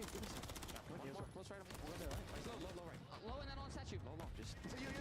Absolutely, bro. He's still inside P1, 80%. Yeah, still there inside P1. I'm with you. Jump up. One more time. Close up. Quick. And one of you. You. One more time. Last shot. Nice. All four. You want to get I can get mid. I'm getting mid. Quick there. Absolute mid. He cannot jump. He's there side you. There's side you. Just stun over David. He's gonna be mid. Look here. Yeah, I have a low one. You now, two of them. Go 2, 3. You then. No more time in it. Alright, let's go. Right side. Let's go. Go for it. I'm trying to get blue quick. Might be left, right? I can help left as well. Can you walk? Can you pick a wall? Yeah. 2 seconds. I can go to T. Order. Go to his wall now. There's two water. Two water, one jumped up dead. One there. One time, water. He's on the steps. He's on the steps though. Hey, I'm on the weak. Give me a second. Water on me, B1. Stun. I won't He's gonna be stun B1. Yeah, the press bell. Yeah. He's gonna be one steps. I'm gonna pitch B3. One blue me. Don't see one step. Blue, watch out. Left side water steps. Top blue. I'm coming. Left side water steps though. Absolutely. One more mid. Water steps in your scrap. He's laying mid side time. Water steps dead. Nice. Close DJ. Heard you. Close DJ. B1. B1 DJ. Nice. Close DJ. Not B1 again. He's push DJ on you guys. Yeah, we'll see. Good job, DJ. Nice. One more there side time. Just Pitch your blood. I swear Scrap is turned. He sounded like out of breath at times. The guy was coming as they're trying to retain this lead. Hold on to it and see how far it can run, but still Thieves trying to break up whatever they can. Dylan Envoy on one side is flowing. 34 and 18 for him, but who might step up the bat late for Thieves?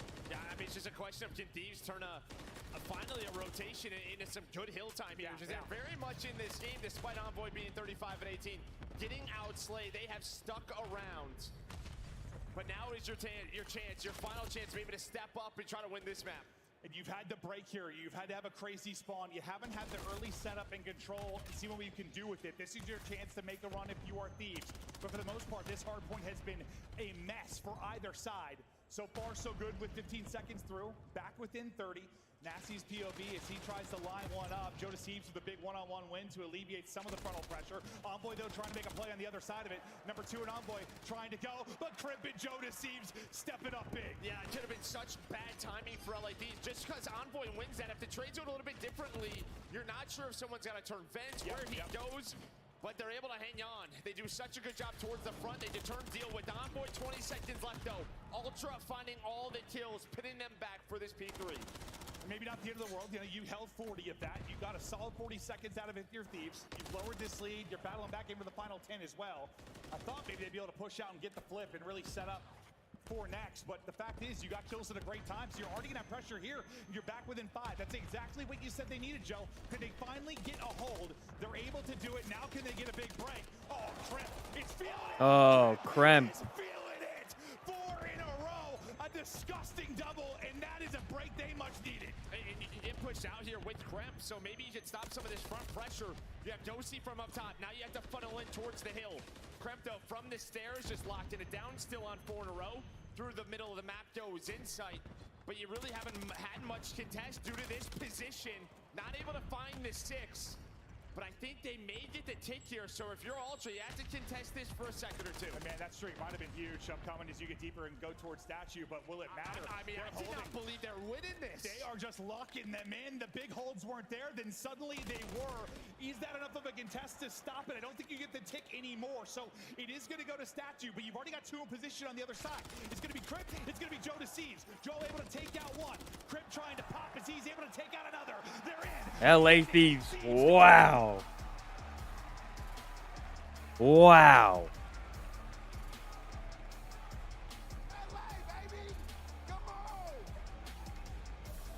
And I think you said it perfectly. Like, can they finally get a hold? You know, P2 had been a circus for the most part. I mean, the opening spawn that kind of blesses them. Well, kind of. I mean, yeah, it made that a mess. Then they're able to break it the old-fashioned way through the front. And then finally, the P2, you've kind of got the setup you want, right? You're able to get in position. But yeah, when Envoy was going for the flank and they were able to pick that up, well, who got two? Was it Crimp that got two? Yeah, Joe Deceives one, I think.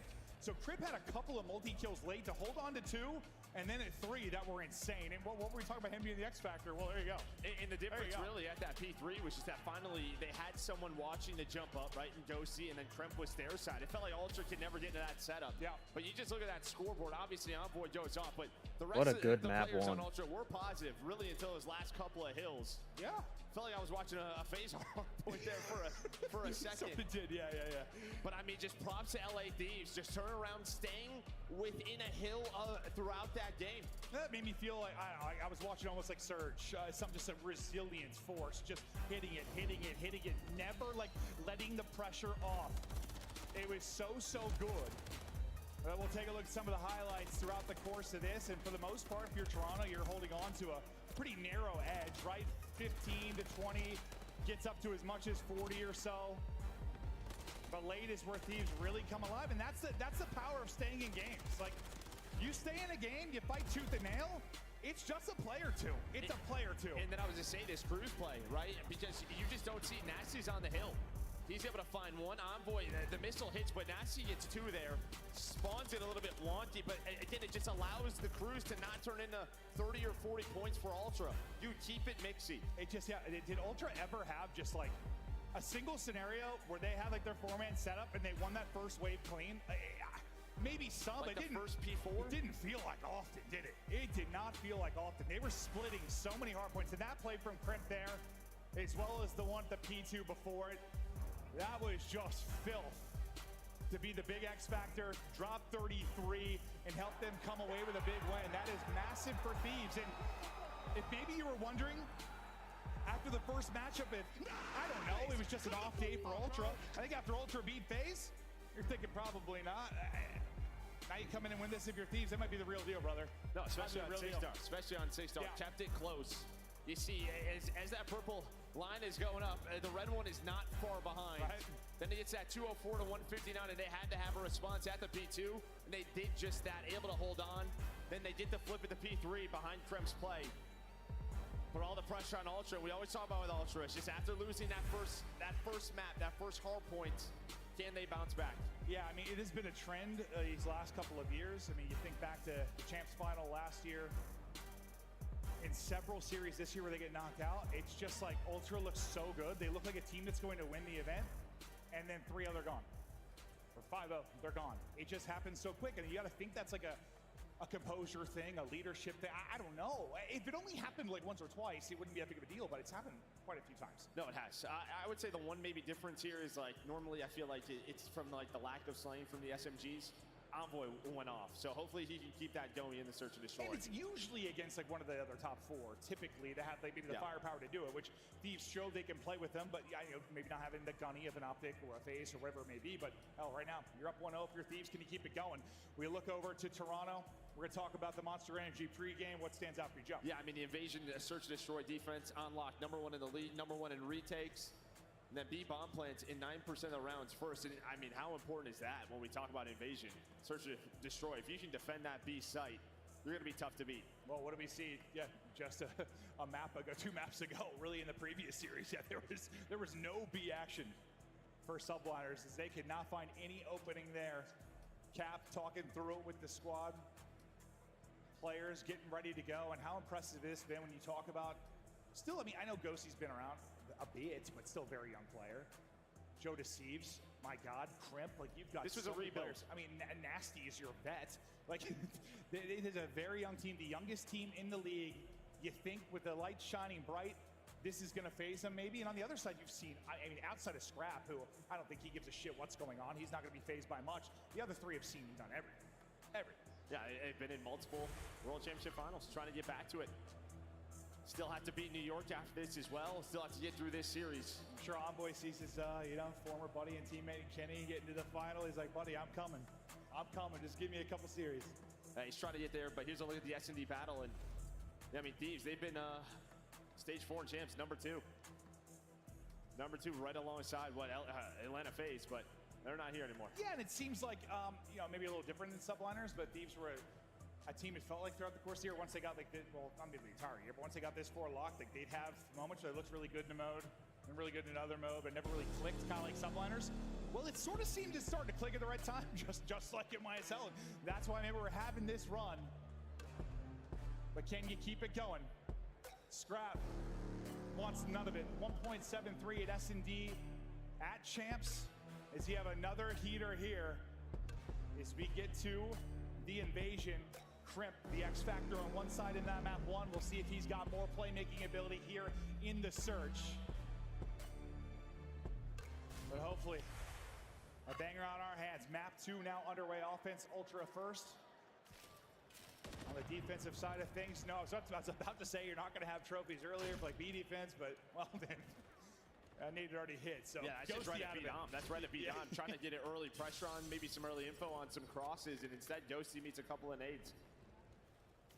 Nice setup there from Ultra to get that first blood. Now, what can you do with it? There can still be one player tucked in a corner, able to get a multi that shift things on its head. One over chow. We've seen a lot of that this weekend.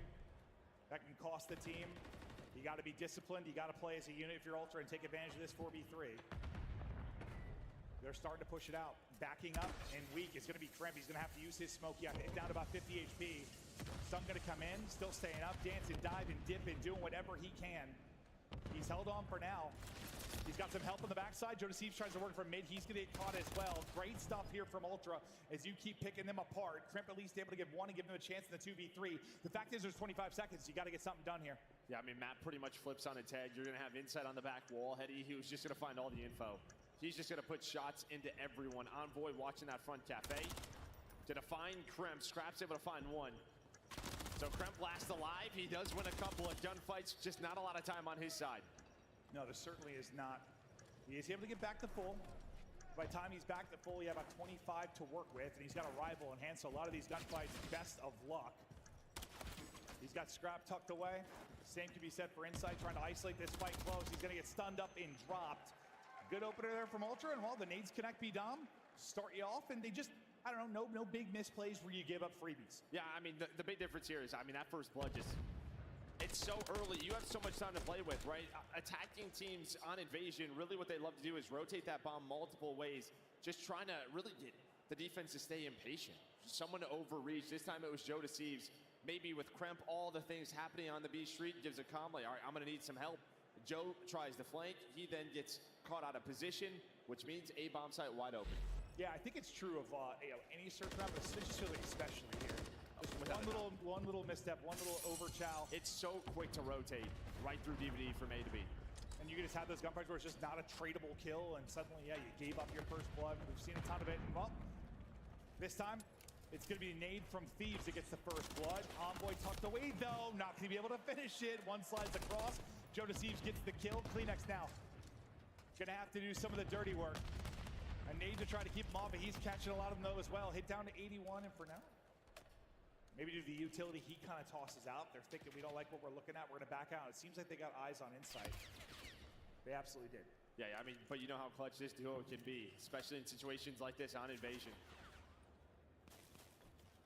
Kleenex going to try to flank through DVD, but doesn't want to make any noise. Goes to get a spot him.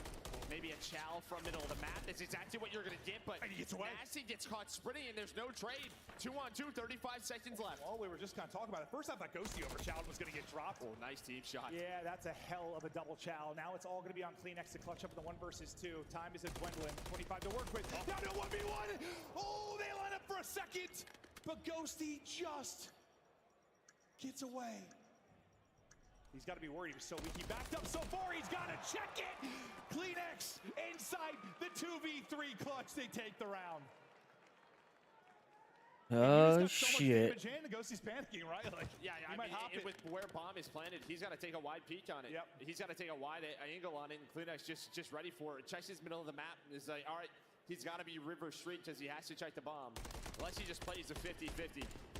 But it's a 3-on-2 clutch from the Ultra Vets.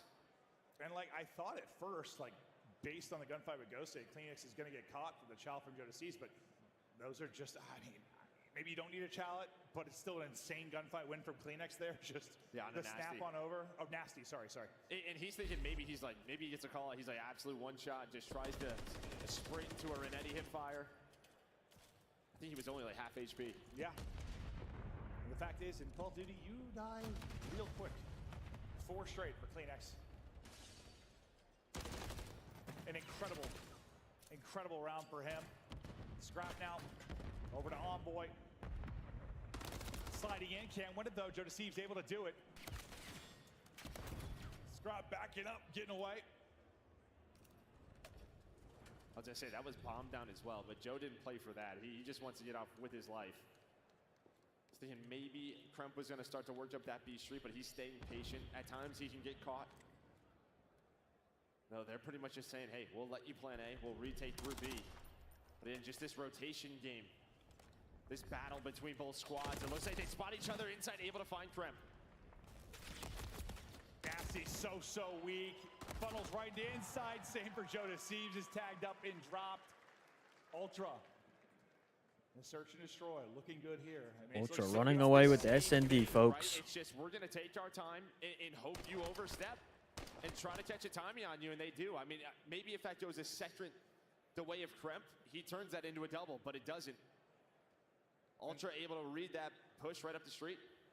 And what, now you've won every respawn in this particular matchup. You don't have a round win. But you don't have, I was just saying, now you don't have a round win in search though, so. That is tough, Kleenex 5 straight. Keeps going off of that big round where he was able to clutch up.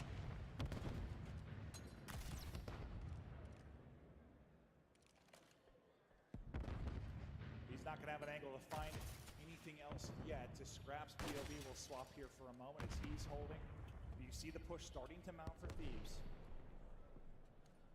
More info here from Scrap, but he just wants, he's like, someone take a fight with me, please, someone chow me. No, that's how, I mean, even in the previous round, right? Like him just flying up B-Dom, taking the first gunfight. There's not many like him. Here you come. Now you're not running away from my bullets. Connects for the first blood. Envoy pounces, at least takes one before he drops. Scrap still here though. Bomb down, opposite side of the tank.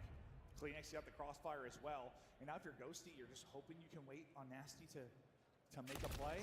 Oh, or you're just gonna line Scrap up. Yeah, he's trying to get away with the bomb. Just watch number 7. Nasty's working his way on up. Oh, the timing.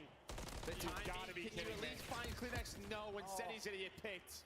Almost wins the round for LA Thieves. Maybe to line up both. Instead, it's disaster. Yeah, and it's like maybe if Ghosty lingers a bit longer, he's able to find that opening. Like the second they see him back up, just kind of leaves Nasty out to dry, not able to make that play, and then he can't win the fight. Perfection still for Toronto Ultra. Just good reads, and well, the first bloods are helping you. They have 3 in the map so far. The last 2 go the way of Scrap. That looks so frustrating from Nasty's POV. It's like, I got a freebie deal. Yeah, he saw in his cam. I'm getting double chowed. And even for Kleenex not to go down now, right? To make it a 1-on-2. He even plays his life. Make sure they can secure the round. I know they're very different maps, honestly, between Rio and what we have here, but like, is there anything you've seen so far that why Ultra are dominating this particular matchup? Does a much better search? It seems right now, honestly, it's just like, just their rotations, but the first bloods, yeah, it's a big part of it. Rotations become easier when you've got numbers, that's for sure. More people to rotate, more people to pick up angles.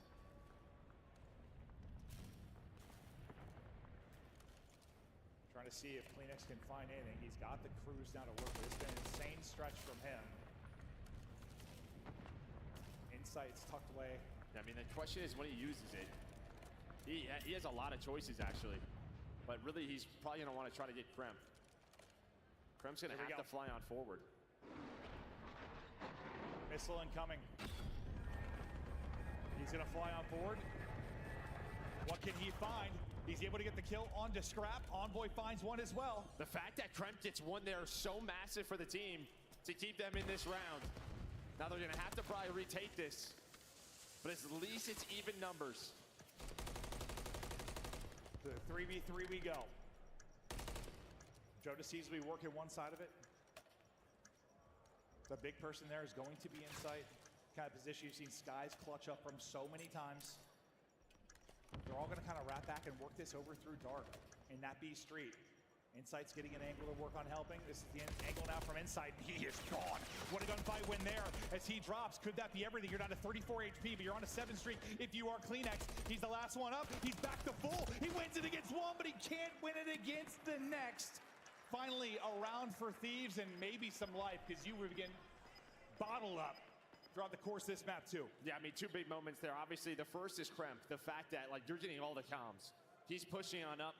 He's able to find a kill. Feels like that's got to be cleaner there for Toronto to have the 4-on-3. And then Jodeci just flies out and smokes Insight there. Insight's just hoping to find some info, put a couple of shots in, and then reposition. Instead, he got fried. Yeah, literally, if he gets a kill and gets away, if he does damage and gets away, hell, if he just gets info and gets away, he may be in a position to clutch that round if his teammates go big, if they leave one player left, like they go 2 for 2, like we've seen so much this weekend, but he gets deleted. Absolutely deleted. Nice retake there, the 3v3 for LA Thieves, but can you do it offensively now? A lot of work to do. Still in a massive hole here. And yeah, it's nice to have a bit of success there in the round. The fact is, you don't have many kills to work with.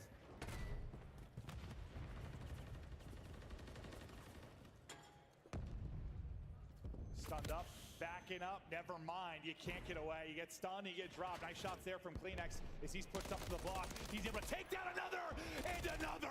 On 11 now is Kleenex, and God, he has been filthy in this map too. I mean, just the needs, the utility to open up that map, and then, yeah, how many times have we seen a player from that spot just find so many multi-kills, whether it's someone like Pred, someone like Debeezy. This time, it is Kleenex. He's already put the team on his back in one previous round. This time, doing it again with a bit more advantage. Nasty tagged up. Kleenex wants it all. He gets the ace. Incredible there from Kleenex as he gets out the 12. Jesus, Kleenex is just fucking frying. Ace the first one through too. When they had the 2v3, I wasn't sure if Insight got one. That might be 2. Regardless, this has been an insane one. Another brilliant individual moment, and Kleenex is roaring. See the final kill there as they set him up for the ace. And not a guy that roars very often. No, sure. he doesn't. Is it more like a meow? Probably. I don't know if that's a meow. I don't know what that is, actually. 4 straight again. He gets all players. Now Envoy gets to work. The rest of the team, Scrap, Envoy, and Insight add up to Kleenex. He's doing his part of the job, that's for sure. You get another first blood, you got another chance to close it out. He's got 11-1 round count advantage in this matchup in Search and Destroy. They have been dominant across Rio and now across Invasion. And a reminder, the map 5 would be a Rio if we get that far. Now you got to retake it at 3 versus 4. Hey, you're able to retake it once earlier before, but yeah, it was a 3-on-3. This time a little bit different. You have that extra player now if you are Ultra. Jodeci is trying to work through DVD. Kleenex should be the first player here watching both connector and this back door. Just what's the timing like? Kleenex finds another one. Insight there for the trade. All down to Ghosty. Ultra ties up at 1 apiece. And my God, I mean, that map 1. That was tight. It had a lot of insane moments. It comes down to the nitty-gritty in the final moments of it, but this was just... The 2 searches between these teams have not been close at all. And you talk about, the Thieves stats and how they've improved in search and all that. Sure, yeah, they've made a hell of a run this weekend, but in this particular matchup, they have found 0 success there. And for Ultra, I mean, like, going up against... They are to progress and go up against your New Yorks, your OpTics, right? Even with what we saw versus FaZe, their search this weekend is looking probably deadlier than it ever has. Yeah, no, 100%. So how far can they go? Assuming they're able to take this one, which we think, I mean, they're the favorite, even though they lost, they still are, just because it's Ultra. They've been the #2 team all year. You take a look at his stats, and Kleenex, just unbelievable stuff from him. An absolute clinic. 11 of his 13 non-traded. Clutches up with insight in a round, has an ace in another. Just dominant stuff out of him. Nothing real positive to write home about. If you are Thieves, I don't know what the takeaways are there. The takeaway is that, you know what, we did this before. J-Cap's like, hey, Yeah, whatever, true, we true. get another hard point. True. That's what he's excited about. Hey, as long as we're improving, we're winning. Yeah. Hey, 0 rounds to 1 round. To 1 round, yeah. Yeah, no, it's incredible. That's what it does. Incredible stuff there. Good job, J-Cap. But no, yes, you brush it off. You've done it before. Now you try to get to the control and focus on that. You're getting ready to go to Invasion, and one of the big things the desk talked about and we chatted about, like, you're looking at the same maps in this series. So on one side, like, you know you can do it if you're Thieves. You get back to it if you're Ultra Plugs, you're like, we should have won some of these. Can they do it this time? Yeah, I think so. And I mean, for Thieves, it's like, this is one where round 5s have haunted them. But last time through, they won in 4. All right, well, we'll see if they're able to do that. Maybe avoid the round 5, get it done in 4, and win all the respawns again to continue this Cinderella story if you are Thieves. But Ultra looking to make the run, get back to another grand final at Champs. They won the Search and Destroy. They tied it up 1-1. Scrap-a-doodle-doo and the boys trying to bring the Thunder in the map 3. That's coming up after the break. Come on, bro. Come the on. Nice, boys. Holy shit. Yo, Kyle, look at me. You're the idiot. Let's go, kid.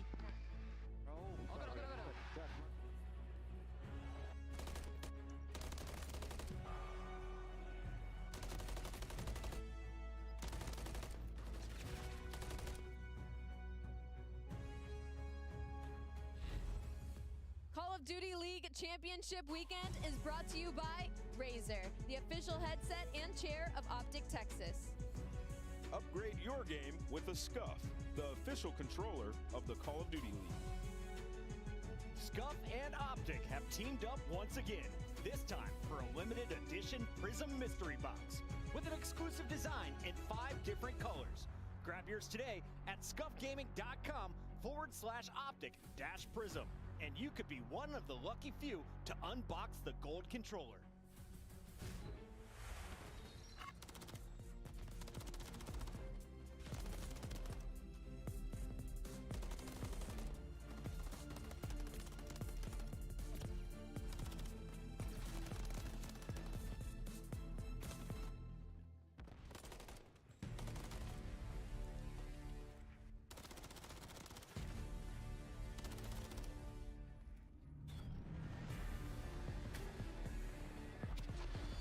Right back, folks, and give me something to snack on.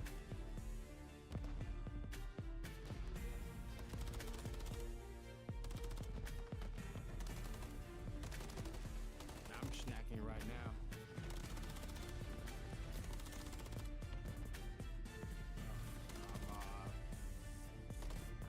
Bratwurst. Me too. No. I peel the skin off of them, and then I'll slice them up. I'll slice up some pickles. I'll slice on this shit. Huh? That's only acceptable answer. Oh, yeah, of course. Oh, hot. I need to get shit hot. Hot as fuck.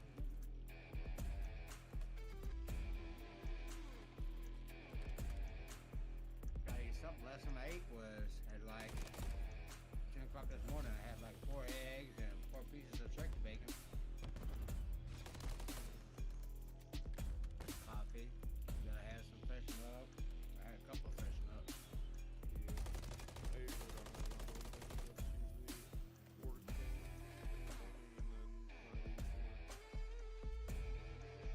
What's that? Freshen up?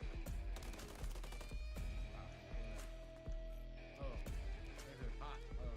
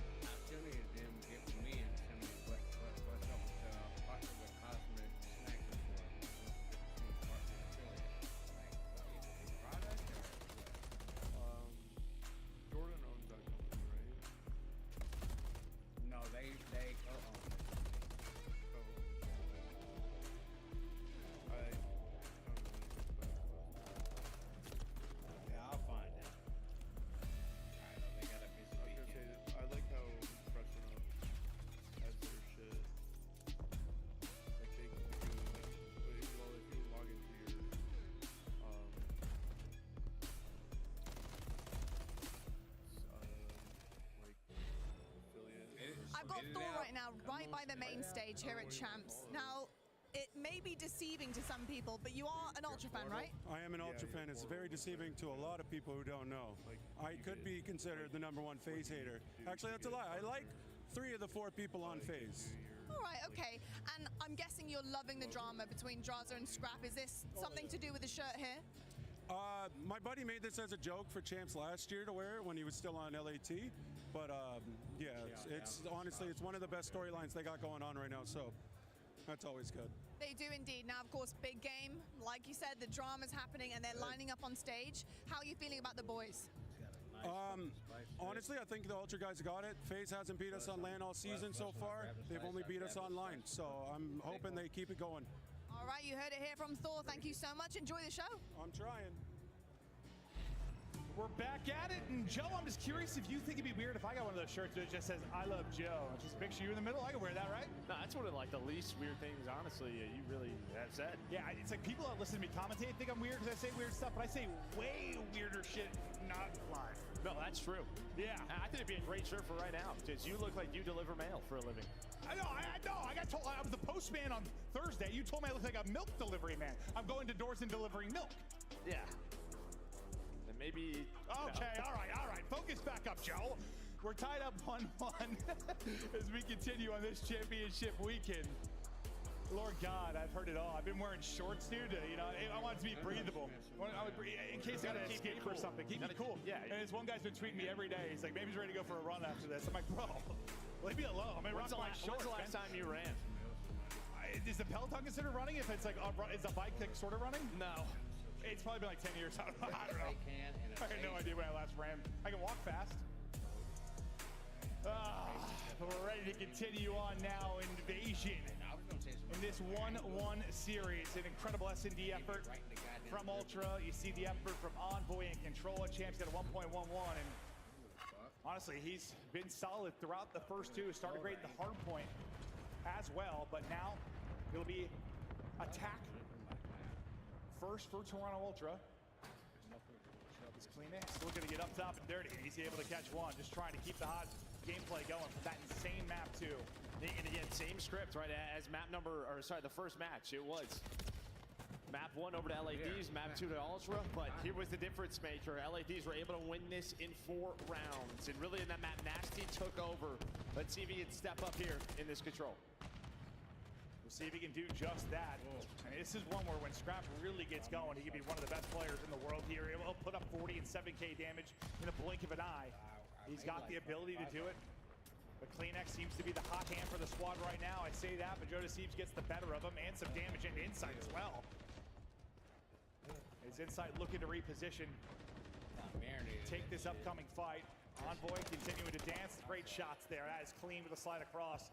Is the Renetti is able to pop. He's trying to sprint across and apply pressure over to A, and he's able to do just that. Yeah, and Scrap wins the one-on-one over towards B, so B should be done. Maybe they send Joe on this. Maybe they try to find the pick, but yeah, B done. You're gonna get the minute extension now. There was a chance there with Insight. Maybe if he is able to play his life over towards A, he's got a chance to make a play. Maybe his teammates get to him in time, but nice shots to clear that A point. Yeah, they've got players on it twice and they've died instantly. You've done a good job of that. So, I mean, Thieves, I feel like they've struggled here defensively. It's just been like they have these really bad 3-4 downs that'll happen in really inopportune positions. Like they'll play great defense, then everyone's like, let's die at the same time. As Tyson comes on through, Joe Deceived lays one out. Envoy takes on one, runs out of ammo, can't finish that fight. So still kind of okay for either side. I mean, you've got a body here to hold the cross, yeah, but you're winning this if you're Ultra. I mean, you got more map position. Yeah, and the big thing is you're up 7 lives. You only have 9 lives remaining if you're LADs. You have to slow this down. The problem is, though, they are just putting constant pressure front cafe and on this point. So you kind of have to go. You have to challenge, but Nasty with some insane wall bangs. Maybe finally a 4 dead. You can finally get up the map and slow this round down. The tippy toes just getting smoked. Crimp surging on forward. He gets out to 3 straight. Nasty, who you said was in kind of takeover mode last time, looking to still get going. Some great wall banks, yes, but only 2 kills to go, and you've only got 6 lives remaining. When Nasty wins another big one, is he going to be the clutch guy for them late? 45 seconds to go. 3 life advantage now for Toronto Ultra. Next push upcoming. Lead guy currently is Envoy. Working that A Street is insight. And this could be key, right? This next push, it could just be the difference maker. How clean is it for Ultra? They're able to find the first pick now. You have the numbers. You have to go if you want those reinforcements to get to you. Joe with a good trade on Envoy. So 3-on-3, you get to the points, but Joe Deceives feels like he's been so good in some of these moments. You allow them to use the zone, but it doesn't matter. You hang on. You were down 7. Time now working against Ultra. Joe Deceives some massive kills. Nasty, who was 1-6, 3 straight out to 4-6. Didn't really get involved until late, but he has gone big. Can't win that one though. Inside scoops on through. Joe Deceives another big defensive kill. They're shutting him down. They don't get across. Close. You clutch up, and that felt like some of the round wins like Subliners have been getting. Like they've just been scraping away some defenses, but they hold on. Like low in lives, like what they had, like one where they won it with 2 lives, one they won it with 5 lives. Like it's been up against it. And you felt like that was gonna be a similar position now for Thieves, but the fact is you don't panic. And you were saying like slow it down, but yeah, it's really hard to do when you're not really dictating the tempo because Ultra are just soaring at you. Yeah, they do a good job when they go 3-4 dead, maybe on like their first push, finding the answers. They're great with utility. The stuns, the nades, breaking those trophies, and having advantages in fights. Good shots on Scrap in the back So there. many shots into Scrap, but not quite able to finish it. They'll get right on the B so far for free. Working around the flank, it's going to be Kleenex, and that's going to start to turn some heads. He's going to be a threat on one side of it. Is Crimp, that comp comes into Kleenex, he's able to deal with that. I thought maybe he was going to push through and start to tag the reinforcements, but he just gets right across trying to help the boys that are battling on B.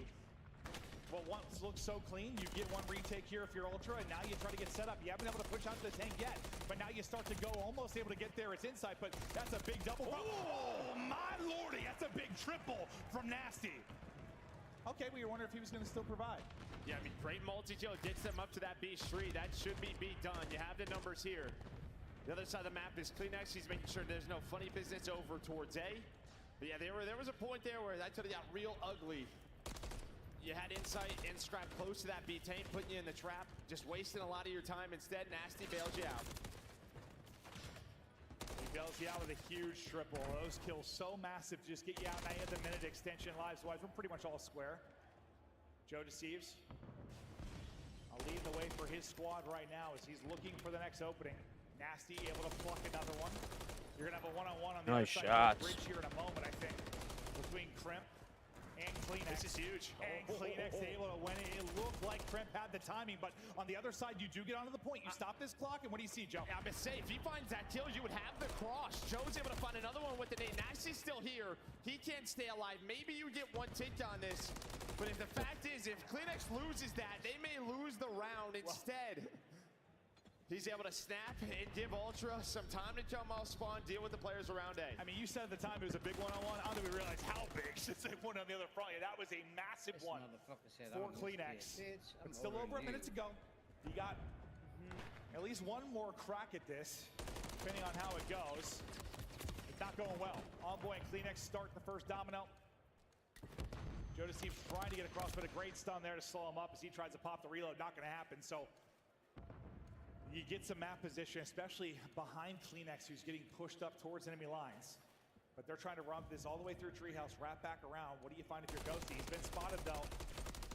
He's still able to win the fight. Scrap's had a couple of those, maybe some overchallenges where, but you know he's going to take it. But now this leads to a potential 4 dead. Insight trying to play his life.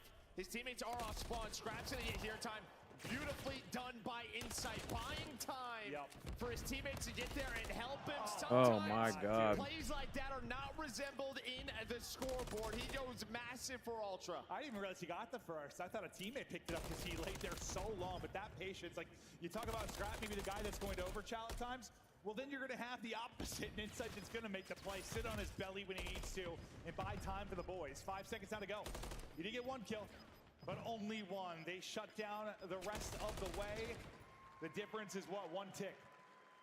Yeah, I think Scrap had a couple. He had like the one Joe Deceives one on him, like Cafe, where that led to maybe a chance for LA Thieves, where he's just trying to take those shots and then Ghost right there. But Scrap's going to play that way. That's him. That's what I was going to ask you. Like, I'm sure you've had teammates like that in the past that like live or die by the overchow, and it's just like, it's like shooter's going to shoot type mentality. Like when you're that type of player, you're going to win some that are going to win us maps. You're going to lose some that are going to lose us maps. Like, yeah, pretty much. It's what it is, right? Like, you know, Curry's still going to take 10 threes, even if he misses them all. It just, Scrap usually doesn't miss a ball. It's 15 and 13 right now, and we're tied up 1-1. Get one body onto the point. Envoy trying to be the guy that picks you apart. He's had some insane sequences on this particular map. He's looking to provide another. Great stuff. He's up to 5. 1 away now from the cruise. And he is hunting for it. He's hunting, and yeah, you know, that's a he's one-y call out because he just sends it, gets a Renetti bullet in, and there's the cruise. We'll see when that comes into play. Yeah, pulls out the Renetti right away. Scrapto push up treehouse. Hello? Scrap is just shooting. You shout out Cross. Yeah, Joe deceives though. He's able to find a double. Great job from Joe to recover. Maybe Nasty's thinking like Joe's gonna shoot that guy, but didn't even look at him. On the other side of the map, Insight was trying to creep up over towards A, but you do get the cruise on Envoy. Now you're starting to work this B control. Second bit through. Third should be here quickly. Great pop and shot there from Scrap. So the Renetti goes Envoys. He's got to get the reload in. Cruz still there. 8 points now done. Minute in. 1 life difference. Now you start to plan this attack, and there was a lot of pressure from Ultra. You just held so well if you were Thieves last time around. Can you do the same here, or do you find a massive opening? Do you have a spot where you can use that streak? Go ahead. Yeah, and I like that from LA Thieves. They don't overstep. They pretty much just find a couple of kills. Once they're done with that point, Joe continues to go huge. He's up to 21. Nasty locking down DVD, but maybe the first fight over towards A goes the way of Ultra. Scrap on a Kremp. Got a little bit of help from Kleenex, trying to watch the cross hit. Scrap just moves on forward. Trophy down. Teammates looking over him. 3 dead here for LA Thieves. And that works out perfect with the timing. Teammate help comes in, and Scrap is able to chow. First tick done.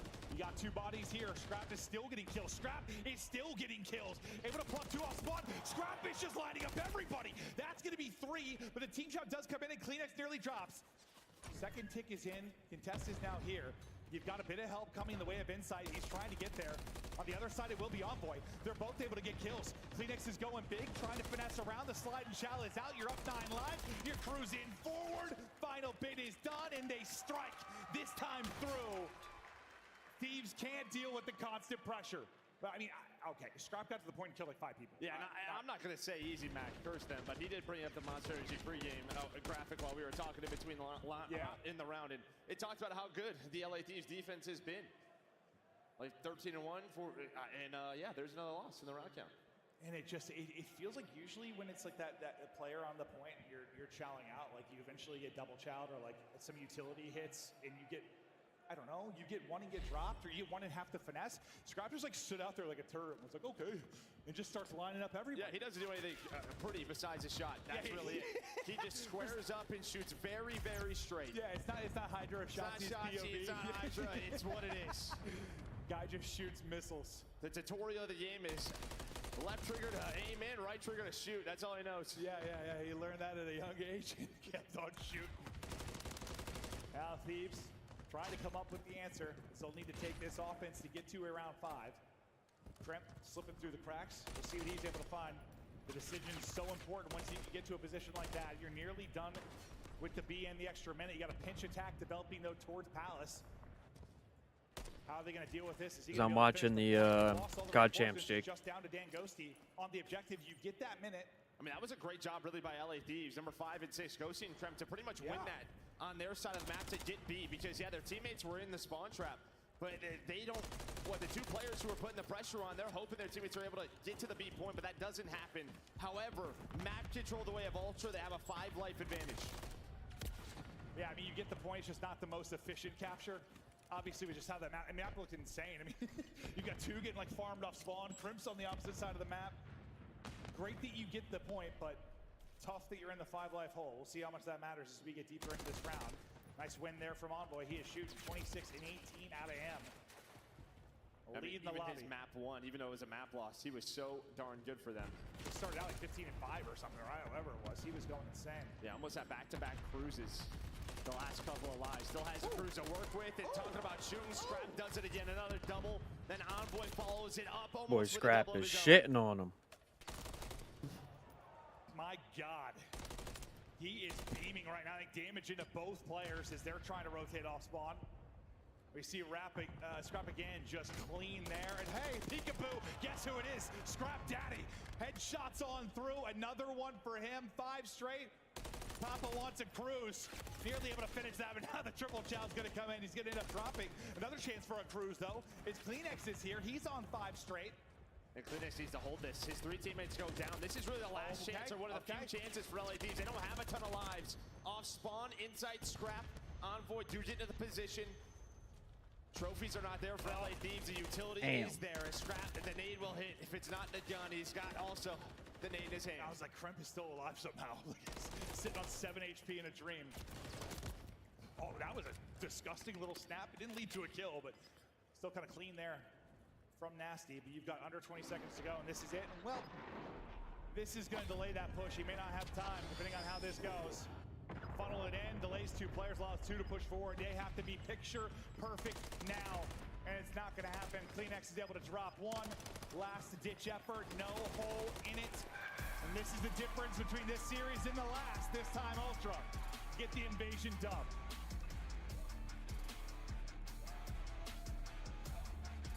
Yeah, just from a team effort to slay, obviously Scrap goes off. You have Envoy, Kleenex has another solid game. This is going to be an important map, another one, right? When you're talking about vetoes moving forward, they happen to, well, for both of these teams, going up against the likes of OpTic in New York, who invasion control is always going to pop up on the radar. Oh, yeah, we've seen a ton of it this week, and that is for sure. And another one here that is able to end it in 4 rounds. You take the 2-1 edge. If you're Ultra, you fix maybe some of the mishaps you had, and you're talking about the great defense out of Thieves. You're able to pounce once. Our Toronto Ultra. And what did I say? Scrap sometimes is good for 40 and 7K damage. Well, if he would have gone 5 rounds, that would have been the case. It just ends in 4, but he got into that takeover mode where he just seems near on unkillable. Envoy kept getting into your back line, or at least like the middle of your line, kind of that 50-yard line, and getting picked so they couldn't perfectly reinforce the defense. The fact is, on the offensive Browns, they were a threat basically always. Yeah, you were never able to push them back, right? Yeah, Scrap and Envoy really go off on offense. 18 kills for Scrap, 13 for Envoy. But yeah, they convert that into a round win. That's the difference there. Hold on their defense. LA Thieves had a couple of chances, but just never the cleanest of looks. Well, we're going to take a look at some of the highlights and chat through it. And yeah, I mean, kind of hit on the major stuff, just some of the big offensive kills. You saw the playmaking ability multiple times. If you are Toronto Ultra, it was a great defense really to start us off. If we were Thieves, you know, it comes down to like their last 4 lives or whatever, but they're able to hold on. It just felt like here in this area, right? Because you would have had multiple players on the point. He won a gunfight before that, then wins another one to deal with the players off spawn. Like, that was probably the best chance for LA Thieves to win that offense. 100%, but then that's a triple from Scrap that basically seals it there. And it just felt like for their offenses, it's like the water pressure on a dam, like it just kept building, and eventually it was going to break. Like, it just felt, yeah, you just backed up, like eventually they're going to do it, and they did just that. And I think all of our top teams really show that. Just the amount of pressure, their ability to stay alive around Laundry, Mannequin on the point. All top 4, I feel like all show moments of brilliance on attack, on invasion. Yeah, I just think also just the individual talent, you saw kind of a gap on that particular map. Like, there were a lot of really sick sequences and multi-kills, and the only one that pops to me for Thieves, there were probably more, but the nasty play to kind of get them out, like that triple was disgusting. You just had like a lot of those type of plays on the other side of it. Okay, don't get me wrong, that was sick, but there was so much more firepower on the other side. Yeah, I think Joe had a couple of like on their defensive rounds, but not much going their way on attack. So now, what are you thinking through? If you're Thieves, like you knew you could do it after you lost the map too, because you did it the, well, I don't want to call it the old-fashioned way, but you did it through 3 respawns. Now you lost a respawn. You know you're going to have to go to Rio that you already got 06, so what the hell are you thinking now? Well, hopefully you made some VOD prep, some Rio adjustments if you get to that game. Well, you got about 6 minutes of VOD prep. Yeah, not a lot. Maybe look at some of their other matches. Yeah, no. But again, this Rio hardpoint, one of their go-tos, it was a very close one. It's like a 15-point game on this Rio hardpoint. J-Cap, dude, he was handsome. I get distracted when he's on the screen. One of the best to ever do it. You like him more than me, and it constantly hurts my feelings. Let's see what Thieves can do here. If not, it's going to be a 3-1 sweep. A lot of the vets getting into these coaching roles and getting their impact in. On screen now, you see the Ultra players locked and loaded. They have gotten going. and they're feeling themselves after maps 2 and 3. They want to close it out on this Rio. And again, we are not done tonight, right? Winner of this takes on Subliners to see who's going to be in our grand final tomorrow to take on OpTic Texas. So is there anything, I don't know, how does like this series impact the next? When it's one like this where like you have such a small delay, you know, you have what, 15, 20 minutes until the next match? I think normally what... You want to end it quickly, does that matter? No, I don't think that matters. I think normally what people would say is, you know, you win a match, you go to the next one, it's going to have the advantage. But if you look at last year's champs, New York did the exact same thing. They got fried by Ultra in the winners final. It was not close. They dropped down to a losers final. Who'd they play? They played FaZe. They beat them. They didn't go on to the final and win 5-0.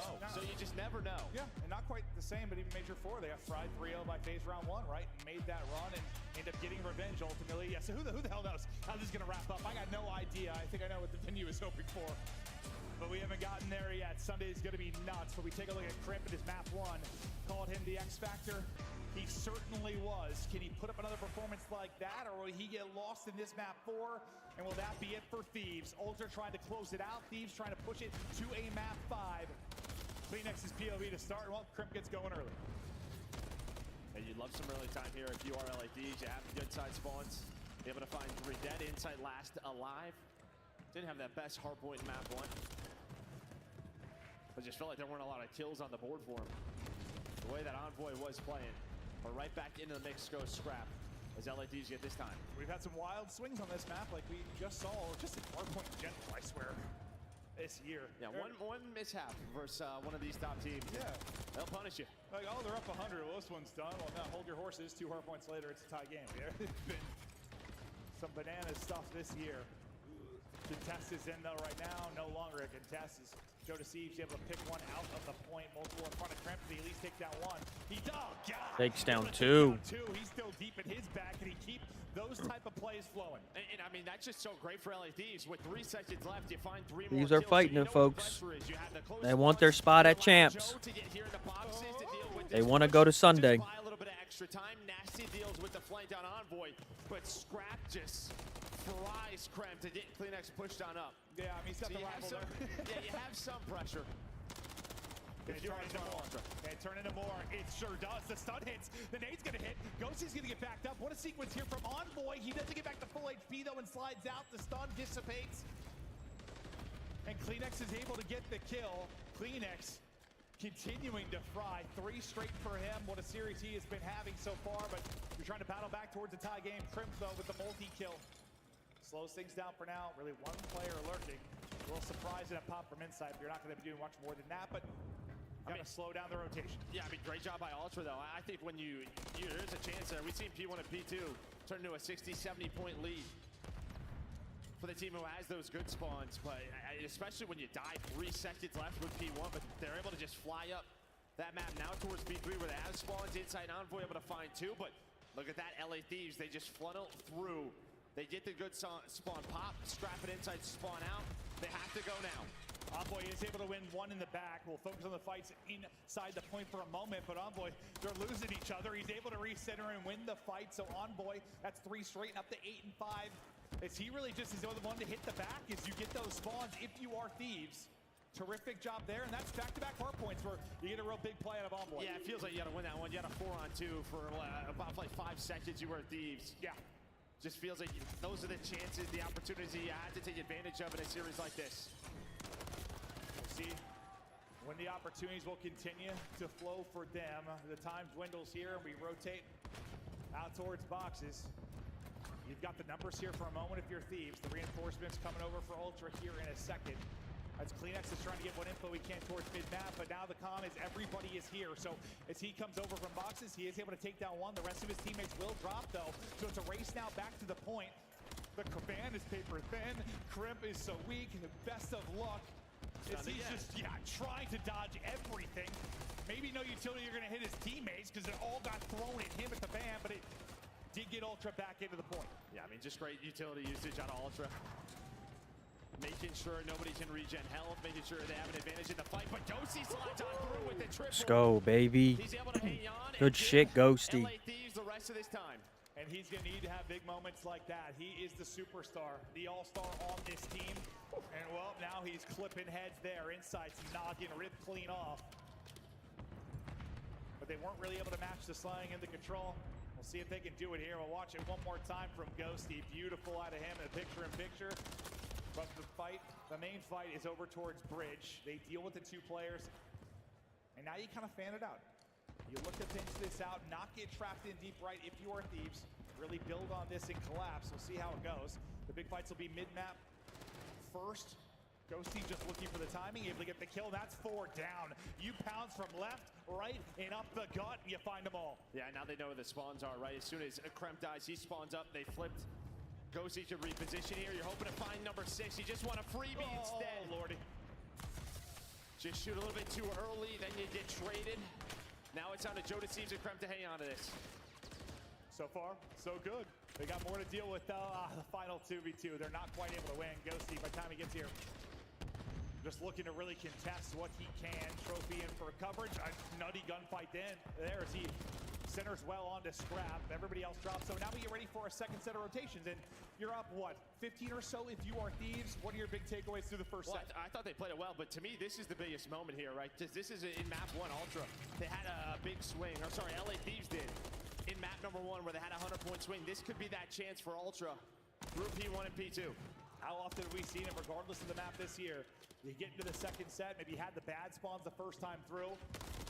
You get the good set.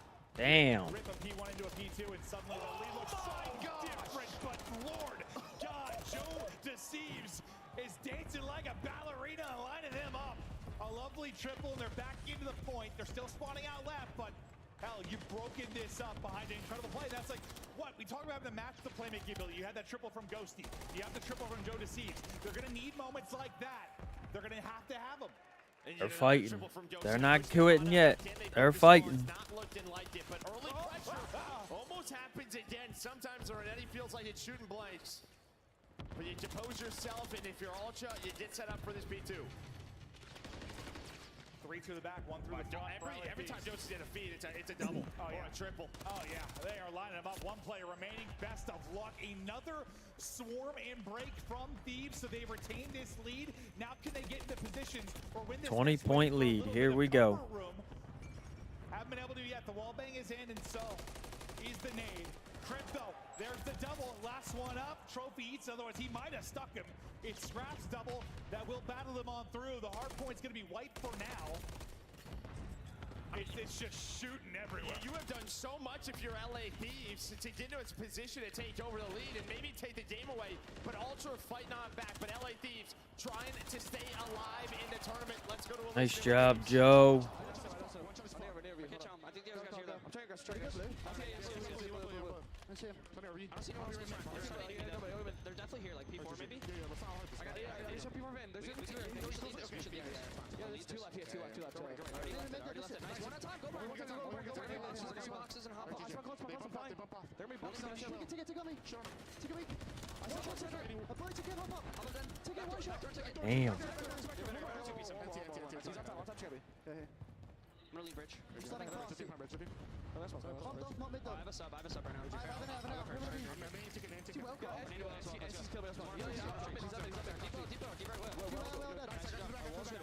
Do not give it to him. I'm one shot side though.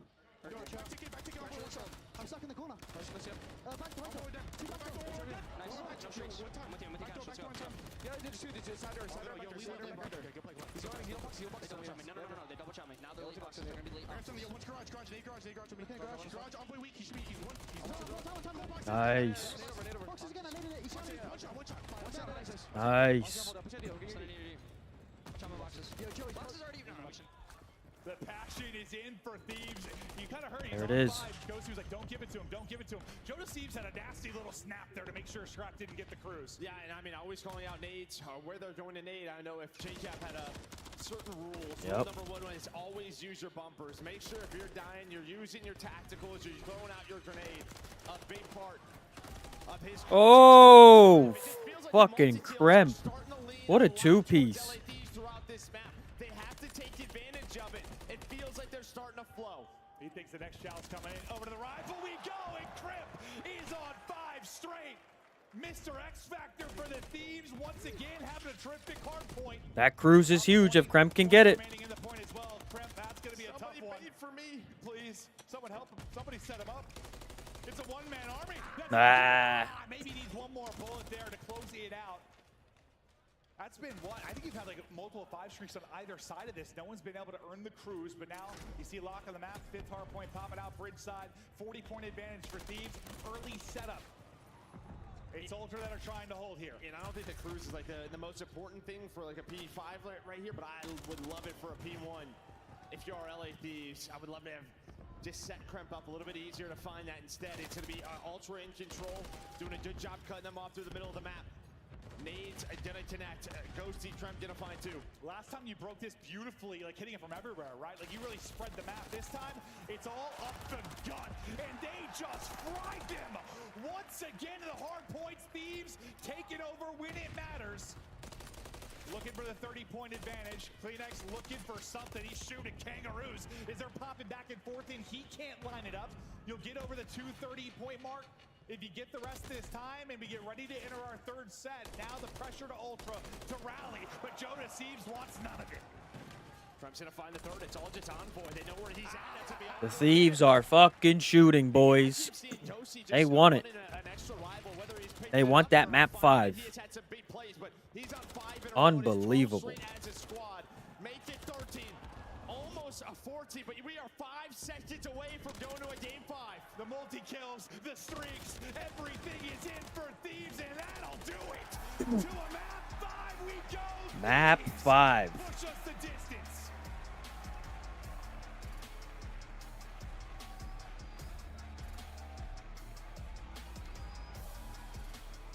We were wondering when the day started, man, like this event has been insane, right? Like we started with round 1 matchups that were nuts to kick us off. We had a bunch of game 5s in the second day. Then we started out with like 3-0, 3-0. I'm like, is this just gonna be one of those days? It's just 3-0s across the board, and I'm pissed off. But no, now the matches have really started to heat up. As we're looking into another map 5. The teams take the walk, bathroom break, chat with the coaches, and we'll be ready to continue on soon. And this is just a resilient bunch from LA Thieves. I mean, I don't know if you would have seen this just a couple of months ago from this squad. It felt like they would break down in these moments, in these big matches, but they stayed together. They've been working on things. Their hardpoint is looking fantastic versus Ultra. That's how 4 hardpoint map wins versus this squad on a map like Rio, and you can just kind of feel it in the feed. While the slaying pretty even across the board, it's just like the multi-kills that were popping up from Ghosty, from Kremp, Joe Deceives in some of these pivotal moments. That was the difference maker for this squad. Absolutely, and I'll say it again, there are some concerns around being the youngest team in the league. Were there going to be some misplays in those crunch times? Were they going to have some issues? No, especially in the hard points. Okay, in the hard points, maybe not everything else, but in the hard points, when stuff is getting crazy, they are taking over. It's been so fun to watch the development of this team, and they are hitting on all cylinders at the right time. What a tight game it was, all the way until, what, the second P3, where you really start to take over and you run away with it late. Yeah, and I think really that second P4, that's when they go from 149 to 205. But Ultra were there, right? That's when we were in the listening, and you had a couple of big multi-kills from Ghosty and Kremp.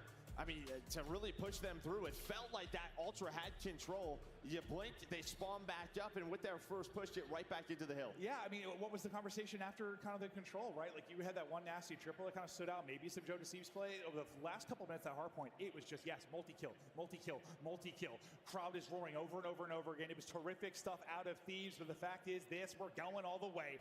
Map 5, baby, upcoming. This has been sensational. This young Thieves team trying to do it again. Can they take down Toronto Ultra? Can they push to a date with Subliners? Who the hell knows? Map 5 up after this quick commercial break.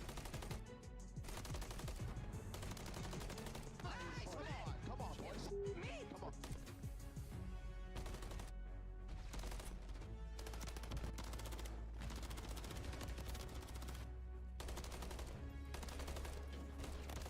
Nice! Play like a pro. Scuff, the official controller of the Call of Duty League. Visit scuffgaming.com for all your gaming needs. The Champs Tracer Pack is available now. The bundle includes the Reaper Operator skin, Ripper Weapon Blueprint, Death Stare Weapon Blueprint, Cuts Deep Charm, 2 calling cards, 2 emblems, and 2 weapon stickers. Use these items in both Call of Duty Modern Warfare 3 and Call of Duty Warzone. Available in store now using Call of Duty points. The Call of Duty Week is brought to you by Monster Energy, the official energy drink of the CDL. Brought to you by Monster Energy.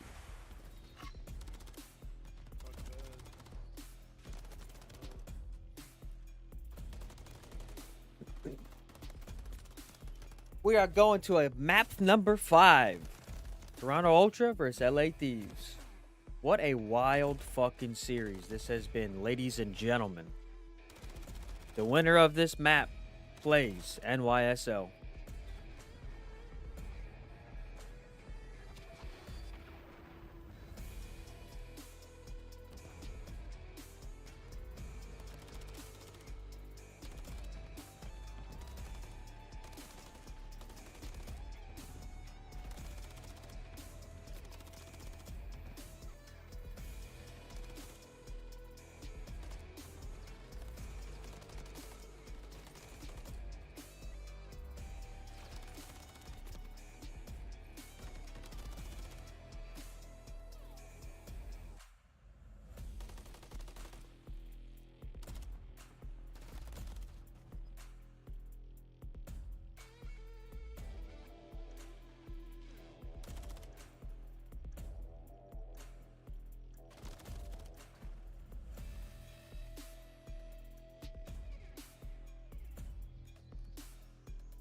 This map 5 is about to be crazy.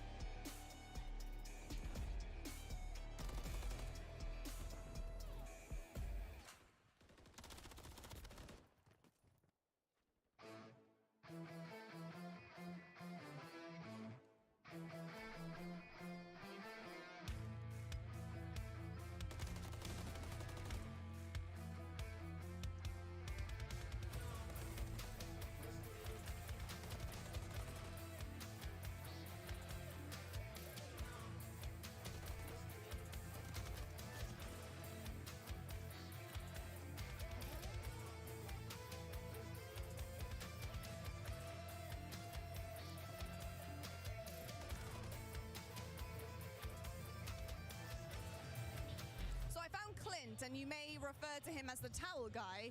Clint, welcome to Champs, but talk to me about this getup right now. Okay, so my girlfriend made this costume her freshman year of college. She said like 18 people have worn it. It came back with vomit a couple times, but it's a towel, so you just wash it. So it's clean now. Yeah, I figured he'd be a perfect mascot. Don't forget to bring a towel. You want to get high? I mean, he's got everything Call of Duty wants, so.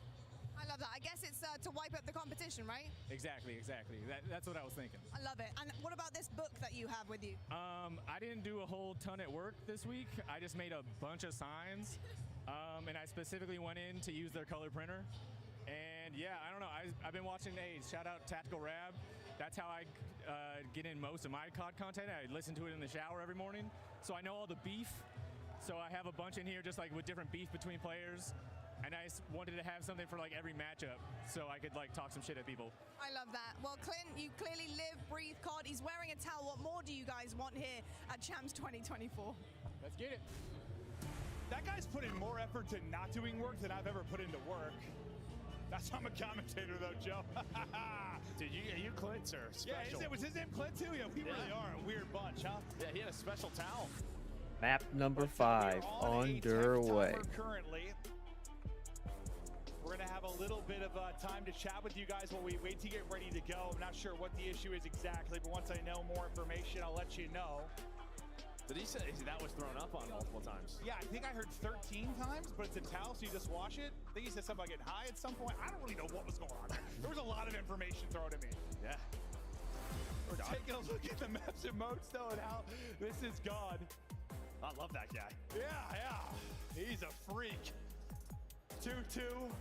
It's the hard points that have stood out for Thieves. We're going to take a look at some of the Team B team stats as we just, again, fill a little bit of time before this map 5. This is the map 5 metrics so far. You know, you've had really some ice on either side. You're 1 in 2. The scary part, though, is that it's Rio, and we just watched Ultra against FaZe. We watched Ultra against Thieves 2 days ago. We watched Ultra's S&D, and they look disgusting. They are dialed right now, but I don't know, Joe, they talk about sometimes in, like, sports, like, it's tough to beat a team 2 times in a row, 3 times in a row. Like, you know, you learn from that. Just how much can you take from an 0-6? Yeah, I mean, that's just really going to be it. Kind of what adjustments are you making coming into it? But honestly, a lot of the prep work I did coming into it for LA Thieves, it was always, if they wanted to cause upsets, I felt like they were a good enough search team. They just had to get it to the map 5s. They weren't winning enough respawns against the best of the best to do it. Now they're doing that, and just like that, we're here. What do you know? You start working on your weakness, and you start getting to a great spot. Same we said for a team like Subliners that's been making it around this last month or so. But for Thieves, this is incredible. I know Nade's our boy, J-Cap's our boy. We love those guys, and it's awesome just to see. You know, it's been an insane stretch for them, right? Like, you have that World Championship roster. Things ended up falling apart. Everyone goes everywhere else, and you start from the ground up. To get to this point is just insanity. I mean, it's awesome. I'm so happy for them. I mean, top 4 on a rebuild year is a hell of a year. Yeah, exactly, right? Like, I don't care who wins this. I don't have a favorite team. I'm excited for some great matches, and we got a map 5, and that's what it is. But part of me just as a human being, you got to be kind of pumped for the organization, considering the type of year it was, right? Yeah, no doubt about it. It's the opposite on the other side. Like, you add Envoy and you make this like powerhouse. Like, it's great to see them here, but they're 2 very different stories. Yeah, I mean, their story is we want a ring. Yeah. Nothing else matters. We want a ring. We have been there multiple times. Got the silver. This time they want the ring, but they're gonna have to win a map 5 here, then win another series versus New York after. We saw the map 5 stats for the teams. Mr. Map 5 right here, 1.42 overall on the season. That is insane. He wants the gunfights, take it straight up, and get put in the dirt. Can they keep Scrap at bay? How will it go this time around for Thieves, who are looking to get their first round in this particular map and mode against Toronto Ultra? But it's map 5, everything on the line. The team that wins continues on tonight to play Subliners. The team that loses, they'll probably try a little bit and pack their bags. So far, just looking for openings, spreading out on offense for this Ultra team. Nothing showing so far. Yeah, I mean, LA Thieves, they are just opting to say, we'll retake this, playing really on Kremp's info. He's just throwing shoulders. Now maybe not toss some nades. Looks like they knew that was coming in, so Envoy's gonna take bomb, and they're trying to wrap it. There's still 2 players here. You stay very patient if you are LA Thieves. Oh, hello, Joe. What you got there, buddy? Is that gonna work? I want to see that again. Yeah, thank you, observers. Yeah. That's a fucking nasty wall bang. 30 seconds left to go. Wow. And they will get that through. Oh my gosh. And just get away. Does Envoy hit down to 76? I'm thinking New Yorker writing that one down for tomorrow. But staying up is the nerd spots. Continue to flow this weekend. Strap trying to move and groove, but it's not going to happen. It will get traded out pretty quickly, though. 3 versus 3 we go. Envoy in the smoke, trying to get maybe a one-way for information. Phoenix able to get the one in that moment, though, so you're into a 3v2, 20 seconds to go. Retake struggles right now for Thieves. Yeah, how good was Clinics in map 2? Can he do that again? You just have to hop to defuse here soon. And well, there we go. 3 in the round for Kleenex. What was he, 12-2, 13-2? A lot in 2. A lot in 2, yeah. Now even more in 2 across the S&Ds. But man, 3-0 start for him. Does over 400 damage in that round. Terrific stuff. And they just look so comfortable in these 4-on-4s, right? Through top, middle, through all this chaos. They thrive in it.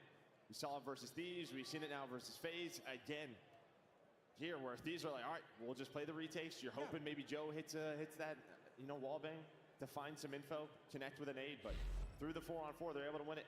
Exactly. I mean, on offense, round 1, it's just this like dance of trying to get the defense to use their utility, right? Trying to find that great time to get a plant down. And they're able do that. Kleenex right back to work, but then Ghosty and Joe Deceives step up the bat.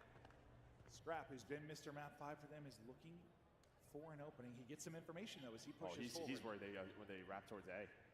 But he's in a very good spot here. A Nasty, he's kind of checking both angles to find some info, so that might be the saving grace here, and it is. Yeah, that is Scrap's head just deleted. All on insight now. 1 versus 3. And it's looking very good for your first round win in the Search and Destroy on Rio. Against this Ultra team, there it is. You get on the board already. Better than we saw 2 days ago. Something positive to work for in this Search and Destroy. You had to prep for this, thinking this might be a matchup you would face again, and looking good here on the offense. So far, both teams looking good on offense. Yeah, good job. I mean, you obviously get the first blood on Kleenex, or through Kleenex, but then you double up through vending machine, and they're able to find those kills. And I think Scrap, he kind of hesitated. I thought he was going to follow them bridge side, but they were worried maybe there was a wrapper. You know, they were going to go through an offensive spawn, so we didn't push it. But I think if he does, if he takes that risk, there's a chance. That's what, when I said, like, oh, we got in, that's what I thought he was doing. Yes, no, that's what I was like, literally ready to call, but he kind of thought the opposite of what we were thinking. And it ends up being a round win there for Thieves. Phoenix providing everything right now for the 5, for Ultra. You exhaust some of this utility, aren't able to connect, maybe backing up the players on that B side. Scrap moving up for info here on bridge. There's Joe again. Continues to check to see if they're on the bomb. Just once he sees if they're on it, they're probably going to toss nades. It's really relying on him for the info. And now Envoy, I mean, props to him. I'd be doing the same thing, but goes for the stretch. So the nades will not be there in time. Now LATs will have to retake. That's been their plan of attack. Yeah, Envoy just kind of threading the needle to get it down. Oh man, tough timing. Oh, God, I thought you should have him. Yeah, so did I for a second. Like, hello? But yeah, trophy out, and now we go on forward. Just right on the other side of the smoke. Crip somehow able to win it. Envoy gets first bullet, but he's able to take him out. Now Ghosty with another. Time dwindling, 20 seconds to go. Kleenex, he's going to pop up. Can he be the playmaker yet again? Bob, wiggle, and move. He gets the information on Bomb, but nobody there, nobody left. Thieves back-to-back rounds. And what looks scary, it gave me a little anxiety there in the bridge for a second. Ends up being a hell of a retake. No, obviously they're doing that as they have the smoke to work that defuse and really just cause some panic on the Ultra side. They take bridge control. That's the difference from round 1 compared to this one, is you control bridge side. Which gives you a lot of opportunity. And it focuses you or Toronto Ultra to pretty much say, all right, there's 2 ways they can really look from. Either they're going to flame through boxes or they'll be looking from the stairs on the attacking side, and then through the smoke, they just kind of panic. Yeah, I mean, we're going to have some cheese both ways through the smoke this weekend. That's kind of how it's played out. But I thought, like, Envoy got first shot, but Crimp somehow won that. Snaps and wins it with whatever HP he had left. That was pretty unbelievable. LA Thieves, closer and closer. Kleenex, though, this time he gets the first blood. Pegs him with the stun. Should set up inside for 1. And he does just that. He's just on the other side. Oh, the timing is insane. Crip able to get the melee off before he drops. Now it's on Dan Ghosty. 1 versus 2. Knows the position of both, or well, he did a moment ago. He's going to be guessing soon, though. You got to be careful here if you're Scrap. Envoy's not in a great spot to trade this whatsoever. He's a little bit deeper than boxes, but Scrap gets a timing. He just pushes on forward there. Takes the one-on-one, able to win it. 2-2. As we'll see it from Scrap. 1 more time. And yeah, that timing works out pretty insane for him, but gets to his second kill. As back and forth we go. Very vocal right now is Scrap to the other boys. That's just how they want to play this. Again, if they're going to take this bomb side again, maybe just have someone look over him bridge side. What up, bad boy? So they can't start to retake from there. Or maybe the other option is to isolate Joe, so he can't do that wall bang, right? You know he's going to stay A side. If he opts to go for that, maybe you catch him as he's starting to put those shots to the wall. It looks to be pretty similar in the lead up so far. Scrap trying to get a one-on-one bridge side. The repositioning will be nasty. Oh, he's getting a wall bang across the map. It's not a very strong wall, is it? No, it is not. No, it is not, Joe. Right back to it. Yeah, look at the flank. This time a different look here for LA. He got it. Oh! Finally it hits. Envoy is not a happy boy. I'll hop right back up. Yeah, I'm watching the Champs Weekend. 4 versus 3 for Thieves, though. Can you retake it from this situation? Time, though, is ticking quickly. 30 seconds left to work it. They just have no info. They have no positioning to work with because they gave up the flank. It's really just bridge side. Kleenex is there. Done. But that doesn't They matter. got the Defuse. defuse. Wow. Pulling out all the tricks. Yeah, I bet you're smiling, kid. I bet you're smiling. He gets him to 180, gets back to full. He's like, all right, surely, maybe he's reloading or something. I got this. Then just instantly gone. They just forget to put walls in, or is that way? What's a wall made out of SpaghettiOs or something? What is that, bro? How the fuck you figure out that you can shoot through that wall? No. That's insane. Holy hell. He catches him once. We'll catch him again. When you're in this spot, like we saw at Major 2 or whatever it was, where New York pulls out the spots, you have to daft on the fly. Well, it's either option A, you push through B, or option B is you go to A. We'll see what they do the next time up. Scrap wins a fight top mid. Big first blood there for them. Still a presence here, though. Boy can't quite get away. Into a 3v3 we go. Scrap still there, waiting and lurking.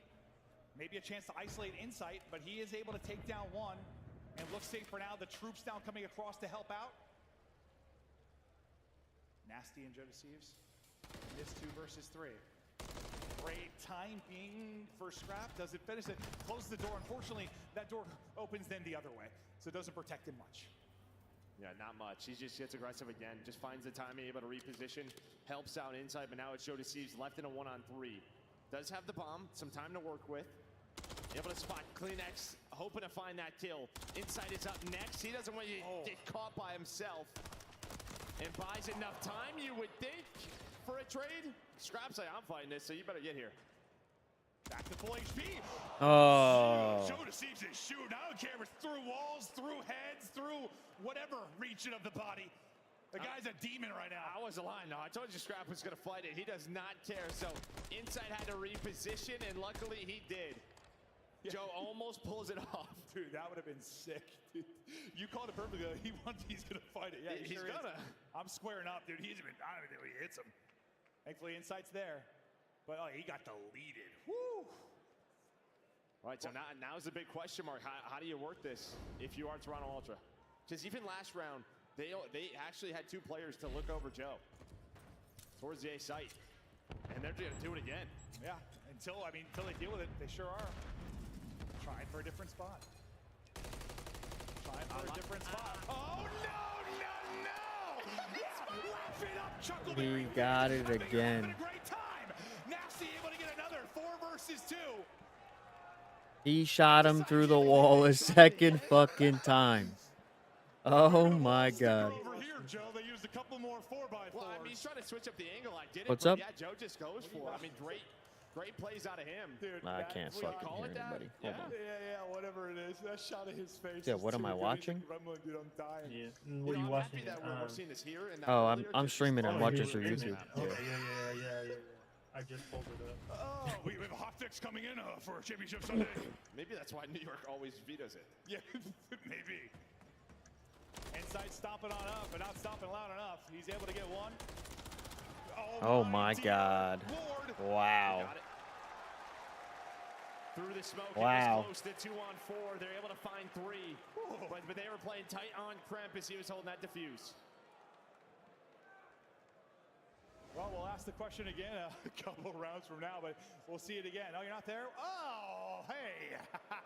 What a fucking wall bang. It's like that wall's just not there. No, it's like there's not a wall at all. It doesn't exist. Yeah. They ran out of materials. To figure out that you can shoot through that wall is insane. You know the economy and whatnot. Yeah. 8-5 is Joe Deceives. 4-3 advantage. If they could get some offensive victories going here, they'd be in a great spot. See if they can do it this time around. You see the setup from the 3P for Ultra. Smoke is in. Envoy wants to back up, but Scrap wants to go. He says, screw it, I'm fighting it. He wants to fight it. Envoy, though, gets blooded. Scrap gets caught. I think maybe some miscoms there for Ultra, but inside Kleenex. The duo, bring it back to the 2-on-2. Well, Joe Deceives is doing it from everywhere, though. That guy's on double digits. Got Joey D next to me. I got Joey D frying on the map. Oh my! Timing. Taking it back out to a 1v1. 1v1. Scrap. He's on 5 straight as well. Chance to earn a cruise. Bomb is down. I'm whispering. Bomb's down. Oh, this timing. He's gonna see. He saw the bomb. He saw the bomb. Now he's got to reposition. Does insight. And now it's just a hunt. It's a chase. It's a chase. Inside has to run. Nasty's trying to hunt him down. He can't catch him. It's like a Nat Geo documentary. 2 seconds. Can't get the angle in time. He's out. He's the fastest man in the world. And the prey escapes the predator. Oh. Chase that man halfway across the world. He's like, yeah, I'm quick. Listen, not the fastest player on the map, but when he needs to be, he turns on the jets. He got moving. Honestly, lucky doesn't have covert sneakers there because he was a little bit quicker than Nasty in that moment. True. Now 4-4, and now. All right, what do we do? What a fucking series. 4-4. I want to play the bomb, but like, can we just? I don't know. Let's just go play TDM. Let's hunt him down. Leave bomb and spawn. I mean, you know what their plan is. It's just trying to deal with it. Getting aggressive, though, bridge side. Is that number 6 in Crim? Wow, he snuck all the way through. Oh, dear Lord above. Do they turn and pick this up? He's able to get They one. don't read it. He's in their spawn. On the other side, they work through the middle of the map. Look at this. They isolate Joe. And Nasty on the other side of the map, so Kremp is all by his lonesome. He's trying to get to Ghosty. Ghosty hanging on 2 versus 2. Oh, knock. Bombs down on egg. That's very scary. Everyone just tucked away for a moment. Working up from boxes Envoy. That's going to be the smoke deployed. Ghosty hears it. They're holding it. Can he get one? He's able to get one now. Another 1 versus 1. Crimp. Envoy. Just play the heady. He's got a plant. Starts to wrap it out. And he's going to be stomping. Not anymore. He's not. Daddy up. Info in. Can he get the nade? The nade pegs him, but it flies by him. Now he's at 85 HP, and he's stressed, but he's still got to get the plant on the other side of it. He got it. He gets on it. Kremp's got to reload, so we're going to have a full reset here. Wow. Holy fuck. To that nade. Yeah, it drills him. The 1 versus 1 continues. Envoy, of course, he has had the roughest of maps, no fault of his own. But now a chance to clutch in the biggest moment. Pressure on Crimp to work this. Clock is dwindling down. 20 seconds. Here we go. Spot is in. Throws a smoke. Smoke is out. Crimp's got to go. Envoy wins it, and now he's involved. And Kremp has been so good with the smokes on the retakes. He's hoping he pushes on through. This is last bullet, by the way. Last bullet. He only had 14 in the clip. Just able to settle it down and find the kill. 1 round away is Ultra from being in the top 3. One of the longer 1v1s you are ever going to witness. I don't know how he didn't die to the nade. I got no idea. Did he kick it away? I have no clue. Oh, athleticism there out of Envoy. It's 3 straight for him after just getting plucked through the wall over and over again. But the mid-game adjustments, everything right now, terrific in that round from Ultra. Now you got to do on offense to get up your thieves to get it to a round 11. Do they have another rabbit to pull out of the hat? Now Envoy, he's in his corner. Nobody checks this. Well, at least the BZ doesn't. That much I'm sure of. Please. Like, you're going to check it, right? You're going to check it. Oh, he looks one way. Envoy's on the other. The magic man continues. Envoy gets 2. Scrap gets another. It's all on Nasty 1v3. I promise you, he's This in ain't that good. corner. Yep. It's his corner. It's Envoy's corner. Oh my God. Fucking scrap. Exchange between squads. How about Wow. from Envoy, though? You got to deal with Joe Deceives and that smile and those wall bangs, and then you end it like that. You're 1-6 and you end it like that. Yeah, you win the 1-on-1, then you. I tell you guys what, right fucking now. 6 and 7. All right, to his credit and his team's credit. If I ever had to play against that fucking scrap guy and he started doing that, I'd get the fuck up out of my chair and I'd punch him right in his fucking mouth. I'd make him shut the fuck up and never talk again. That guy flaps his fucking gums. 3 teams remain. I wouldn't even care if I could never play CDL again or any of that shit. I'd punch him right in his mouth. What a run from this young Thieves team. A turbulent year, a rebuild year. The fact that you get to a top 4, I mean, I know they don't care right now. They're just pissed off. They're upset they lost. But, like, you got to give them their props, too. That is an insane season from them. And you could just tell they're getting better and better. Just like a matter of fact, if we had like one more event before champs, right? It just feels like they are right there about to blossom. But a couple of team changes, it just took a little bit too long to get this 4 solidified. Started to get better and better. Push the top 4 all the way to the limit. You finish in 4th. But a hell of a champs for that young team. Woo. That was awesome. Awesome series. Just some crazy plays from both sides, some incredible moments. Keep your head up if you're the Thieves boys. What a run it was. And Joe Deceives, I know that's painful. He got scrap yapping after that one, but man, that was some cheeky stuff there in that map 5. And they may be defeated, but you got some young studs on that squad. They got a bright future ahead of them, but Scrap is the one that gets the last laugh. At least for now, the job is not done, Joe. More work to do. Yeah, they got another series. Which team? Toronto? Versus Subliners. They've been in the league for a long time. Obviously, both of those teams trying to get back to the finals. New York want to go back to back. Yeah, they've been in the league for a minute. They're just a CDL team. They're not like a content creating team or anything like that. What a rebound from Envoy. I mean, I know statistically it's not like it's incredible, but the fact you're 1-6 and you got to be so frustrated. 4 first deaths and a lot of those were on offense. Yeah, round B. Yeah, the fact that you're able to get it back to that, just truly terrific stuff. Joe Deceives, I mean, he has a hell of a map despite those. I mean, he gets 2 of those kills, but he puts up 8 more. I mean, he was terrific. Just not enough gas in the tank on this run. A reminder of how this one broke down. Not the way Ultra normally do it. No. 2-3-5. No, it is not. No, it is not. They don't have a 2-3-5 wins on the year. That is for sure. But yeah, Scrap is the one flipping people out saying "fuck you." Yeah, the fucking long neck giraffe that guy is. That boy is all neck. I'm surprised nobody smacked him in his shit during an event. Because I'd fucking do it. Man, that was a fun one to end it. We love you all, but for now, while we wait for this next match to get set up, we're going to kick it over to Lottie with the monster, Lucky Row. All right, Call of Duty League, you know what time it is. It's the Monster Energy Row, and this Lucky Row have won those swag bags from Monster.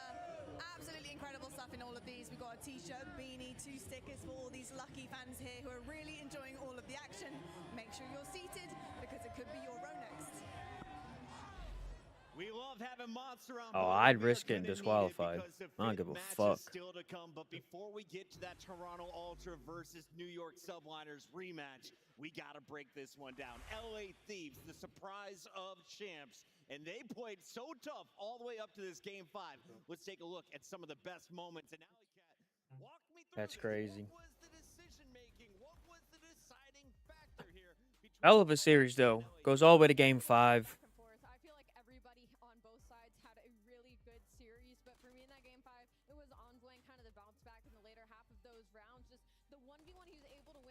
That wall bang. How the fuck do you know you can shoot through this wall? How? What's the tournament? You can see everything. I want to see that. How the fuck? Come on. Show me that wall bang. How the fuck do you know you can shoot through that wall? When I was podcasting, I could see everything. That Toronto Ultra versus New York Subliners rematch. We got to break this one down. LA Thieves, the surprise of champs. People just go on, people just do shit just to practice that shit. That's crazy to know you can shoot through this fucking wall. I'm sure they were shooting at boxes and realized they killed somebody through it. That's how it happened. Right. They should patch that shit though, quick. Like this wall right here. Seeing that and You're shooting through this wall from A to B, right where the dude plants the bomb. For you to figure that out and know that is fucking crazy. I would never think you could shoot through this wall right here. Oh, you shouldn't be able to. One who's able to win versus Kremp in But that doesn't make sense. Because when Finding tournament, I think his stock went to the moon here. I think a lot of these guys on Thieves really had a tournament that He does it twice. Like, he kills 2 people there, and they're still planting it on that side. I just want to say that, and my favorite thing about Toronto Ultra is Joe did that almost every single round they were on defense, but they didn't decide to do anything about it until the very last attacking round, when they then decided to try and catch Joe during the wall bang to get that kill and get some pressure on the map, and that ended up being like the biggest deciding factor for this game 5. Yeah, you know, I feel like in this game The 2 kills right there gave it to him. Third by Scrap right there. Sealed that map. Well, it'll be Toronto Ultra versus New York Subliners. The winner plays OpTic and Champs tomorrow. Like Joe said, it was a rebuild year, and they got all the way to top 4, turning their whole season around. Joe deceives in his first ever champs. What a performance for the young man, but they are going to exit in 4th. Tobias, our man of the match, is powering forward into the top 3 once again. And Toby dropping 101 kills to 1.16. But his play of the game is even more impressive. Clayster, we got to revisit this. This is Search and Destroy. It's Tobias doing Toby-like things. 2 aces in the same game. 2 aces in the same game. Phenomenal work out of Kleenex. He's just been putting down the damage, almost 20,000 damage. Look at him go there. Like, he's just absolutely on fire, not missing a bullet, getting the defuse, and ice cold. This guy popped off in the search map. 3 on this map, and they surely needed it. I mean, you know, when you talk about Toronto Ultra in this year, where they had struggled throughout the entire season was the Search and Destroy. Of the top 4 teams, they really were. They were 4th if you talk about S&D, but now 9-1 in their last 10 Search and Destroys. That's why the HP has taken a little bit of a dip, and they're able to Neslo teams when they need to. Beautiful performance by Kleenex and Search and Destroy, and then Envoy in the game 5. Now, we know OpTic and New York were watching that matchup. They, of course, watched for the wall bangs in game 5, but they probably also took note of Toby running the MCW. Should you be afraid to play him in Search on Invasion? You should be afraid to play Toby on anything. I mean, that kid can catch fire, and, you know, we've seen New York and Toronto matches before. We always know it's going to be a game 5. It could go round 11, and Kleenex versus Paco is one for the ages. It is such a special event. You're about to see the 2023 World Championship rematch happening tonight in our Losers Bracket Finals. But that's not the only big battles happening here in Texas. We have our Challengers Championships, and a world champion is currently competing in it. It's Arcides with Lottie. Arcides, wow. Okay, game 5 coming off the back of a win here against FaZe Black, Law Gaming. We are just getting up here in Challengers. I need you to fill me in. So what's been going on? How difficult was it to get that dub? How difficult? I mean, we're amateurs. They all suck. I mean, I'm an amateur. I suck. They're amateurs. They suck. Okay. First and foremost, you're definitely not an amateur. I know that for sure. How has it been in Challengers? Obviously, it's really difficult. FaZe Black, one of the favorites. You know, how did you prepare for that? Favorites? I mean, I guess if that's how it works, because they have FaZe in their name. That is true. That is true. I mean, last year they were on LAG. They were the favorites too. Okay, and then you're into the grand finals. So how are you feeling about the grand final spot? Who are you expecting to see back up there? Again, we're all amateurs. Does not matter. I'm used to shooting against Sim and a BZ, Scrab. So all this is just like, I just shoot my gun now. All right, so it's going to be pretty easy from here on out. No, Call of Duty's never easy. It's day to day, but like, if we're all on the same page and I'm doing me, they're doing them, we're just gonna do what we do. Love to hear it. So Law Gaming fans can put their faith into you. Arcides, thank you so much. Congratulations and best of luck. Thank you. Lord Gaming has picked up some phenomenal players throughout the year, and you can see they are the first team locked into the Challengers Finals. We'll see who they will go up against. We still have that Losers Bracket Finals to come. Hey, Clay, this is a huge tournament for our Challengers players. If you get top 4, you're playing at EWC in the $1.8 million. It's like the Challenger kids get their own champs. Yeah. And I've been talking to Arcides a lot, and I played in Challengers myself, being a 3-time world champion. He's going through similar things as me, where he's finding the love for the game again. He has that fire back, and he's just enjoying playing Call of Duty again. I love to see him make it to the finals. And there's a Treyarch title coming up. Black Ops 6 is just around the corner, and we've got beta codes for those who have been watching. Catch the finals tomorrow, and you have a chance to earn one of 50,000 Black Ops 6 beta codes. Nameless, you and I are going to be grinding this one. Allie, are you playing AR or SMG next year? Oh man, I don't know if it's anything She's like an Black AR, Ops bro. 4. Maybe there'll She's be a a third post-up. 3-gun meta again and I pull like a similar Maddox. Make sure you scan that QR code on your screen and get yourself a beta code. Big shout out to all the Challengers players here in Texas, but we turn our attention back to the championship bracket here at the CDL. OpTic Texas taking out Subliners in a Game 5 means that we will see the Subliners versus Toronto Ultra playing for a spot in the championship tomorrow. And Toronto Ultra, they have caught fire. You know, when you're coming off of a win and you have that steam and that energy, you want to roll right into that next match as fast as possible. And for Toronto, it's been a struggle against New York on land. New York beat them at Major 2 and Major 4 3-0 handedly. Online, Toronto have dominated. So they need to bring that online energy into this matchup. We're headed to a break, but get your autographs from Maven and Merc before you leave the venue. We will see you all on the other side of this for the Losers Bracket Finals.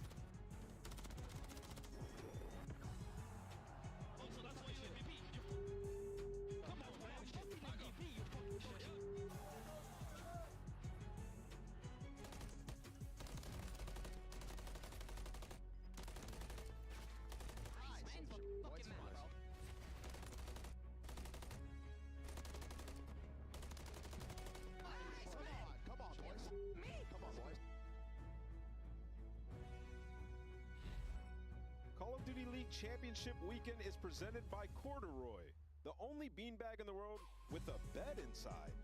Call of Duty League Championship Weekend is brought to you by Wingstop, the official wings of OpTic Texas. Scuff and OpTic have teamed up once again, this time for a limited edition Prism Mystery Box with an exclusive design in 5 different colors. Grab yours today at scuffgaming.com/OpTic-Prism, and you could be one of the lucky few to unbox the gold controller.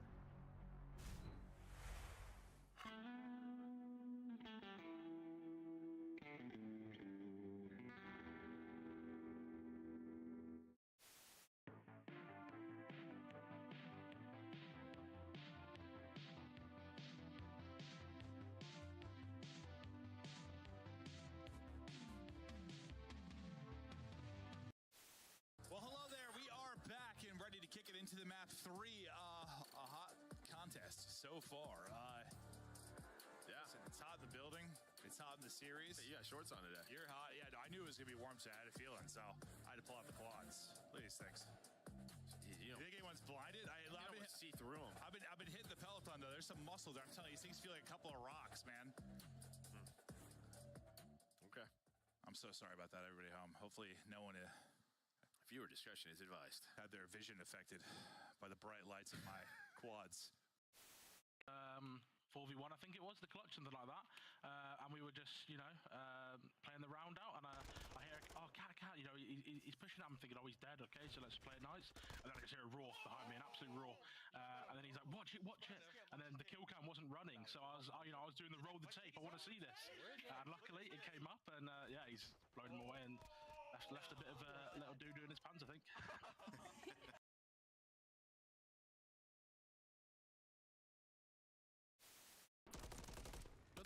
Cerca del... El otro tiene que estar por el under, creo. Going alley. No, en el Eli,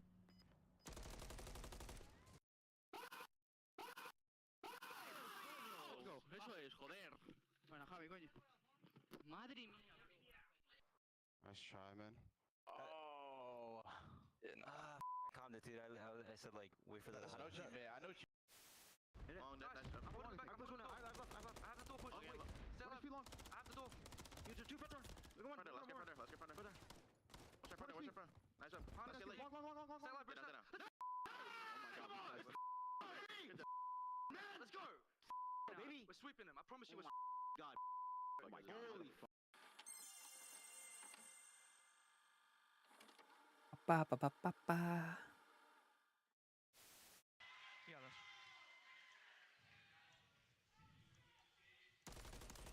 Push me. I already pushed. On the forklift, take your time. Probably won't happen in this situation.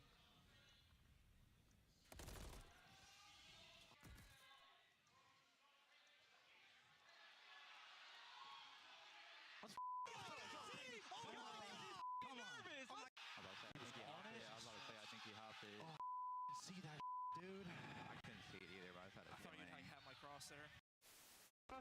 Get killed. There's two. You can refill your secret in a second. She's one more back door. I know your secret. Back door. Holy Eric. Last one. Nice, Eric. Good story, man. You can't kill me. What's your...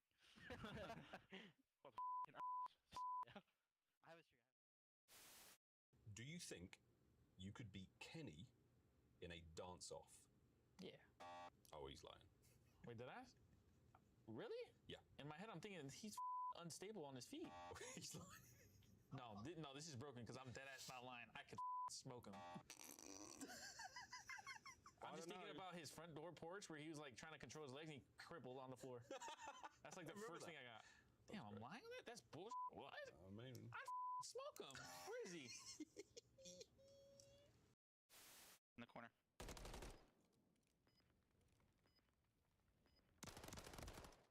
Nice. Bro, I would have killed him. I just ammo. This is ugly, bro. What are they doing on the map? That's the problem. You gave them all the time in the world, and now Ultra have set themselves up perfectly for the barbershop hardpoint. The apartments, the alleyways, all the nooks and crannies are now full of Canadians. And you have a BZ at 9 and 22, and this is only a 20-point game. You're looking at big plays in the final moments, but Envoy takes down 2. Envoy the front line.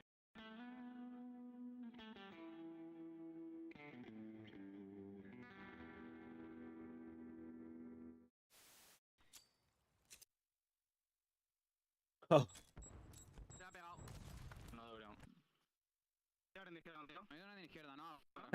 Unfucking fortunate.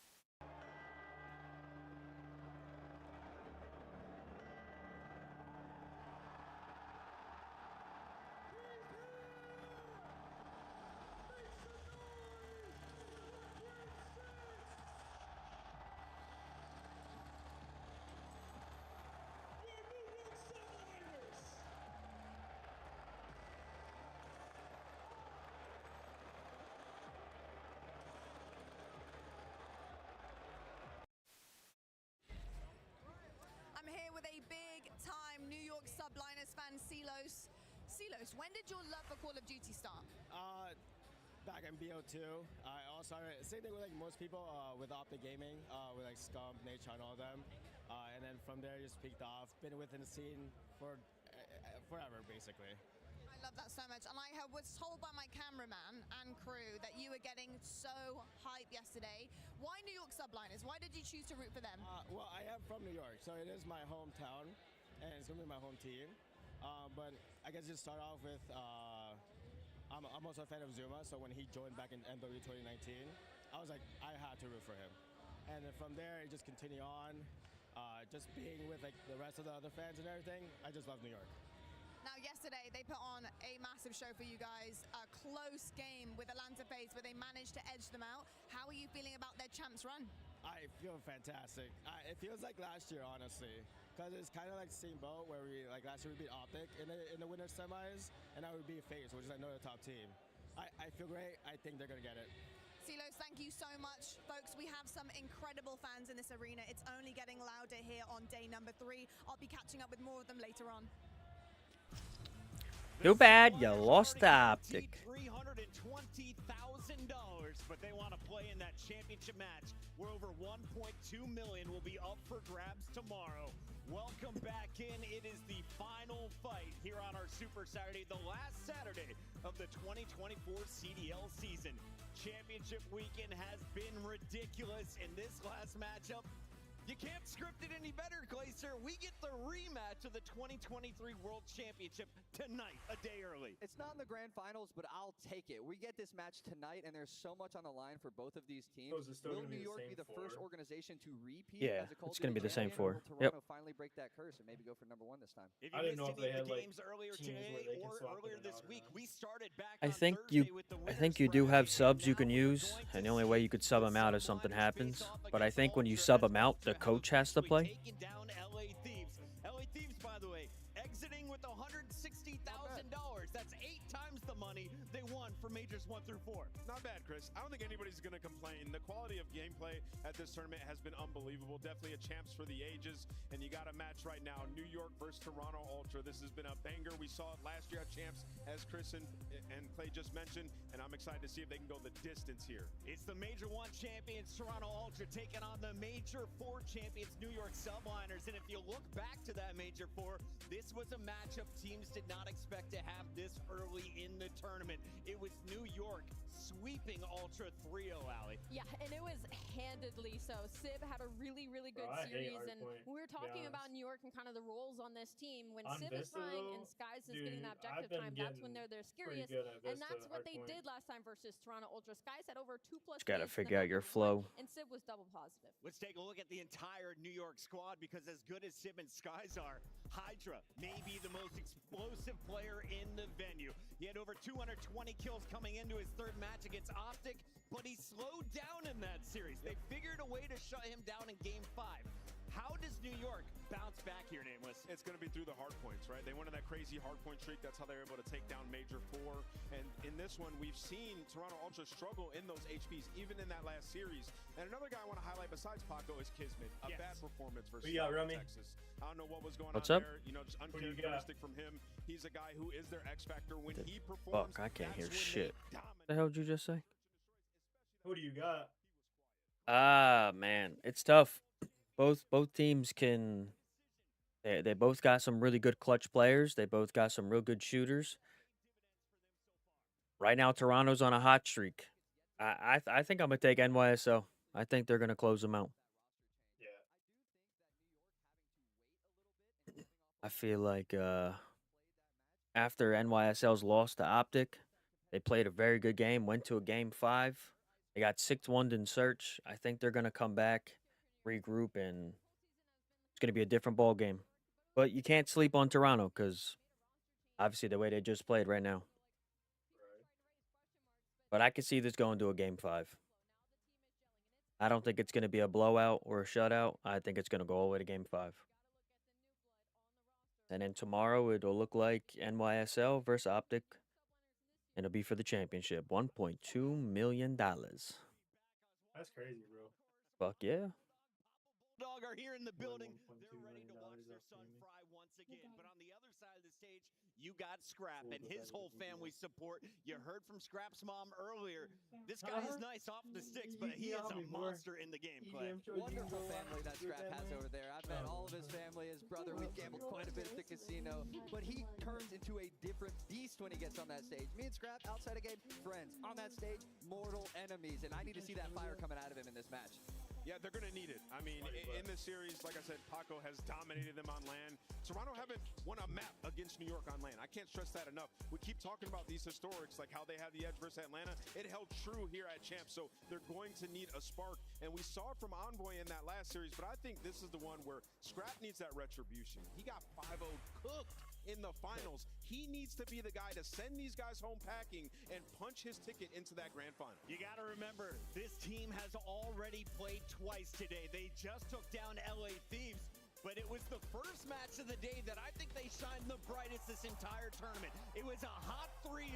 They never allowed Atlanta near them in the first match. Yeah, and that was absurd because that's not a 3-0 we would have ever expected. And before that, they handed a 3-0 to LAG as well. And 2 of those maps in that series we're gonna see in this one. So a very odd decision from the side of New York Subliners, maybe just trying to catch them off guard and not let them play anything that they just came hot off of, especially Invasion, where they said they spent hours watching VOD.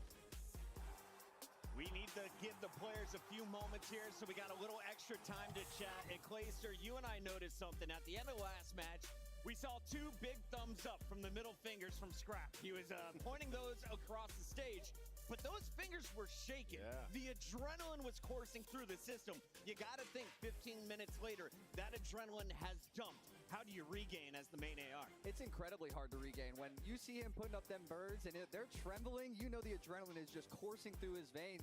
You go sit back in the back for a little bit, everything calms down, your heart rate slows down, and now you got to lock back in to make it to a grand finals. Another thing that people don't really talk about too often is after a series, every team spends an hour, 2, 3 hours talking about what just went down. They did not have that time. That was a Game 5 series where they won it but it was some miraculous plays. Like, we're talking inches, 1v1s, a lot of mistakes that they're not able to be able to talk about, going That into this fucking series. guy. The New York Subliners were sitting there warming up, watching it, going over the See what NYSL's got. Destroys making a game plan for this specific series, so it could get real interesting out the gates. You see Envoy giving his ears a breather, taking off the headphones and getting focused up in the firing range. They brought in the gold medalist. He won the title back with LA Thieves. Now he's been brought into Toronto to lead this team to a championship match. They survived up to this point in the losers bracket, Allie. Can they keep it rolling? Yeah, and those are some veteran plays out of Envoy, right? He had a very slow start in that map number 5, and he gets in the 1v1 with Kremp. Kremp still has a nade to work with. He cooks the frag.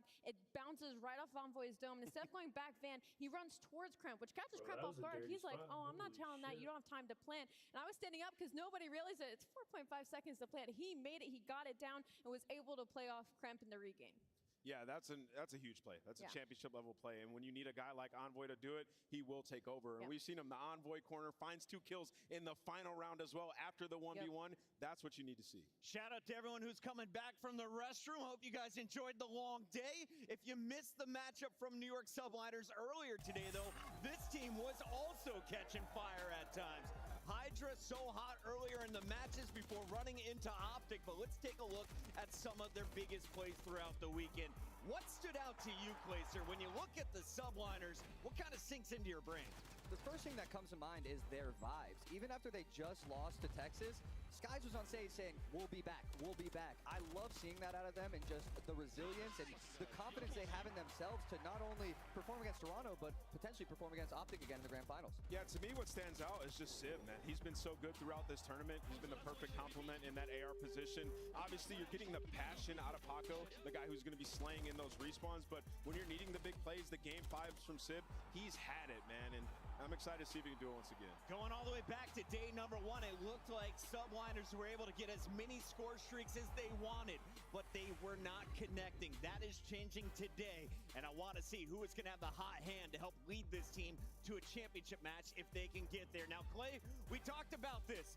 This is a profession for these players. This is your opportunity to earn the biggest check of the year, and this is the money they're playing for. And trust me, that first place check hits different when it goes into your bank account. You feel on top of the world. Can I borrow $1 from one of these top 3 teams, please? He's got 3 rings in a house that's higher than that prize money at the top.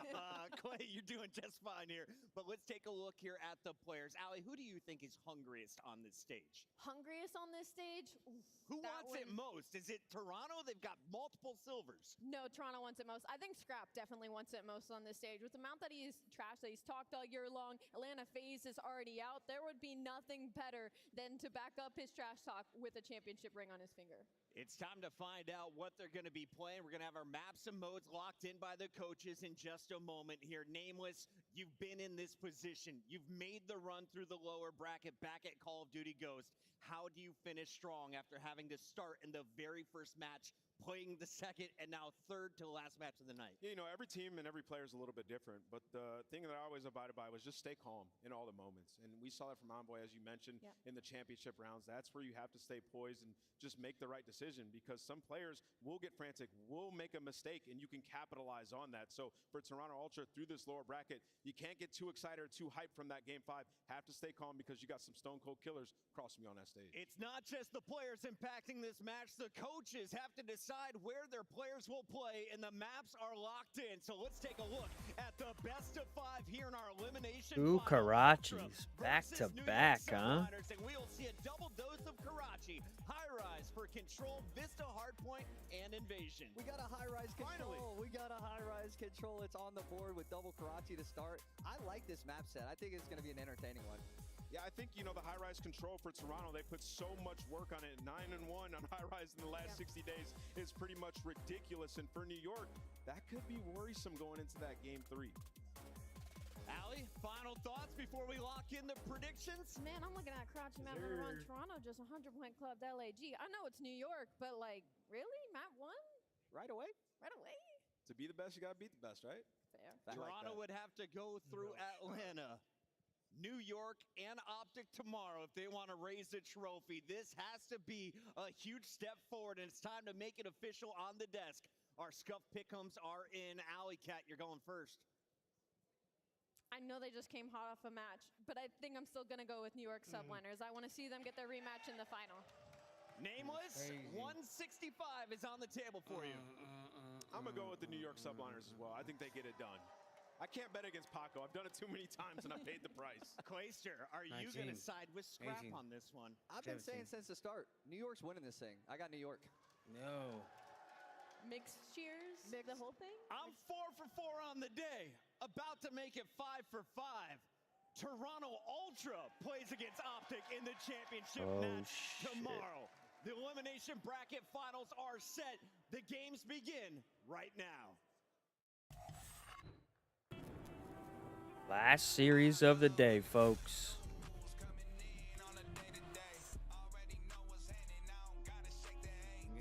What? The last series of the day. Toronto Ultra versus New York Subliners. I think Subliners take it back and make a run to champs tomorrow.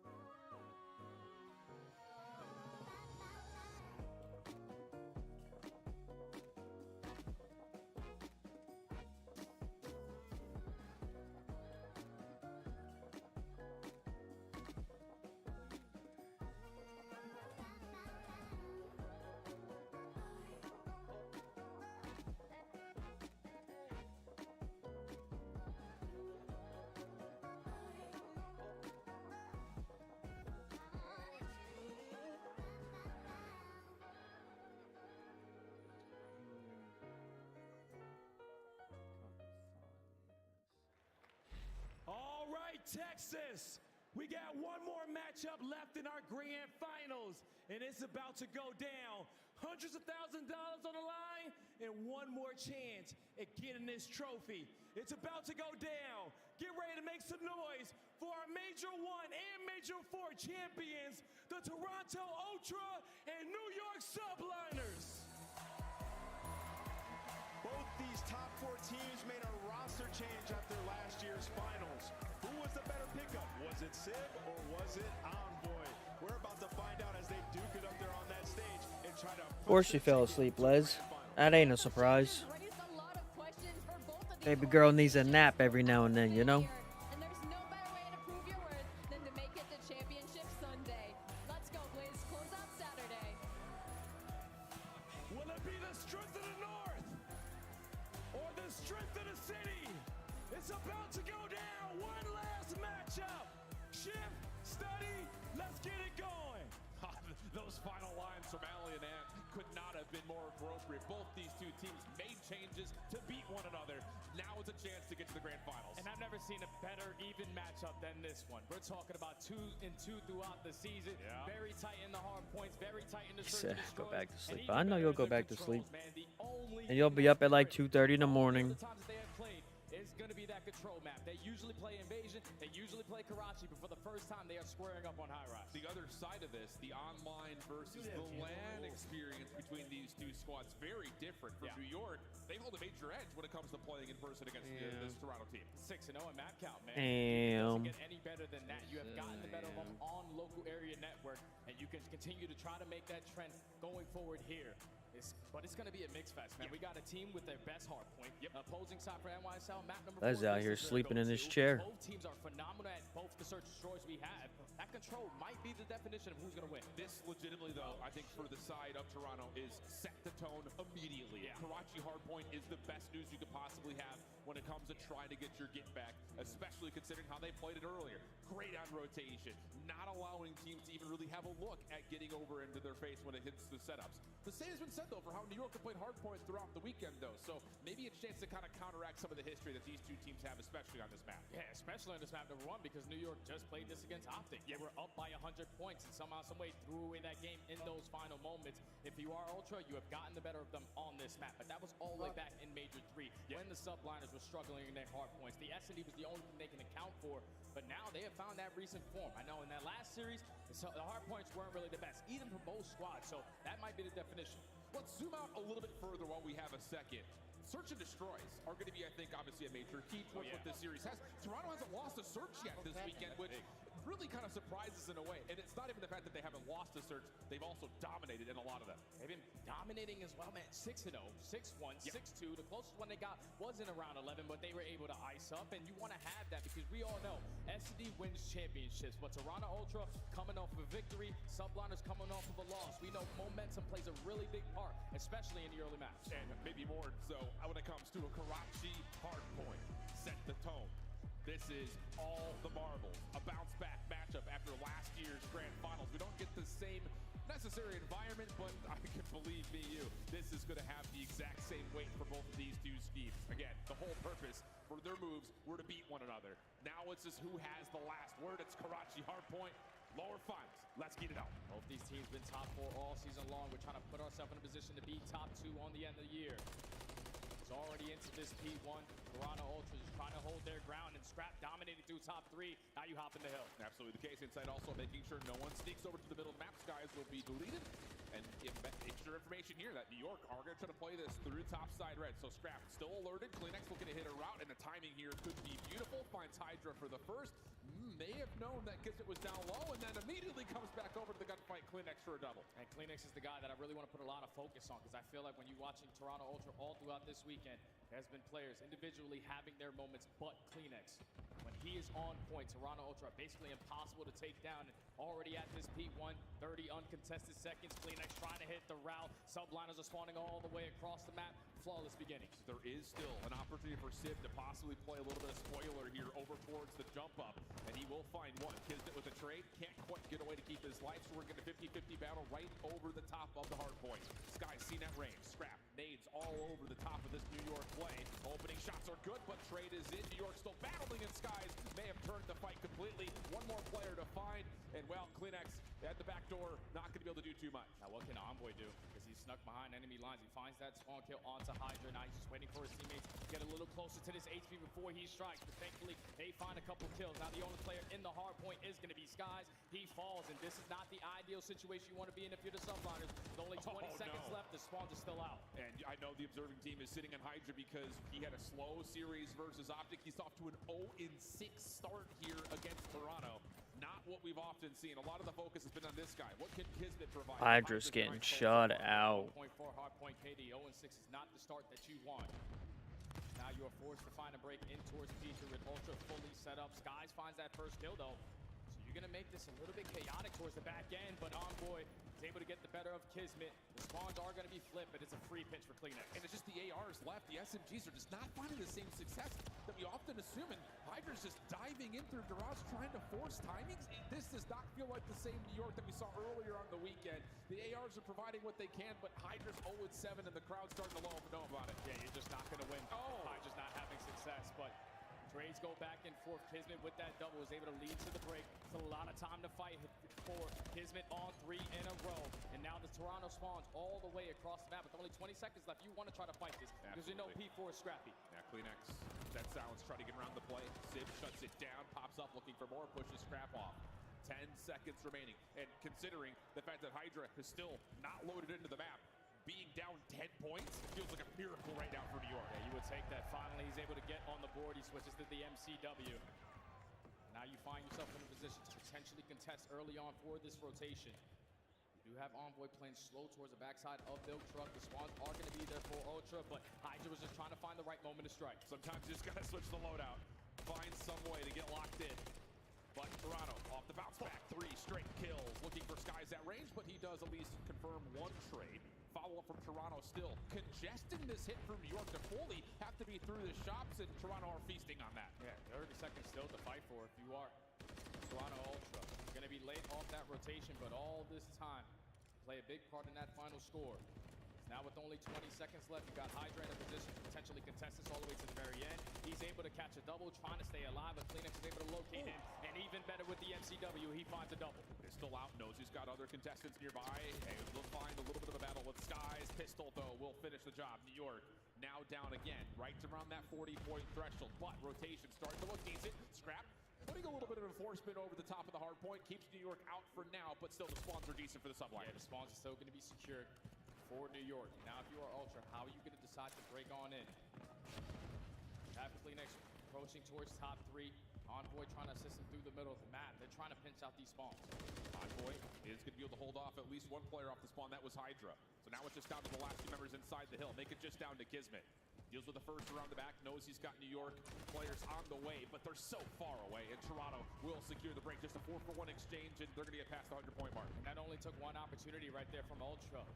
Subliners starting to look like they did back at Major 3, where they can rotate, but that setup instantly gets broken. And now, the game is starting to get away from you. You can't fight for this final 15. You have to set up around these power positions. Hydra trying to hold down top 3, but he just jumps on that child versus Scrap.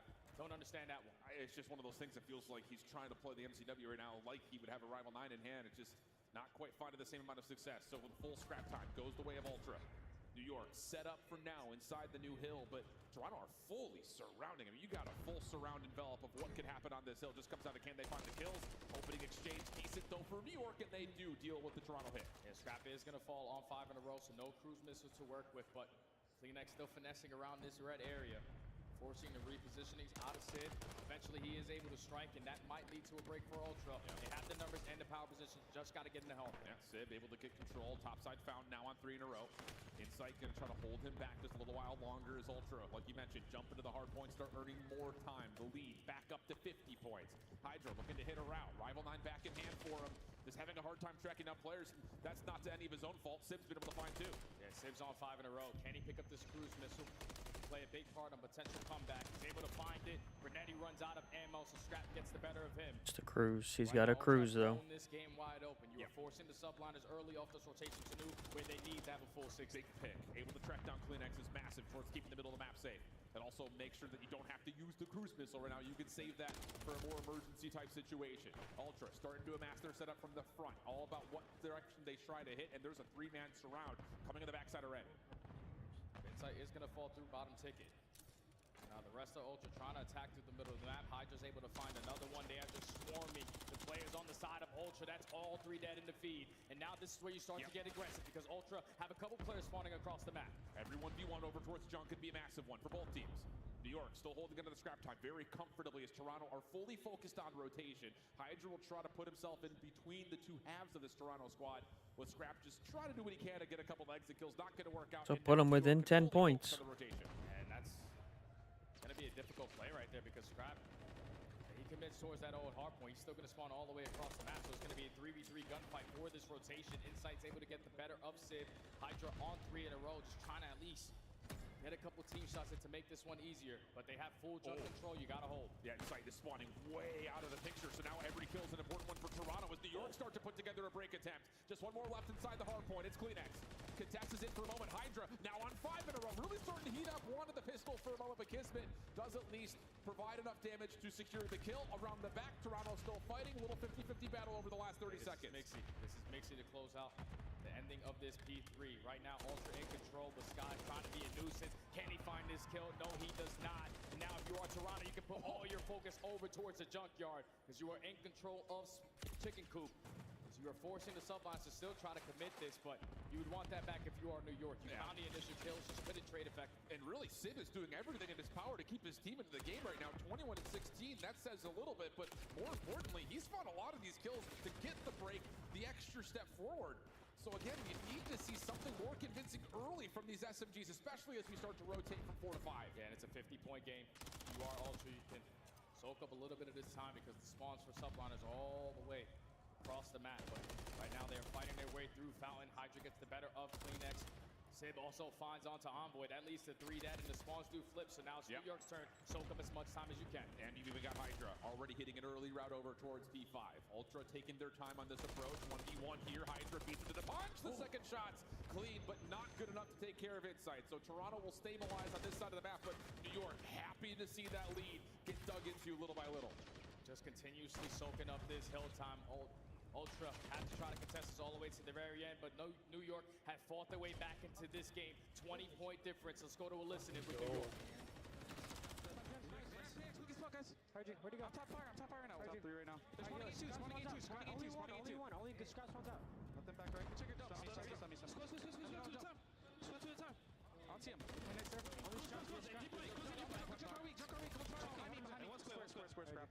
Yeah, there's 2 there. They spawn there. Jump car after them. Stay alive. I'm shaking. Heard you. Yo, come top in. I'm shaking. I'm top. Okay, yo, one close left, 10, and one back. Only back left. Yeah, one I'll kill the guy bottom. Yeah, go. Nice, good shit. Bottom on you want me. Kill the guy bottom. He's square. Gonna be square. Get time. Square next. I'm one shot here. Do you have time?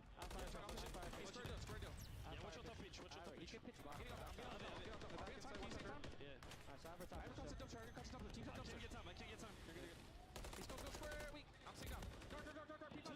Yeah, P5. Nice. There's one P3. I'm leaving you. They take the lead. This is gonna be a dogfight. Absolutely perfect timing on the cruise missile. You heard it in the comms, and not only did they get the value out of that, but Kismet's one off earning another one. Yeah, can Kismet find this? That could be the game breaker in this closing moments. As now Ultra take the lead right on back, but Subliners learned from their mistake in their last series. They invest that cruise for that break at P5. And they brought this game all the way back, but now with 40 seconds still to fight for here at P1, you see the route being hit by Skies. How is he going to time this? Kismet tries to catch one by surprise, but Insight deals with it very swiftly. Skies deals with the Toronto member onto the hard point. Following up his scrap though. New York now need to be very cautious. Yes. You don't want to lose this hard point all the way through this last 20, but you also cannot lose P2, and they're going to force the gunfights right on the top of Rebel. Yeah, and if you are Inside, let's start to move. Let's start to work this overextension, potentially flip the spawns on the Subliners, but Envoy, he's able to find a double, so this is where you have to hit that go button. Ultra going to get closer and closer to that 250-point mark. And Sid, who's been really, again, carrying the weight from New York, spawns way out of the picture. So someone else is going to have to step up with Toronto swarming around the outsides of the hill.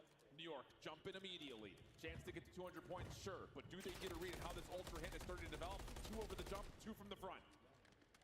So far, New York are holding. Sib, who spawns all the way across the map, is able to fly back into the engagements and catch a double, but this is not the ideal situation you want to be in if you are Ultra. Those back dumpster spawns, you see the way that Scrap is playing. He's just playing for the cutoffs, waiting for now the collapse to come in. Well, here they go. Contest is on. 235 plays 213. Shots through the door. Pistol out for Scrap. Dealt with by Kismet, who cannot turn it quite into the double. Envoy, who's weak, able to at least help out as Kleenex. Able to take Skies out of the picture. Chance for Ultra to win here. New York trying to set up their last break attempt. Can they get here in time, though? Envoy for the first, but a team name comes through. New York have to sprint to get onto the hard point. Insight shuts him down from the front. One more player contesting up top. It's Hydra. Would be a time for him to pop off, but it's not going to happen. And Ultra take map 1. Wow, what a dogfight.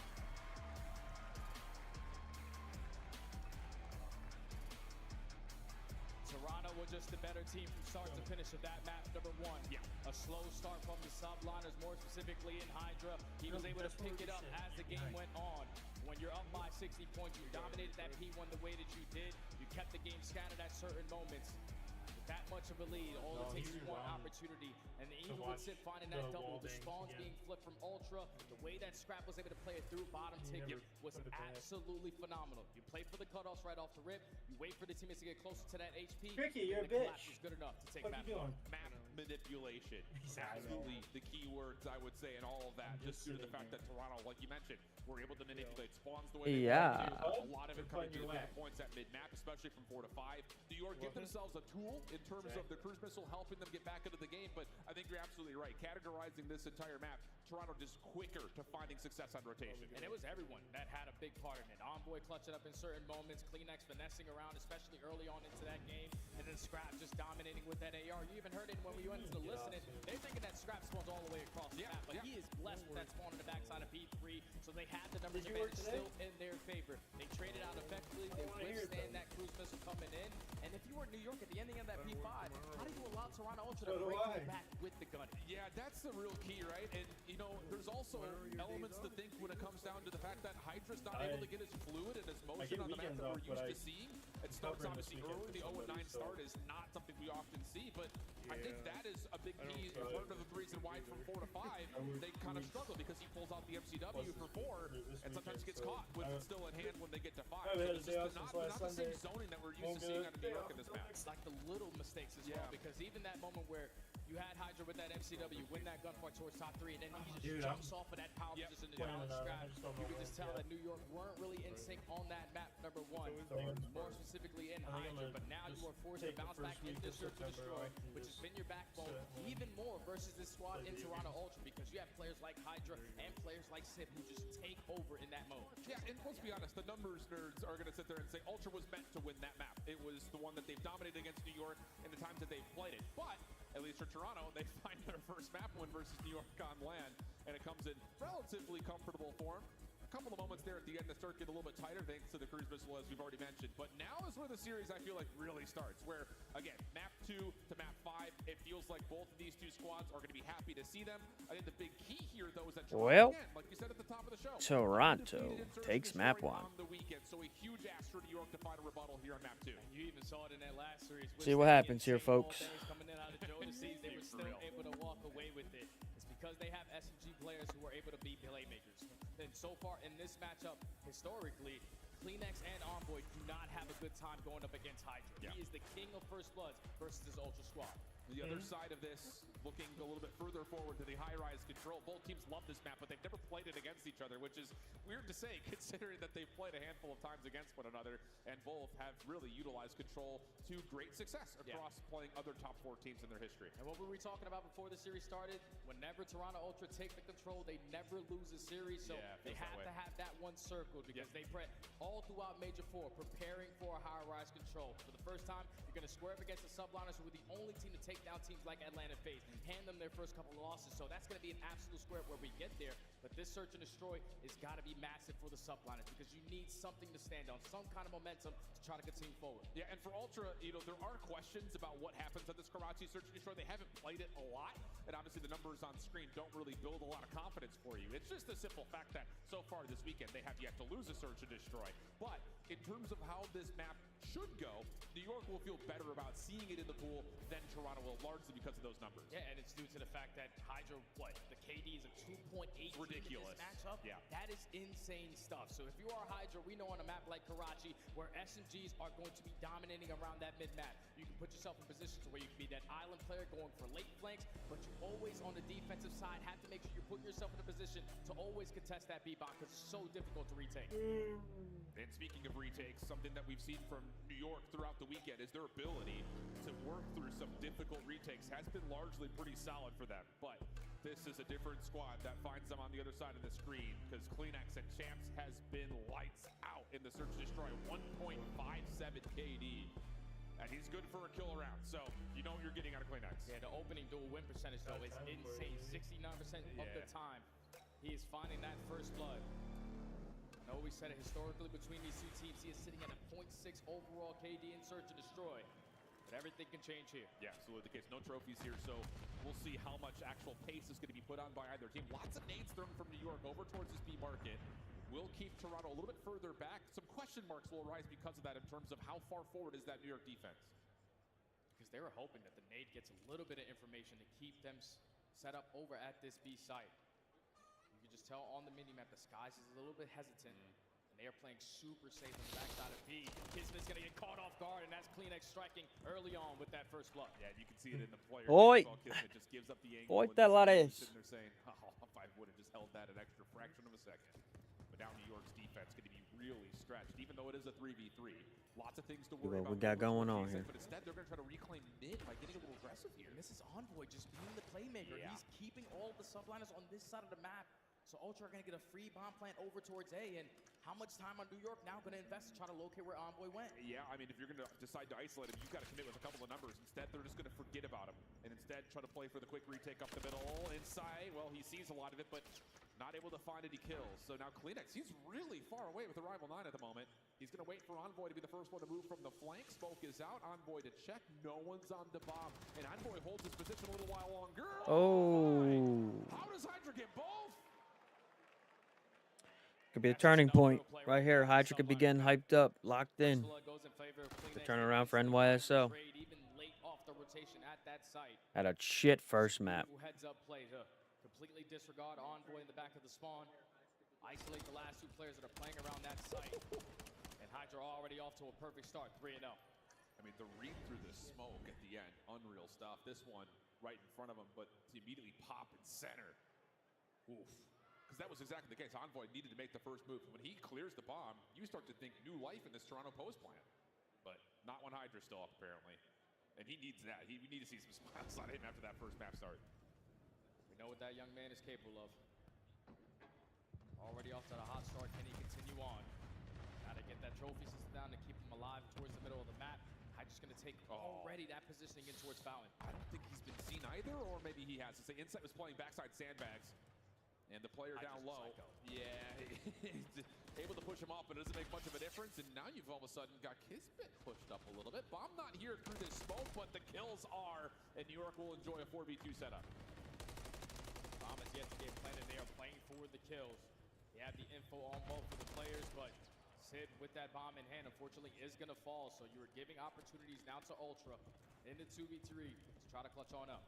Kleenex may do the dirty work here. If he finds good timing, yeah, he's able to scout out Skies, who's just kind of lingering to say, hey, stay interested in me over here while the bomb gets collected and we rotate this thing back over safely to B.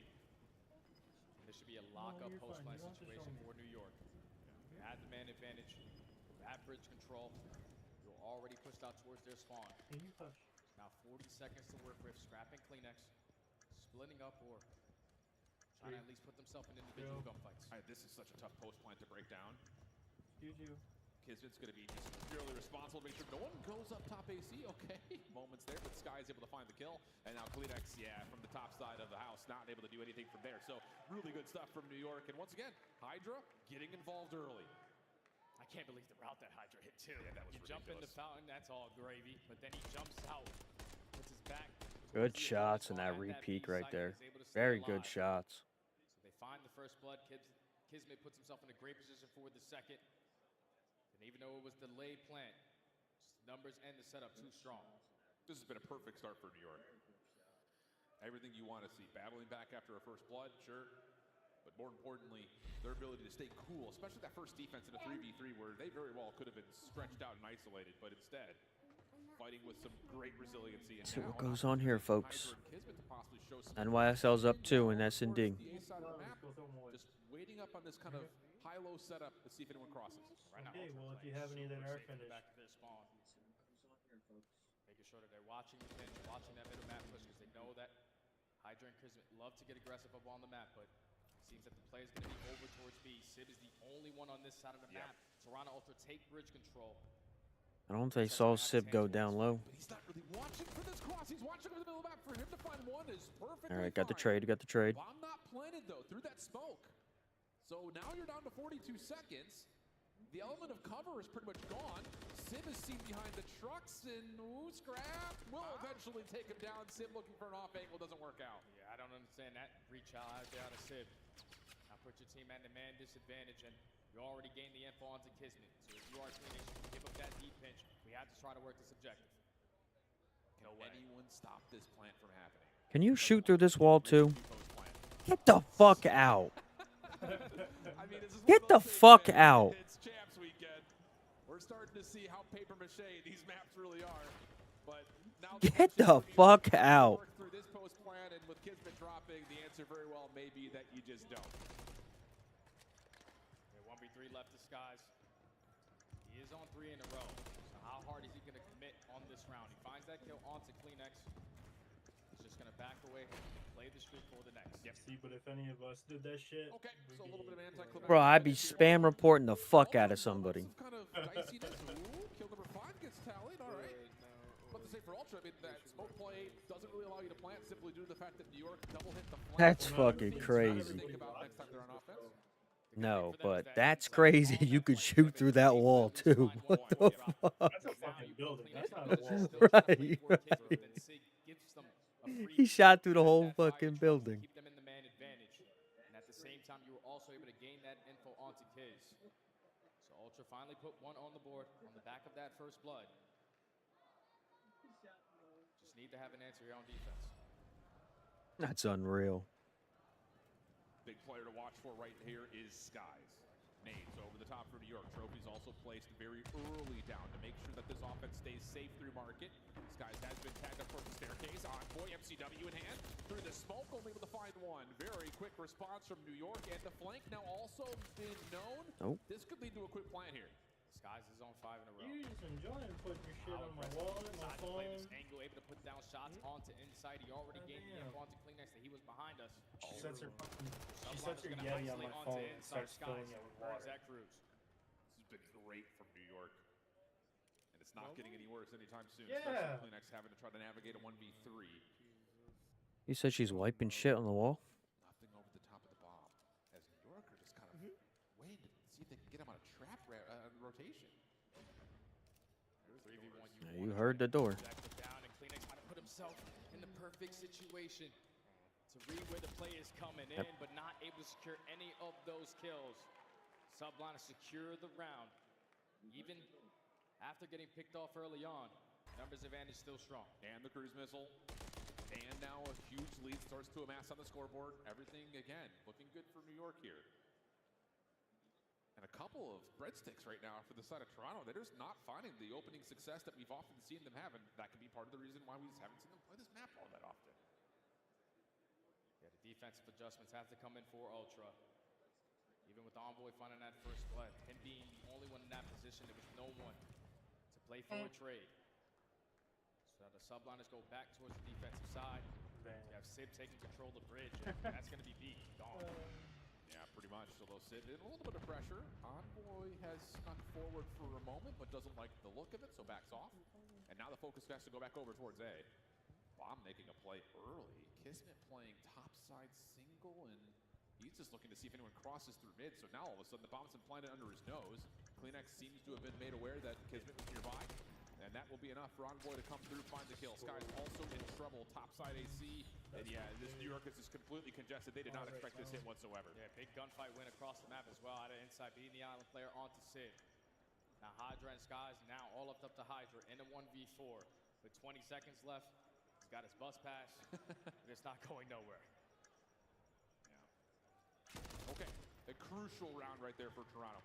I think a lot of it is just Kismet has been getting beat up on that opening angle. He's been really the sole trusted player over towards bus side, so he plays safe and he gets caught. But it was the early strategy out of Ultra that kept him in that position, because once the smoke, a couple tacks get invested over towards B, they had a triple stack on that side of the map. I don't know what it was from the other two players on the side of Ultra being completely silent, because Kismet jumped from that bus all the way to that top window, but couldn't get any sound cues of that where the play was coming in. Once that bomb goes down and then Kismet falls, everybody else just late off that rotation. So Ultra secure the round. 2 so far on the attack. Back to the defensive side they go, where they're making the adjustments. Now Kleenex turn to hit that hopper. Yeah, he's going to be able to do this with the rival 9 now. Cruise missile going to get called in, so this is going to be a UAV to know that someone's up top. No isolation as of yet. Kleenex knows there's trouble on the way. Sib, taken down to about a single bullet worth of health, but able to get the regen. Stun. Not also landing at the moment. Door just providing the only cover for both these two players. Pops the door again, and Kleenex wins the first 1v1. New York find themselves in a bit of tricky spot here. With a 3v3, Kismet looking for a plant. Yeah, when you invest the cruise missile, you were looking for these rounds to be guaranteed, but still in the 3v3. You have Hydra playing in towards top mid secret. Envoy has a player right in front of him, but little does he know. Now with only 35 seconds left, Ultra are watching all their crosses. Yeah, Kismet has now been seen. Keep your eye to see what Insight wants to do. Number 3, purple. He has the opportunity to possibly play for a flank, and Scrap is going to get forward and try to challenge the A site, but the rotation is underway. At least it was for a moment. Quick reposition. Scrap does get isolated. Insight now, last one left and nowhere to go. Wow, that was a cheeky bit of move around the map for New York. Looked like they had to hard commit from the front. Instead, they find a way to wrap back in through mid. That's the Subliners making those mid-game adjustments. You take your time in the 3v3. You realize that your bond carrier is Kismet. You don't want to die with that in your hands. But the way that Ultra were playing on that defensive setup was just way too safe. Agreed. It's like they were trying to shut down B.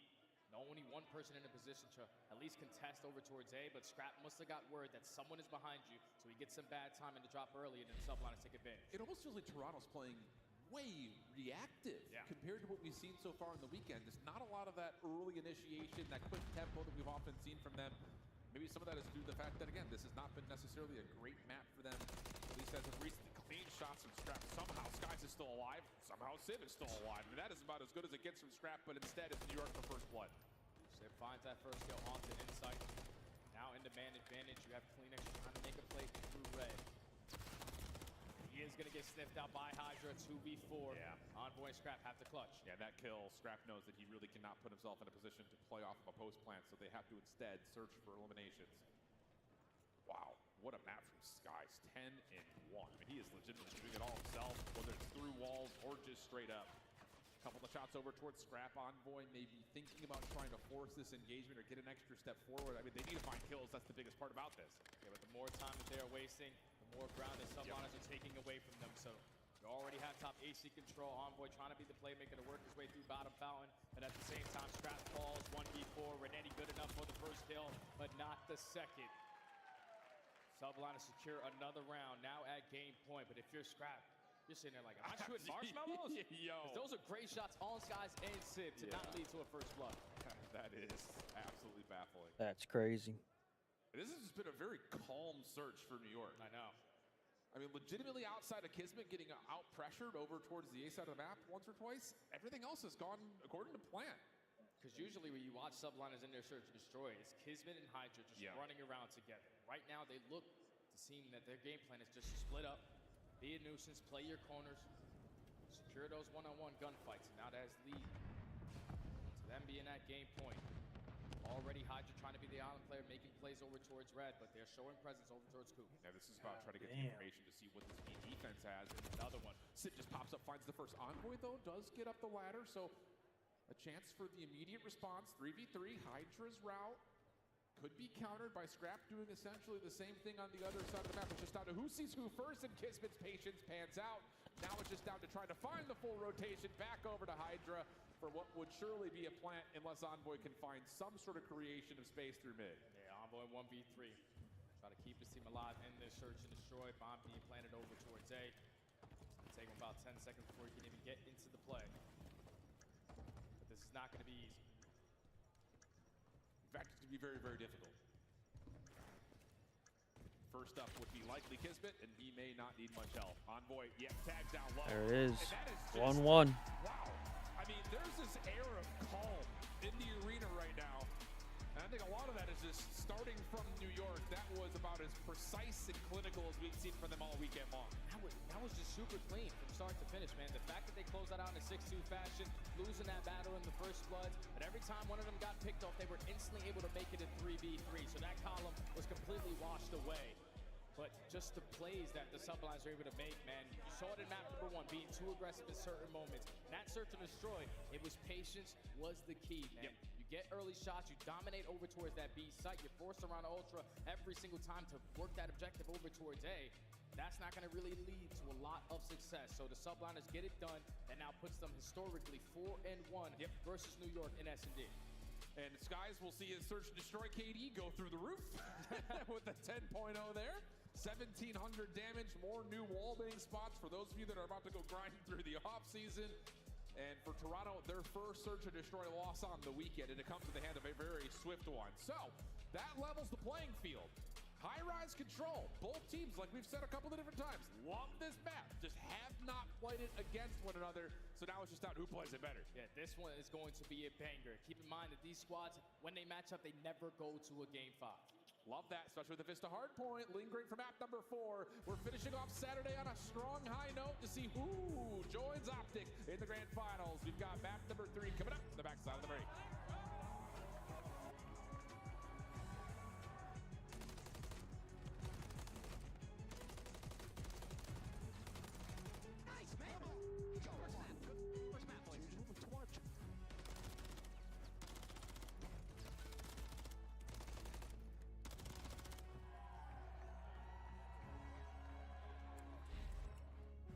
Duty League Championship Weekend is brought to you by Razer, the official headset and chair of OpTic Texas. Upgrade your game with a Scuff, the official controller of the Call of Duty League. Scuff and OpTic have teamed up once again, this time for a limited edition Prism Mystery Box with an exclusive design in 5 different colors. Grab yours today at scuffgaming.com/OpTic-Prism, and you could be one of the lucky few to unbox the gold controller.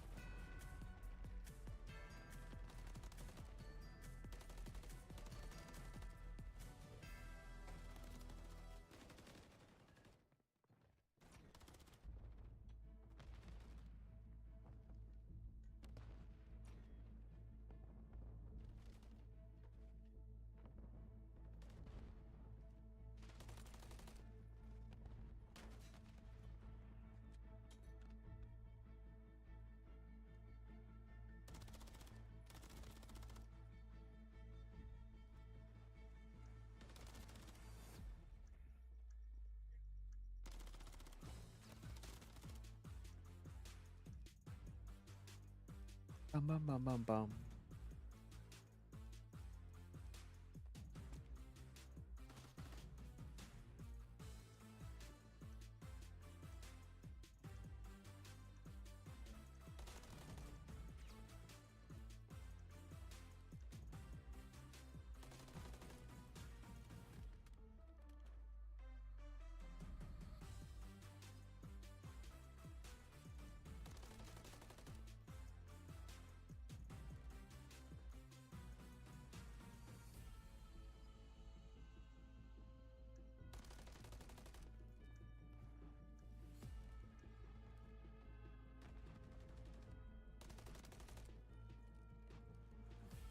That's crazy, man. I gotta go grab a drink.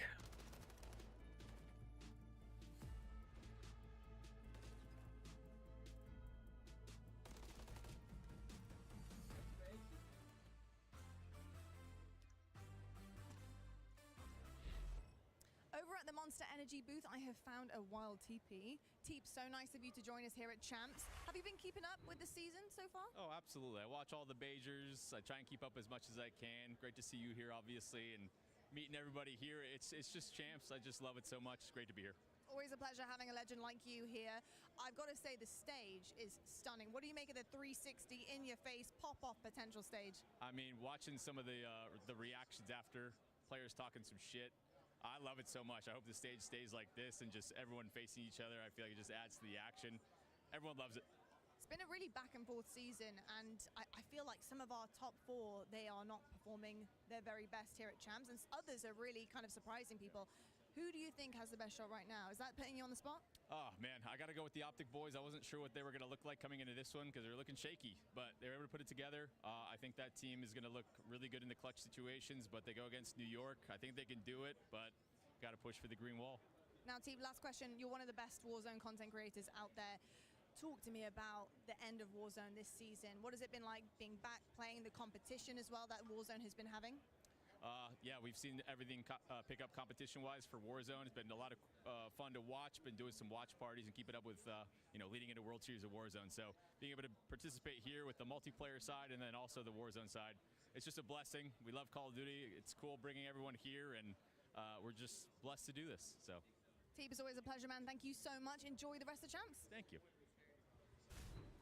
1-1 the count in the lower finals. Toronto Ultra and New York Subliners retaking the stage with a high-rise control in front of us. And Jay, Look, if you're a fan of just good search and destroy, you're treated in that last match. It's not the same kind of pop-off energy we've had in the past. That's just clean, calm control coming out of this New York Subliners team. Yeah, that indeed was unbelievable because you're expecting a couple pop-off moments, someone to have a big play, 2-piece or 3-piece there.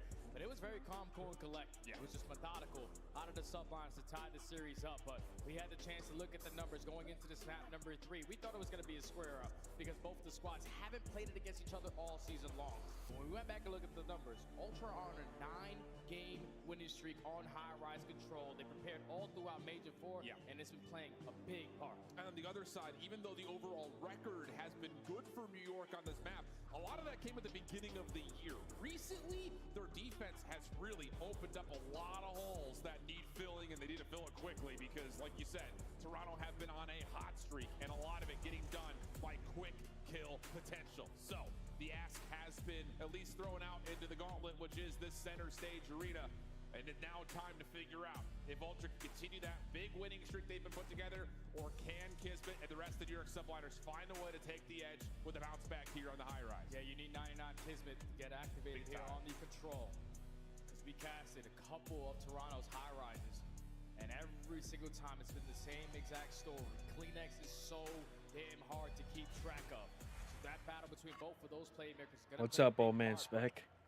Already off the rip, Subliners are going to be on an attack where they usually find a lot of success in those segments, but Ultra have gotten a lot better on their defense. Without question. How's your Saturday been? By dominating this B lane, AR is not often let anyone flip through. I hear you. I spent my day casting the COD champs for the day. Big battle back here though from Toronto and Envoy, coming away with a couple. Skies too many targets to shoot at, and with that insight cleans things up. It's a 4-for-1 exchange. And that's the worst that you can do is go 4 dead. Ultra's coming in shooting hot right now. You're able to at least find 2, but still the map control in favor of Ultra.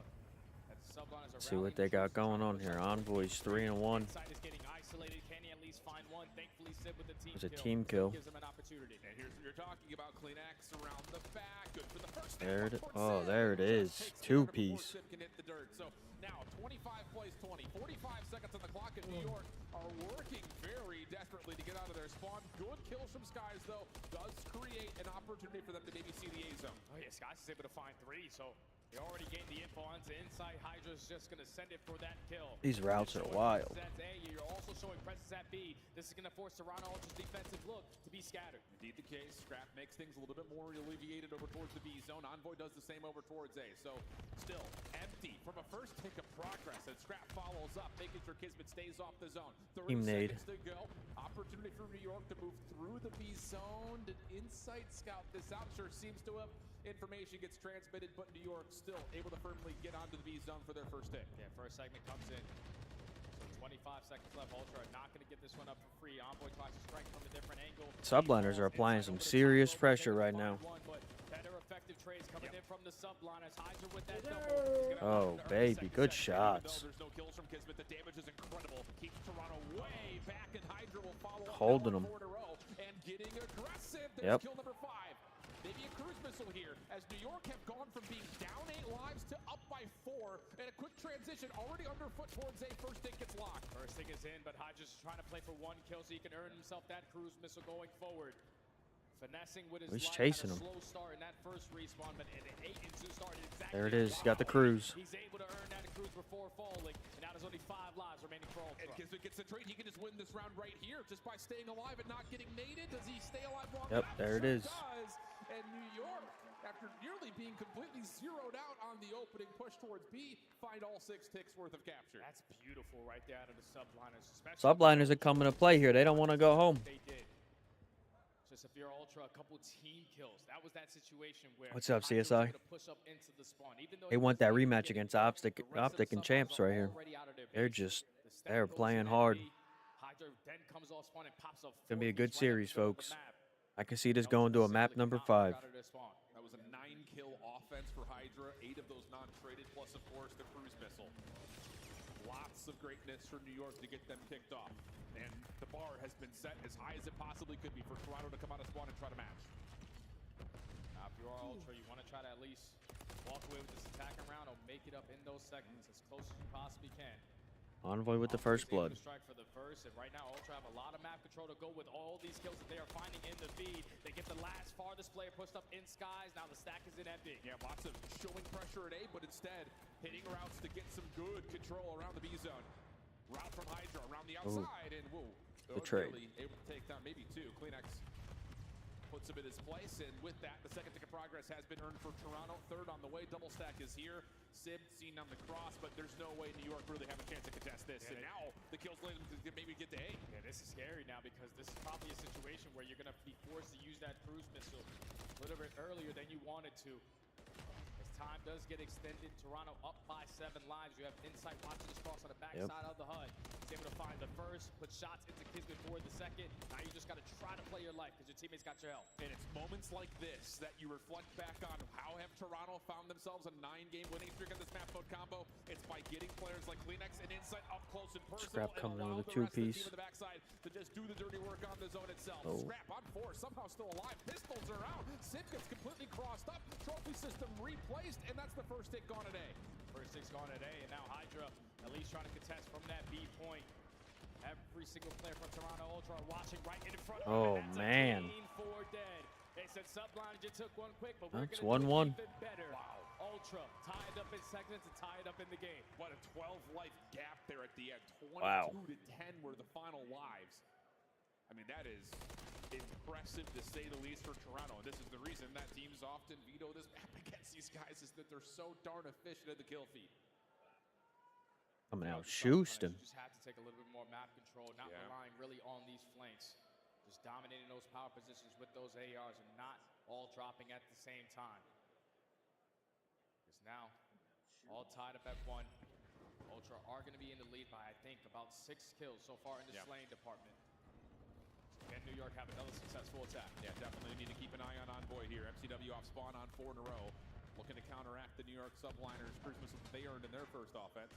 Kismet seen down low. Kleenex in a little bit of trouble. Just goes up and over, but Kismet shuts him down. First 2 kills, good for New York. Envoy also dealt with, and now New York are punishing Toronto in their spawn. And look at Hydra. He's just playing for the couple spawn kills. The stacks on both points. Hydra eventually is going to fall. You have 1 segment being earned at A, slowly but surely working on that progression over towards B. The first one comes in, but the nades, attacks, good enough to get him off that point. Yeah, clock will continue to tick just a moment. Like you mentioned, just the 1 tick of progress locked in for now. Hydra nearly able to find the double, but Kleenex keeps helicopter control in favor of Toronto. Skies back in towards the B zone. First tick near to be completed, but doesn't really have the same kind of space and support that he needs to stay on the zone, so he's kind of got to do it himself, and so far so good for it. Kismet through mid-map. Ooh, tough. Wow. Does not really lock down Kleenex in the middle of the map. Oh. How about the follow-up? Kleenex turns that to a double, and Toronto cleared the zone. And that was a 2v4 right there out of the SMGs on the side of Ultra. They shut it down over towards B Street, and now Kleenex on 5 in a row is hitting that go play. Cannot earn himself the cruise missile, but with only 25 seconds left, you got to try to do something in the objective if you're New York. Crazy to think that at one point New York were on both zones comfortably at the same time, and they only have 1 tick of progress to show for it. Life lead also growing for Toronto. Final couple of moments here, 12 seconds to fight for it. New York are nowhere near either of these 2 zones. Kismet may be able to get up on the ladder, but that's not able to stop the clock for long enough. Desperate hit over towards A. Sky's not able to find Insight through the stairs, and now an opportunity for another cruise missile to potentially get earned as the clock comes to a pause, and only for a brief moment does it. Last player left is Sib, and he's dealt with by Scrap. A clean defense for Toronto. Insight earns himself that cruise missile going 2-1. You only allow 1 segment to get away from you, so that's in the back of your mind. We have to make up for it. Both teams at least showed a little bit of success on the attack, but on a map like High Rise, you are preferring that defensive side, especially when you can play it like that. Ultra just dominating over towards B Street. Subliners gave themselves an opportunity, but just not finding those kills on Kleenex and Envoy shut it all down. Too greedy to go for both zones, you think? I think so. Yeah. Because like the way that Ultra are playing, because everybody coming on spawn, they're throwing all their attacks, investing over towards A. You had no players over there on that side of the map with the trophy system, so when they find those initial 2 kills, they just bombard their way into B. Well, you can see what Ultra would have to do here on this offense just to guarantee them a potential round 5 defensive half favor. Scrap getting to work over towards blue. Toronto taking their time here, looking to see where exactly this New York defense is trying to set up, but now that the kills are here, Toronto can get onto the B zone. Right now, New York is playing really scared. They're just playing super safe towards the backside of the street. That's already 3 dead in the feed. The double stack making a triple on this B point, and at the same time, you have one player roaming over towards A. Time to invest that cruise missile. What can it find?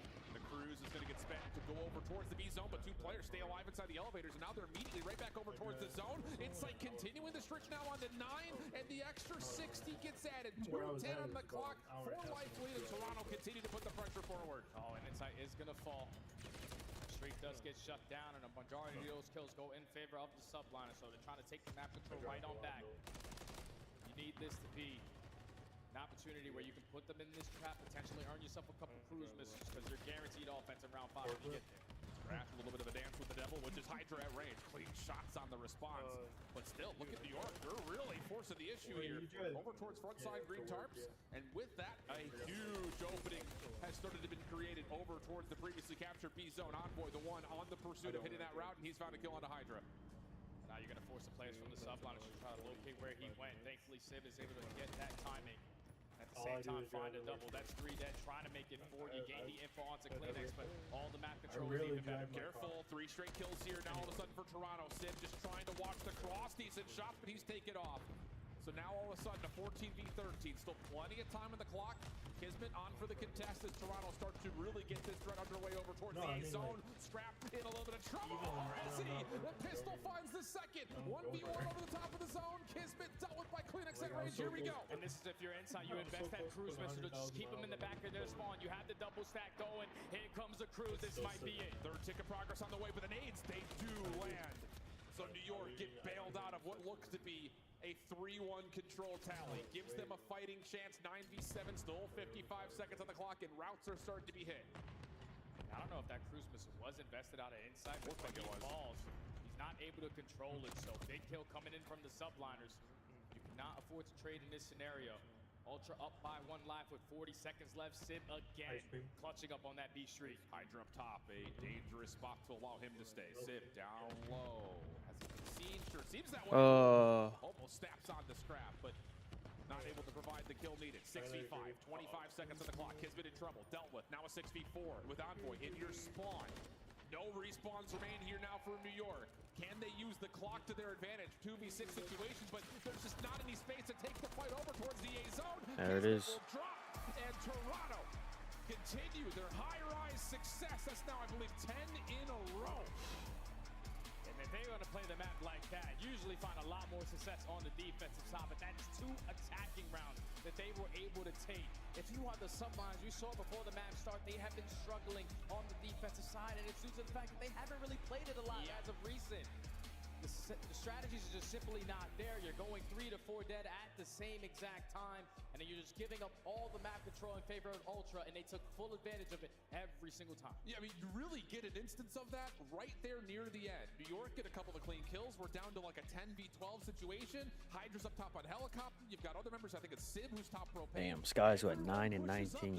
Wow. But then you all lose your ones, and all of a sudden you're done. There's just no way you get back. And that's what you can't do if you are New York, because in those moments, you know Ultra, they're going to be setting up for routes. They're trying to find an opening around the map, and when you're gifting it in a free one-on-one gunfight, it's a 50-50 chance. Ultra had the numbers advantage. They were up in the lives remaining. Even with Sid dominating over towards the B street, it was just better positioning, better plays coming in from Ultra in those final moments to close out that control. Important to note there, you kind of saw the scoreboard for a moment after the dominant search and destroy. Skies only puts up 9, goes 9 and 19, and that I think is another exhibit of what we're talking about. New York just cannot get themselves set up. You're running a 3 AR setup here where Hydra doesn't have the same mobility that we're used to seeing. He's not creating the same kind of space that we're seeing out of Toronto.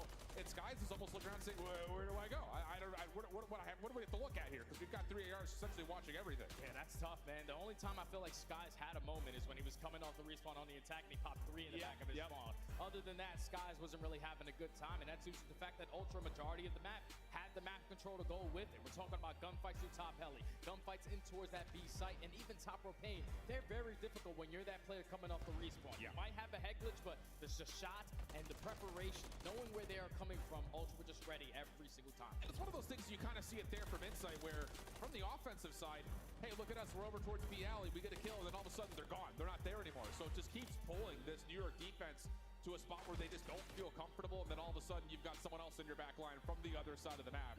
Toronto just so difficult to deal with on that map. But the better news starts to kind of prop up here for New York. Vista Hardpoint, a map that they've played a couple of times versus this Toronto team.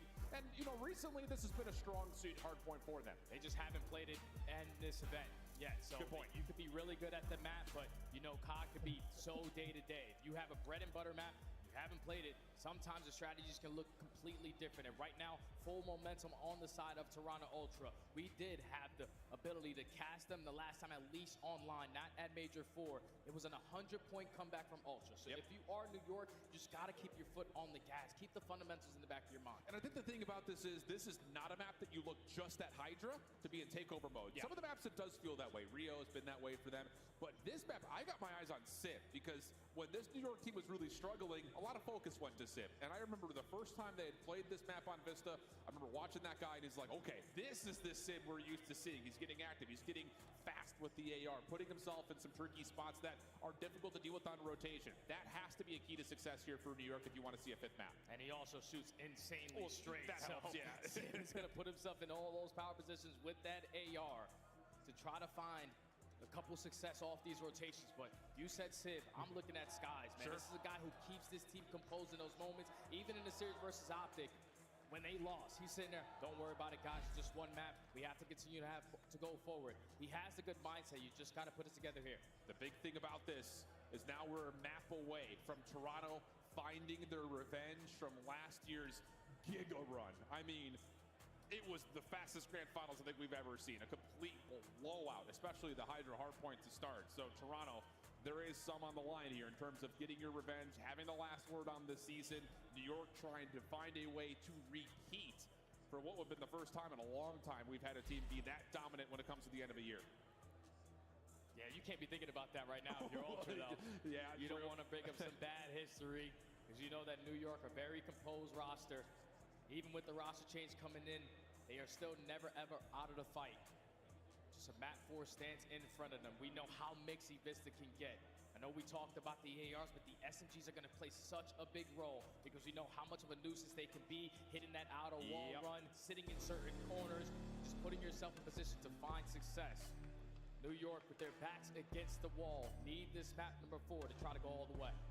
Just got to go to what you've already found a lot of success with on this current weekend, which is zone out Ultra from having chances to put together these setups. Here we go. Map 1, Scrap was everywhere. 1.26 KD, he was in the hill, also found nearly 5K damage.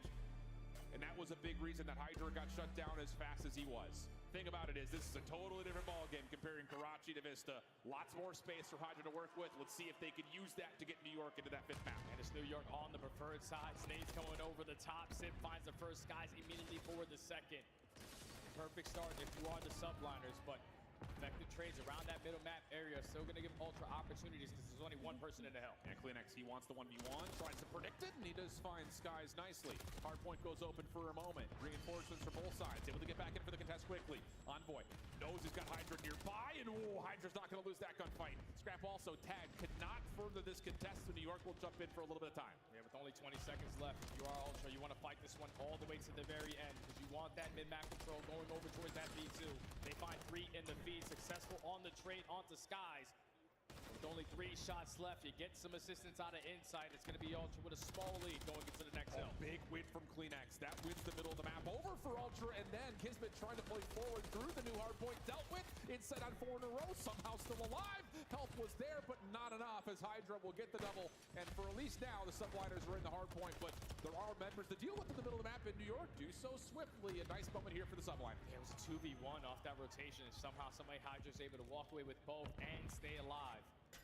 So now Subliners win that rotation over towards B2. It's going to be very difficult for Ultra to try to attack this front. You want to go to the map. 3 kills go in their favor. Now here goes the break opportunity. Yeah, Skies just trying to create a buffer with New York spawning so far away. A chance for them to still fly forward, but Hydra does that without any cover or even a duo to jump in with them. So once again, another moment you kind of look at and say, ooh, were we really worth that gunfight? Toronto able to get this thing back to around level terms, and now the focus is on the fight for rotation towards noon. Kismet is going to drop off that rotation. Hopefully he's still blessed with the back spawn. Thankfully, just that comes in for him. Scrap and Envoy able to find a couple kills. Envoy on 5 in a row, make it 6. Cruise missile earned. world champ has come to play. How big has Envoy been for Toronto in the respawns this weekend? He has been super consistent, which is what the community has been asking for. Can he provide that when it matters most? So far, he has. New York still surrounding the third hard point. Threat underway from both the backside of these favorite spawns, plus also from the front. But New York holding off pretty decently to the moment. A couple of trades are in, but New York will still at least hold the hard point. But with this, now they start to spawn out way deep. Yeah, it's a 4v2 now. Here at P3, Skies is able to at least still find a couple kills. Trying to contest as long as he can for his teammates to eventually try to help, but leads to an ultra break for now. Hydra through the front side is able to put down a couple shots, sets up Kismet for that kill, who is on 2 in a row. But also, this is exactly the situation you want to be in. Yeah, and now it's just down to Kismet. Okay, he's done well through that little mid staircase. Allows New York to get really the majority of the time here on the third hard point, but it's not enough to reflip the spawns back around. So as we take a tally of the minimap, Toronto find themselves in the favorable spot over the top of the fourth hard point, but that is being worked on now for New York around the back and also splitting from the front. A natural pitch starting to occur. Oh yeah, and Envoy's going to give up that angle, but he's going to come back to pick it up. Skies, the teammate, unfortunately does take down Hydra. Kismet affected though from the front. Is able to find a double. He had a 2-7 start. Instantly turned it on up at 7 and 9. You still have Ultra with the spawns, with the kills, holding on to the hard point. I was about to say, neither of these two teams could really lock down more than maybe one player spawning up favorably until that moment from Scrap gets Toronto into the driving seat. Couple of kills from New York are on the back though, putting pressure on the hard point. Hydra looking for his time and space, but not going to be allowed. Envoy with the shutdown. Kismet, a couple of tags through the wall, and he's looking for the kill, but it eludes him for now. Ultra looking for the majority of the scrap time, and they will get it with kills over towards Dew. Oh, and this is a scary moment in this game. You got to keep in mind that Toronto still have a cruise missile in the back pocket. Fight for that remaining junk time. You almost find yourself up by 20, but you're in the rotation over towards New. Scrap playing safe, 17 and 6 start, make it 17 and 7. That young man is just unbelievable with that AR in hand. And Envoy right there to fill the gap. This is just a perfect setup in every form here for Toronto. New York trying to find something on the overextension. Kismet provides. Sib also following up. Leaves Scrap by himself on low HP. Just fighting for his life. Nothing he can do from there in New York. A very clean break. They needed this break too, because we know how effective this P5 to P1 chain can be, especially when you have Ultra in the trap spawns that you want. But Hydra, he's going to put himself on a route. Hopefully he's not going to flip that for his teammates. No, he's able to find the double, put himself back into the play. So 20 seconds to fight for. Envoy, almost finds the slide right over towards Sib's direction, but shut down. Insight also meets the same fate. Sib has done well from this position. Sky's tagged over on top of the catwalk. Scrap really not able to force the gunfight though until finally a kill comes out, and Kleenex will eventually take care of Sib on the backside stairs. But Kismet again walks up with a double. That keeps the hard point relatively open, and now we finally get over back to the first hill. Now if you are Envoy, the only player in towards this P1. He's trying to make the plays happen. He's able to find the first kill. At the same time, Scrap finds the second. The hill is currently going to be white. So an all-out battle for this mid-map control, and New York are winning it. Important battle still to come though, as Toronto's nades start to find some value. Kleenex up and over towards the backside of the desk. Takes care of another. Now Toronto have the numbers. New York trying to make sure they don't lose sight of the P2 rotation. Still 30 seconds to fight for though. Oh, Kismet! He thought he had the perfect timing, but Kleenex with the snap. I'm sure a couple of team shots were in, but Kleenex keeps his life. Turns that into a second. Spamming down the third, not quite. Forces Envoy to take the gunfight, and not gonna beat Skies. New York get the flip. Big 15 seconds to fight for. There's only one player left in towards the hard point. Now you have a little bit of assistance coming in from Hydra. The nade is good. The rival 9 is even better. Not able to find that final kill onto Envoy, but you're going to put yourself in a position to win the rotation over towards New. But the route out of Envoy may cause mayhem. Absolutely the case. Kismet does win his first from the front side of the hill. Hydra up top. Make sure that New York can get the surrounding presence that they want. And then Sib deals with the long route from Envoy. Now the bump forward. Kismet finding value there as well, and a chance for New York to have one of their best moments of the game so far. Yeah, Subliners are pushing them so damn far away, and now you are forcing Envoy to invest this cruise missile. You don't want to give up all this time here at P2, but you're going to be slow with this. You can give all the pops to your teammates. You don't even find the player on hill. That blast radius did get an update, so Kismet is going to fall at top mid, but you have the numbers, you got the gunny, you find the break. Yeah, absolutely the case. 20 seconds to battle for Hydra. Through topside mid, allows Kismet a chance to just focus purely on the front, and he nearly takes down both, but Scrap will have the last word. Follow up from Sib. Goodness, he has been so quick to confirm trades for his squad, and that keeps us at a deadlock tie as we rotate over to New York going to be there first. And Ultra going to have quite some time before they even get close towards this new hard point. The way they attacked it last time was to push their way around Burger. Contest towards the back end and flip these spawns. That led to a break. They're going to try to do it again, but this time Subliners have 2 players watching these angles. Just down to do they know the full force of Toronto sitting from the front end. Well, Kismet again on this staircase, he has been immovable. Sky's following up. That's a clean wipe with the exception of just one. Insight keeps his life from the front. Scrap trying to work his way through mid. Hydra meets him there and whoa, around the back. Insight trying to make a play. Doesn't work out. And New York really locking things down here at the bar. That's been 30 uncontested seconds so far from the Subliners. They made the adjustment to hold down that overextension, not allow Ultra to set up these pinches, put all their focus towards the front side, and now with the final 15 and all the kills being yellow in the feed. You're still in control of those spawns for the next hill. Sip on 5 in a row. You just got to run. Play your life, but he's able to find a cruise missile word. And now you've got, again, New York in a position of full control. Although these exit kills from Toronto may move the spawns around, and they do before the new hard point opens, and then Kismet loses his life over towards the hill itself. So just when he thought New York was about to stretch 3 to 4, Toronto will spawn in, and Sim has to call the cruise. Oh, the cruise missile is going to get invested, but the only person in a position to potentially flip these spawns out is going to be Skies. He is going to fall, so Ultra are instantly going to put themselves in position to get right back into this play. But they are not finding the kills. Now both players dropping. They're going to spawn all the way across the map. New York just got to hold. Kismet just being a nuisance around the back. Hard to track down as New York from the front find the kills they need. Now the lockdown starts to become the next question as Ultra really just have to try to force this from the front. Insight is deep on the long route, but there just really are not a lot of kills here to supply any sort of a break attempt. So it's going to be over 200 points for New York. A chance to possibly get this thing close to closed out of the new hill. You are the Subliners. You are in the drive. He kills off the rotation. Kismet and Skies combined for 2. Insight just shooting, trying to locate where the hell Skies went. But now eventually he peeks and he's able to find that kill. It's still going to be a battle for this rotation. Ultra going to be the team early on, but look at the pitch coming in from Sid. He's able to get one. Quick rotation coming through as Clean X off the reload. Good help from Scrap. Oh, big moment here from Ultra.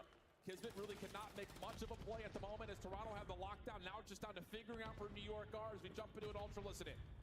Their door. Watch out. Our door. Their door. Their rails got me. Take our time. I'm gonna go right. Yeah, let's shout now, I think. They got child rails. Yeah, short. Close left short. It's not short. Zip. I'm hit. Zip. Nice. Looks like on me. He's not. He's just looking for you. Pillar's on me. He's on P3. Table dead. Let's get time. I'm playing this. Spawns. Be off this fast. Maybe it's shops. Just change these two. Shop instead. Nice. I'm picking Rocks, right. No, low rocks. Low time. Low right. Caution. Low time. One shot. In the corner. Right corner. Chop. Nothing's going on right. What's the P2 actually? Yes, he's going mid step. He's crossing weak. Just him stay Take her out. Try and go right here. Mid step, I'm already stay burger. I have to play this a little He's low quick. P2 at me. Knock arrow dead. Top edge weak, Sip. I'm going. Come out. Well, you heard it there for a moment. Ultra saying, let's play slow, let's play clinical. Not a lot of time to do that anymore. New York just continued to foil the plans of Ultra left, right, and center. It has to be picture perfect from this point on if you are Ultra. You're already in control of this P1, but the routes being hit right now out of Hydra may cause them an issue. As with Sid finding that double, make it 3 in a row. Last player on the point leads to all 4 dead. Spawns all the way across the map. It's looking like we're going game 5. About to be a blender right here at the front door. If Ultra trying to hit through it, Sky's holding down the trigger. Damages in. There it is. Game 5. New York do what needs to be done. They clean up the Vista hard point. We're going to an invasion, search and destroy. Game 5. Not allowing Toronto to get the setups they wanted. And it was the adjustments on the second half of that game because you realize if you are New York, we had the spawns for P3 and P4 a majority of the map. But the first time it was Ultra pushing out that backside, flipping us all the way to the opposing side, and then forcing those next 2 hills to be mixy. But right off the rotation, you dominated over towards Burger. Every single kill was getting tallied right through that front side, and Ultra were just going 1 by 1 in those final moments. Just could not find success in a team push because the way that Subliners was able to pick them apart time and time again. That's been their bread and butter hard point. They get it done. Damn, Sib 33 and 23. Fuck. If you were to watch that map on 2x speed and just watch the minimap, there really weren't many moments where the preferred spawns were held by one team. Boys out there shooting, folks. Wait a second, now they're spawning out. They want to make it to Sunday. And that mixiness better adjusted to by the New York Subliners. I think especially as we went from 4 to 5 a couple of different times in that map. That's just good plays out of New York too, man, because you got to think back against the wall. You got to play some of your best Call of Duty.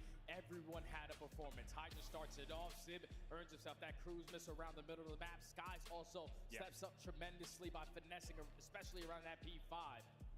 And then, you know, Kismet is going to give you a 2-piece here and there, but none of that even matters anymore. It's one map to decide who's going to get the last dance with OpTic tomorrow. Unreal stuff, man. And that map will be an invasion, search, and destroy. New York, I'm sure, love to see it, but...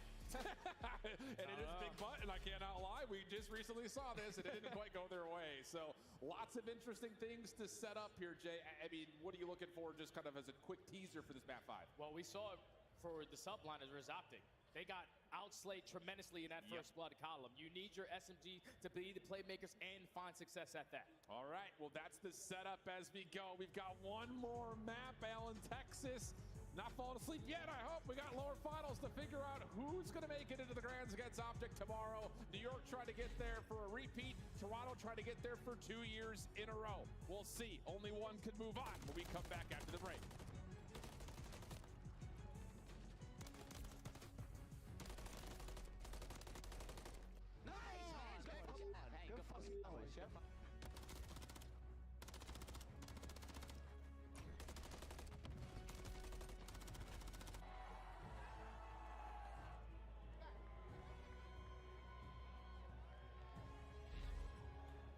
Play like a pro. Scuff, the official controller of the Call of Duty League. Visit scuffgaming.com for all your gaming needs. The Champs Tracer pack is available now. The bundle includes the Reaper Operator skin, Ripper Weapon Blueprint, Death Stare Weapon Blueprint, Cuts Deep Charm, 2 calling cards, 2 emblems, and 2 weapon stickers. Use these items in both Call of Duty Modern Warfare 3 and Call of Duty Warzone. Available in store now using Call of Duty points. The Call of Duty League is brought to you by Monster Energy, the official energy drink of the CDL.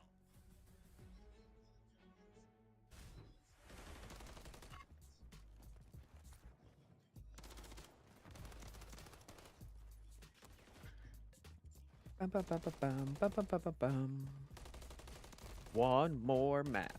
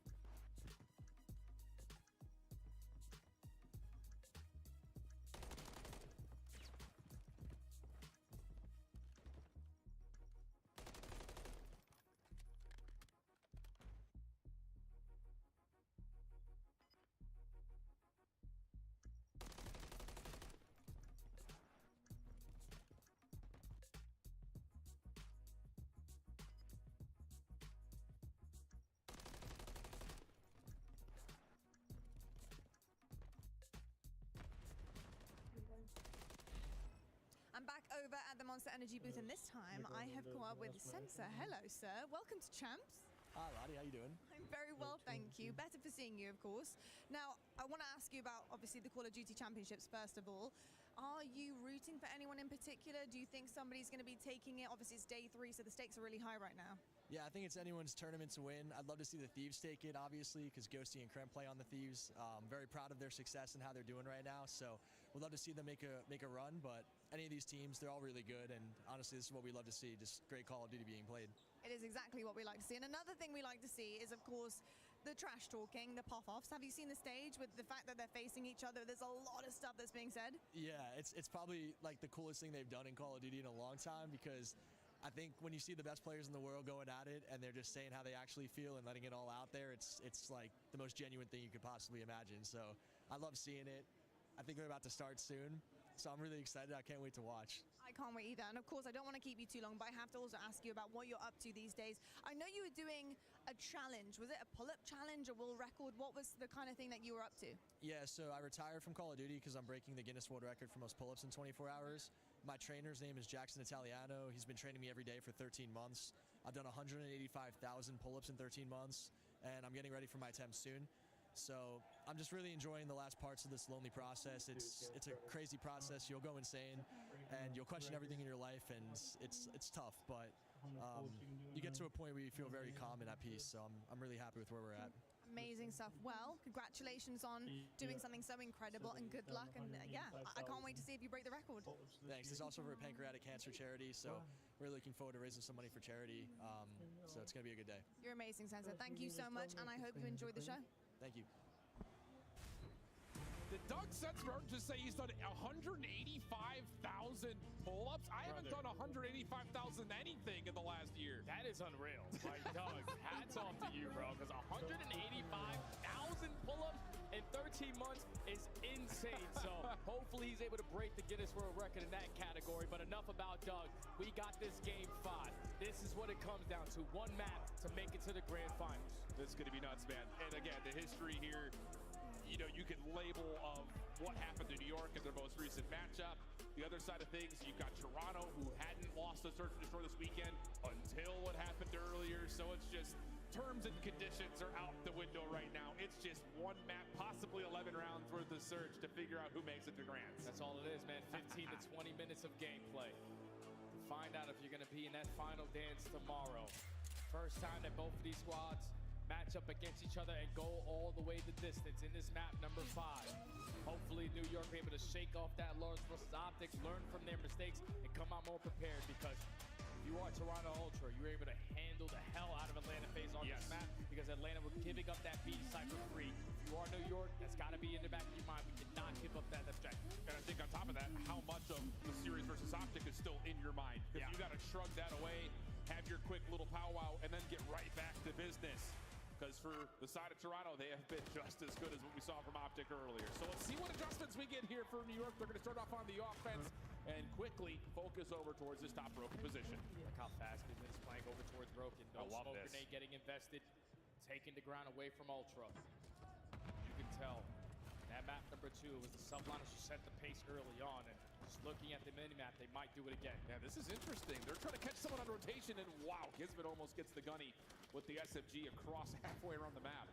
But that smoke fake doesn't really work out. So now all of a sudden, Ultra will know that there is going to be some sort of a transition back, but Skies, a late nade or at least a car explosion, has first blood tallied for New York. Oh, and once Skies puts himself in a position towards mid-tank, you can start to work this objective, and then you have the island player commit on that kill.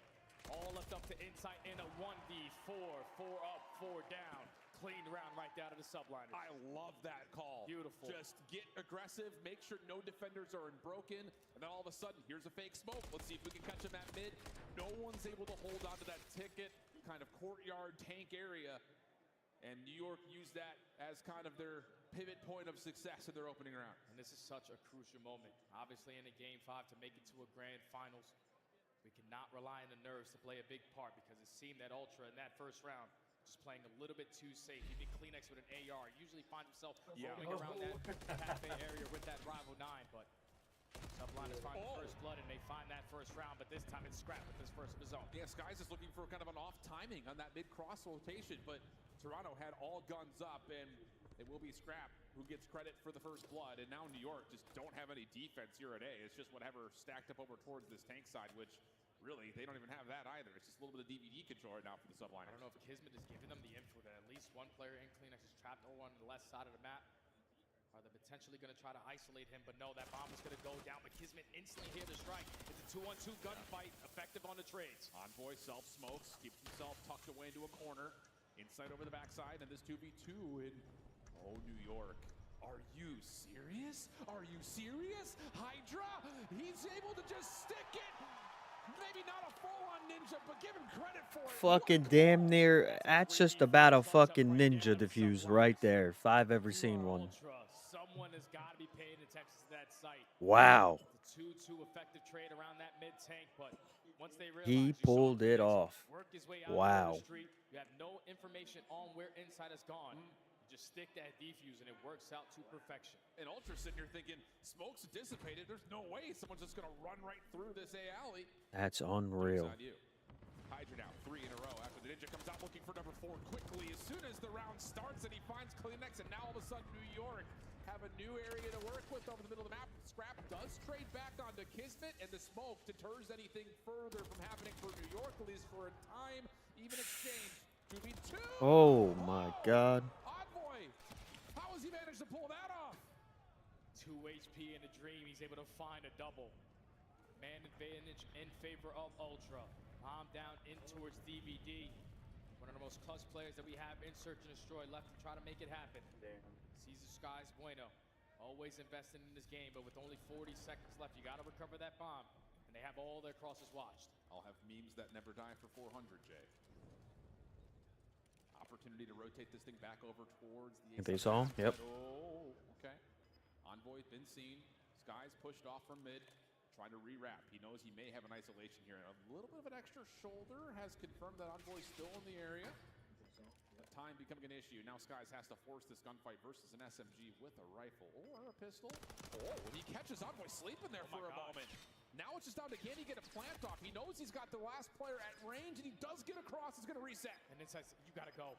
You know that he's committing on this bomb plant. Are you going to get that at the right time? No. Skies with the movement with only 6 HP. He's not going to be able to get out with his life.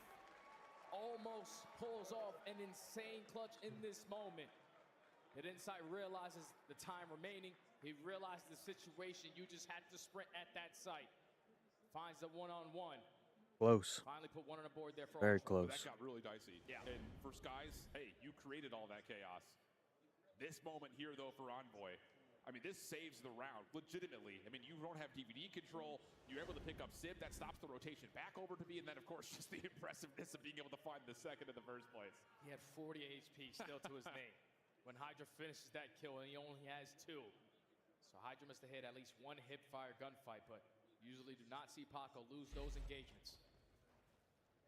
Now Ultra back on the attacking side they go. They found success early on in the first blood, but this time they're not going to really contest around that middle map. They're trying to go B. We've seen this before from New York as well. They're putting Skies with a trophy early in towards tank, and then this little double stack just outside the front cafe windows.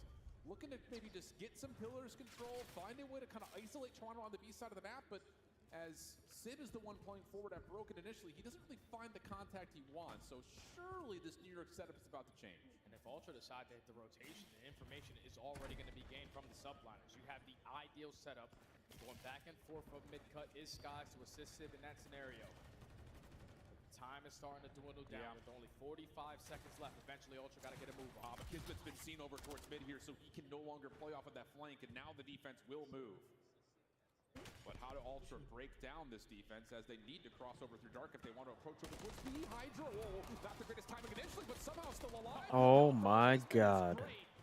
And now a 4v2 starts to develop right over the top of the tank. 22 seconds to play for, and Toronto have been cut off through mid. Sib up and over, no worries there for Scrap. Moment of hesitation, but not really anything to speak of here. Insight is going to run out of time. Another round on the board there for Subliners. Just way too much map control that they took away from Ultra. It's putting 2 players in towards Cafe, watching that cross to B and on the way back. Yeah. Just didn't give themselves opportunities to even think about the objective on the opposing side. So Now if you are Ultra, probably a pace change on the attack needs to be a big part. Yeah, I like that call. See if they follow through with it at all. And who would be the one to look at? You looking at Envoy? Possibly be the one to set the tone here? Envoy and Kleenex, because they both have the ability to do so. All right. We'll see what happens here. As it will be Envoy making a cut through Dark and aggressively through that at that. He's going to get into DVD almost immediately. Instead, finds Kismet on the cross, but can't finish the kill. And now he's just got to smoke himself to safety, of which there is none. But Scrap does at least pick things back up, get to a 3v3 bomb down. But Hydra is up to more antics on this route. Insight's not going to be ready for it. Hydra with there it is. working his way up Water Street. He's able to find a double. Now it's Scrap left in a 1v3. 100 HP and a dream. It's good enough for the Subliners to walk away with back-to-back rounds now. Just getting closer and closer to making it to that grand final. And how pivotal is it that Kismet is essentially dead to rights, but gets around for his life, and then there's nowhere for Envoy to go. He can't get the DVD, he doesn't have help. He just self-smokes himself into a corner. And it caught him off guard there because he was ready for that door to be cracked open. Yeah. But as soon as he was going for that crack peek, Kismet runs across the broken, so you have to try to commit on that gunfight. You give up your positioning. You obviously don't want to work your way in towards DVD because you have no info of how many players are playing on that side. But the pre-fire good enough. Leads to the Subliners finding that first blood. Hydra again on 4 in a row. And I was about to say 8-1 to start, but Semtex from Envoy, well placed. Doesn't just find the kill on the Hydra, but it also has Kismet kind of holding his ground for a moment. And does Scrap get tank control? Yeah, sure does. But great defensive nade. Displaces him and almost allows an opportunity for a little nade shot kill to come through. Sib will follow up on the damage though, and now it's a 3v2 for New York. Inside at least effective on the trade though, instantly. Back to a 2v2. You have Envoy gaining information. I don't know if he was able to spot Kismet working his way up through tree, but the reposition, it seems like he has gotten a read on it. You find that kill, 1v2 left up to Sky. Oh, but Sky, it's good timing here. Has insight down to a bullet. Ring around the Rosie with the tank. Reject should surely be in at this point, but the pistol win is still good. 35 seconds. Envoy making the quick call to put the clock in his favor as he hops on for the plant. Sky's super comfortable in these scenarios. 1v1s are what he lives for, but the same thing could be said for Envoy. 40 seconds to go. Got the Rival 9 and the MCW to work with. Right now, it seems that Sky's just playing for early info, thinking he's going to push through the spawn. And Envoy's going to play deep here. Dead silence at the ready, pops that immediately. MCW trusted here on this cross. This is a must-win 1v1 for Envoy. And he's second-guessing the angle for a moment. Is there timing for Skies to slip across? Very well may have been. Envoy hasn't moved yet. Skies gets the intel. First tag is decent, but he has to force the gunfight. Envoy just jumping from pillar to pillar. Not enough time for Skies to find the kill and back up. Envoy does his job. Great plays right down to Envoy to finesse God. He's able to work that objective. Secure the round by not even shooting a bullet. Just dancing with death.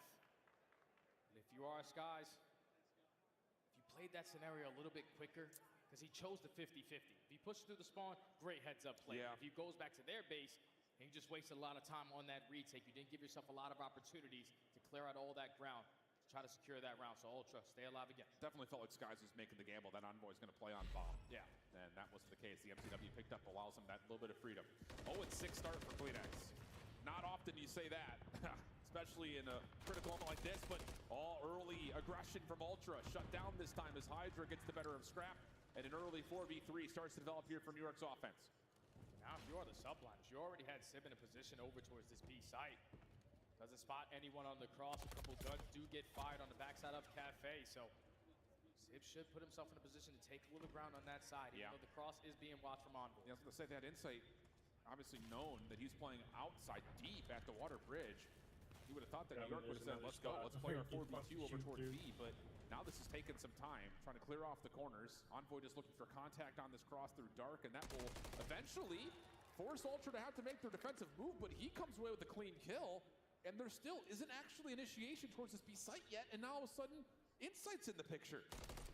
Insight's going to be able to get the info. No nades in the back pocket to try to contest it, but Sib is going to hop off the bomb. And at the same time, across the map, Hydra, the island player, finds that kill onto Envoy. Now with 20 seconds left, Sib, you got to plan. You got to. You absolutely have to get this thing down. Joining the action is Hydra now. Smoke will allow Sib to plant. Kleenex on one side. Insight looking for the wall bang. Opportunity missed for that. 2v3 retake. The long-time standing duo dating back to the Singularity days. Can they break this down? Sid in Ice Cream. First one's good. Insight trying to come through. No way, no how. Sid takes both. Subliners now just looking completely different in Search and Destroy. Just one more round is all that they need to have their rematch versus OpTic Texas. But it's just early first bloods that'll lead into success for New York. Yeah. That was the struggle versus OpTic. It's 5-2 in their tally, and that is the score. It's just unreal how much more composed this New York team looks all of a sudden. Especially on this map, let alone in the Search and Destroy at whole. A 10-2 stat line for Hydra. 3 of those are first bloods. Want him to show him the big moment he has. Oh, here we go. Be nice to Ethan try to figure it out here. Don't want to end your season potentially on a donut. Now Ultra on the attack is just going to be in a situation again where they are forced to waste a lot of time trying to gain information over towards B Street. Yeah, shots from Insight push Skies off the angle, but that's a missed opportunity for a first blood. Toronto trying to just isolate on this New York setup over towards Cafe, and okay, instead they get the isolation on the Kismet off the aggressive angle. It forces Sib to have to take cover backside tractor, and there's no one else here, so he's got to at least find one. Yeah, at least all out time for your teammates to work this pitch because you know what Hydra is capable of. Finds that kill onto Insight. Skies across the map, finds the second. Now Sid left in the 1v2 on this side of the map. He finds the first 1v3. Off the reload. Oh my God. Subliners are playing OpTic tomorrow for the champs.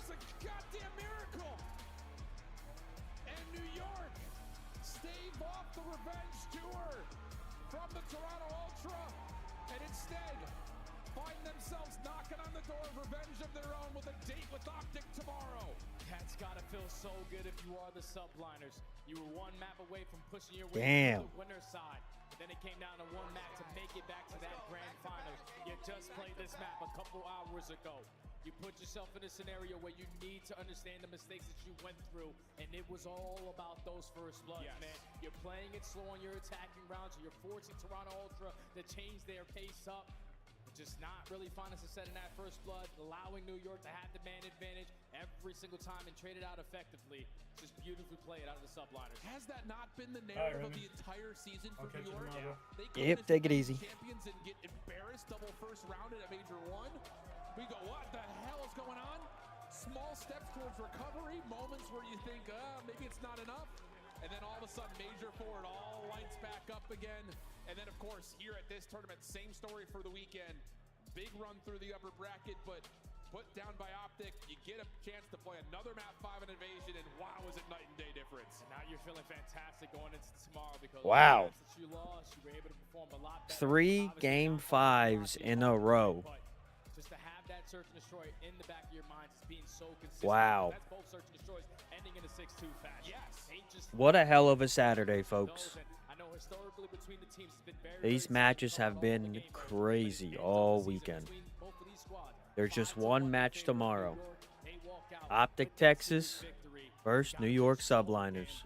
A combined 21-5 from Hydra and Civ.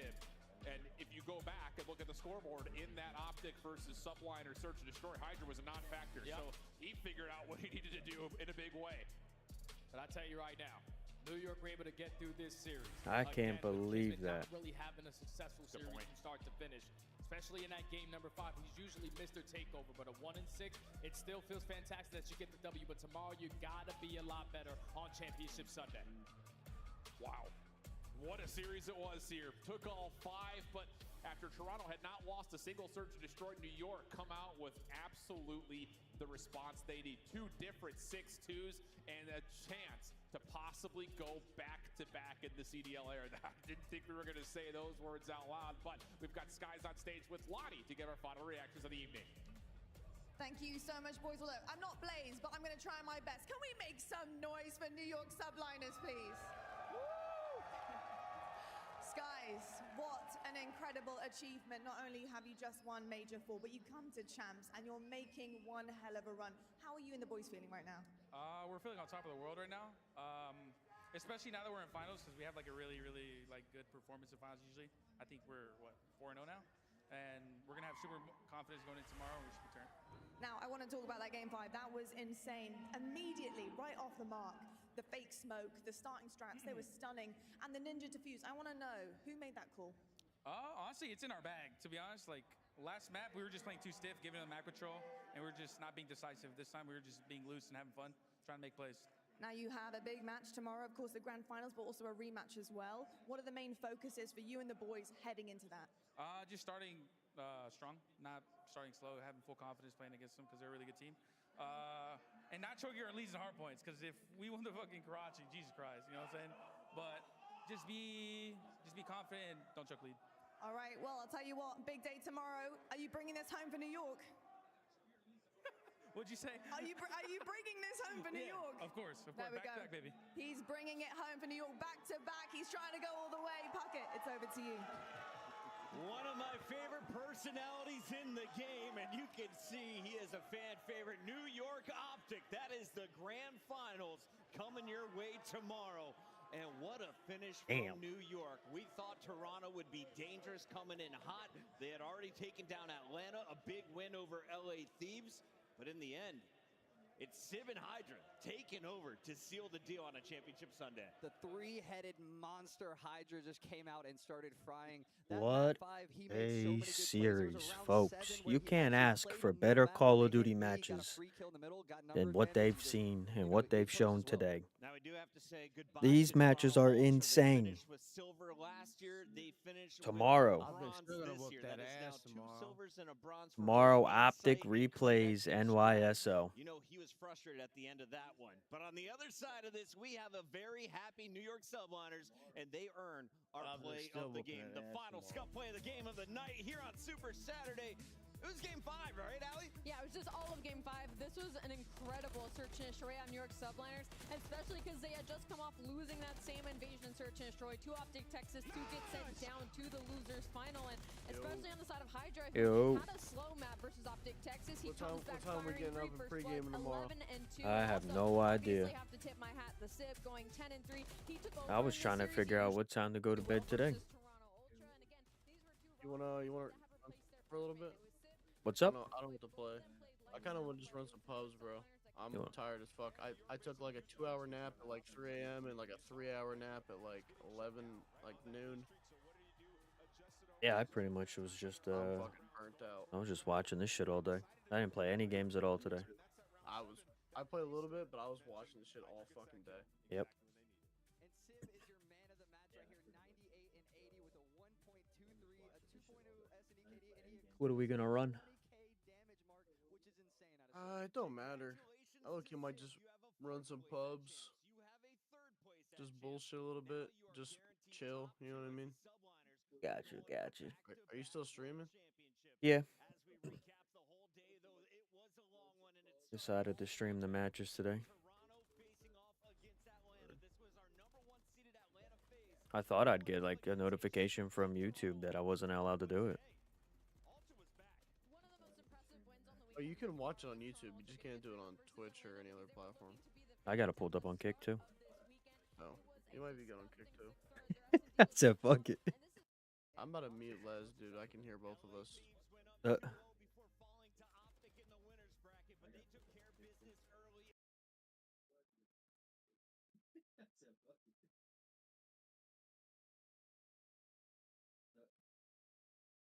Take this off. Let's swap everything back.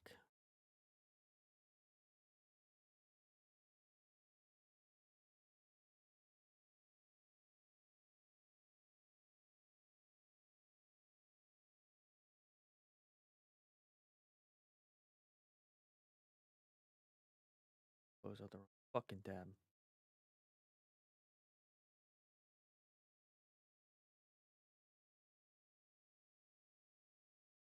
Fuck are you doing?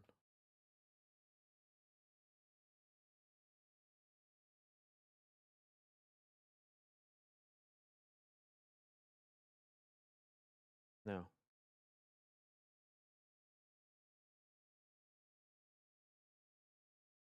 It better roll that way.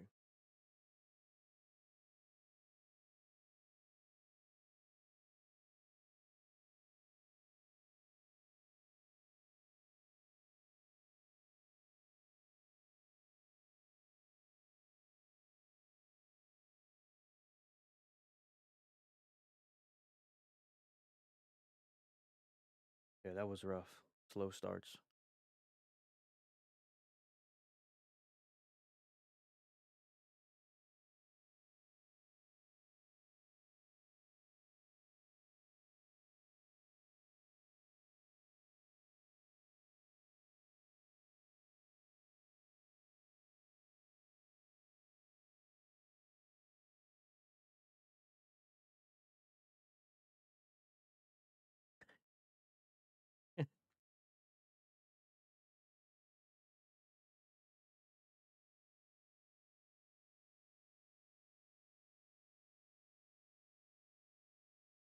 Don't you always yell?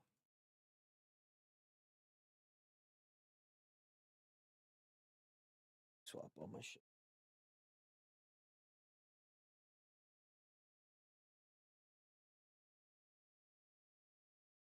Wait, so what you're telling us is you're used to 6 to 8 inches being close to your mouth, not a foot?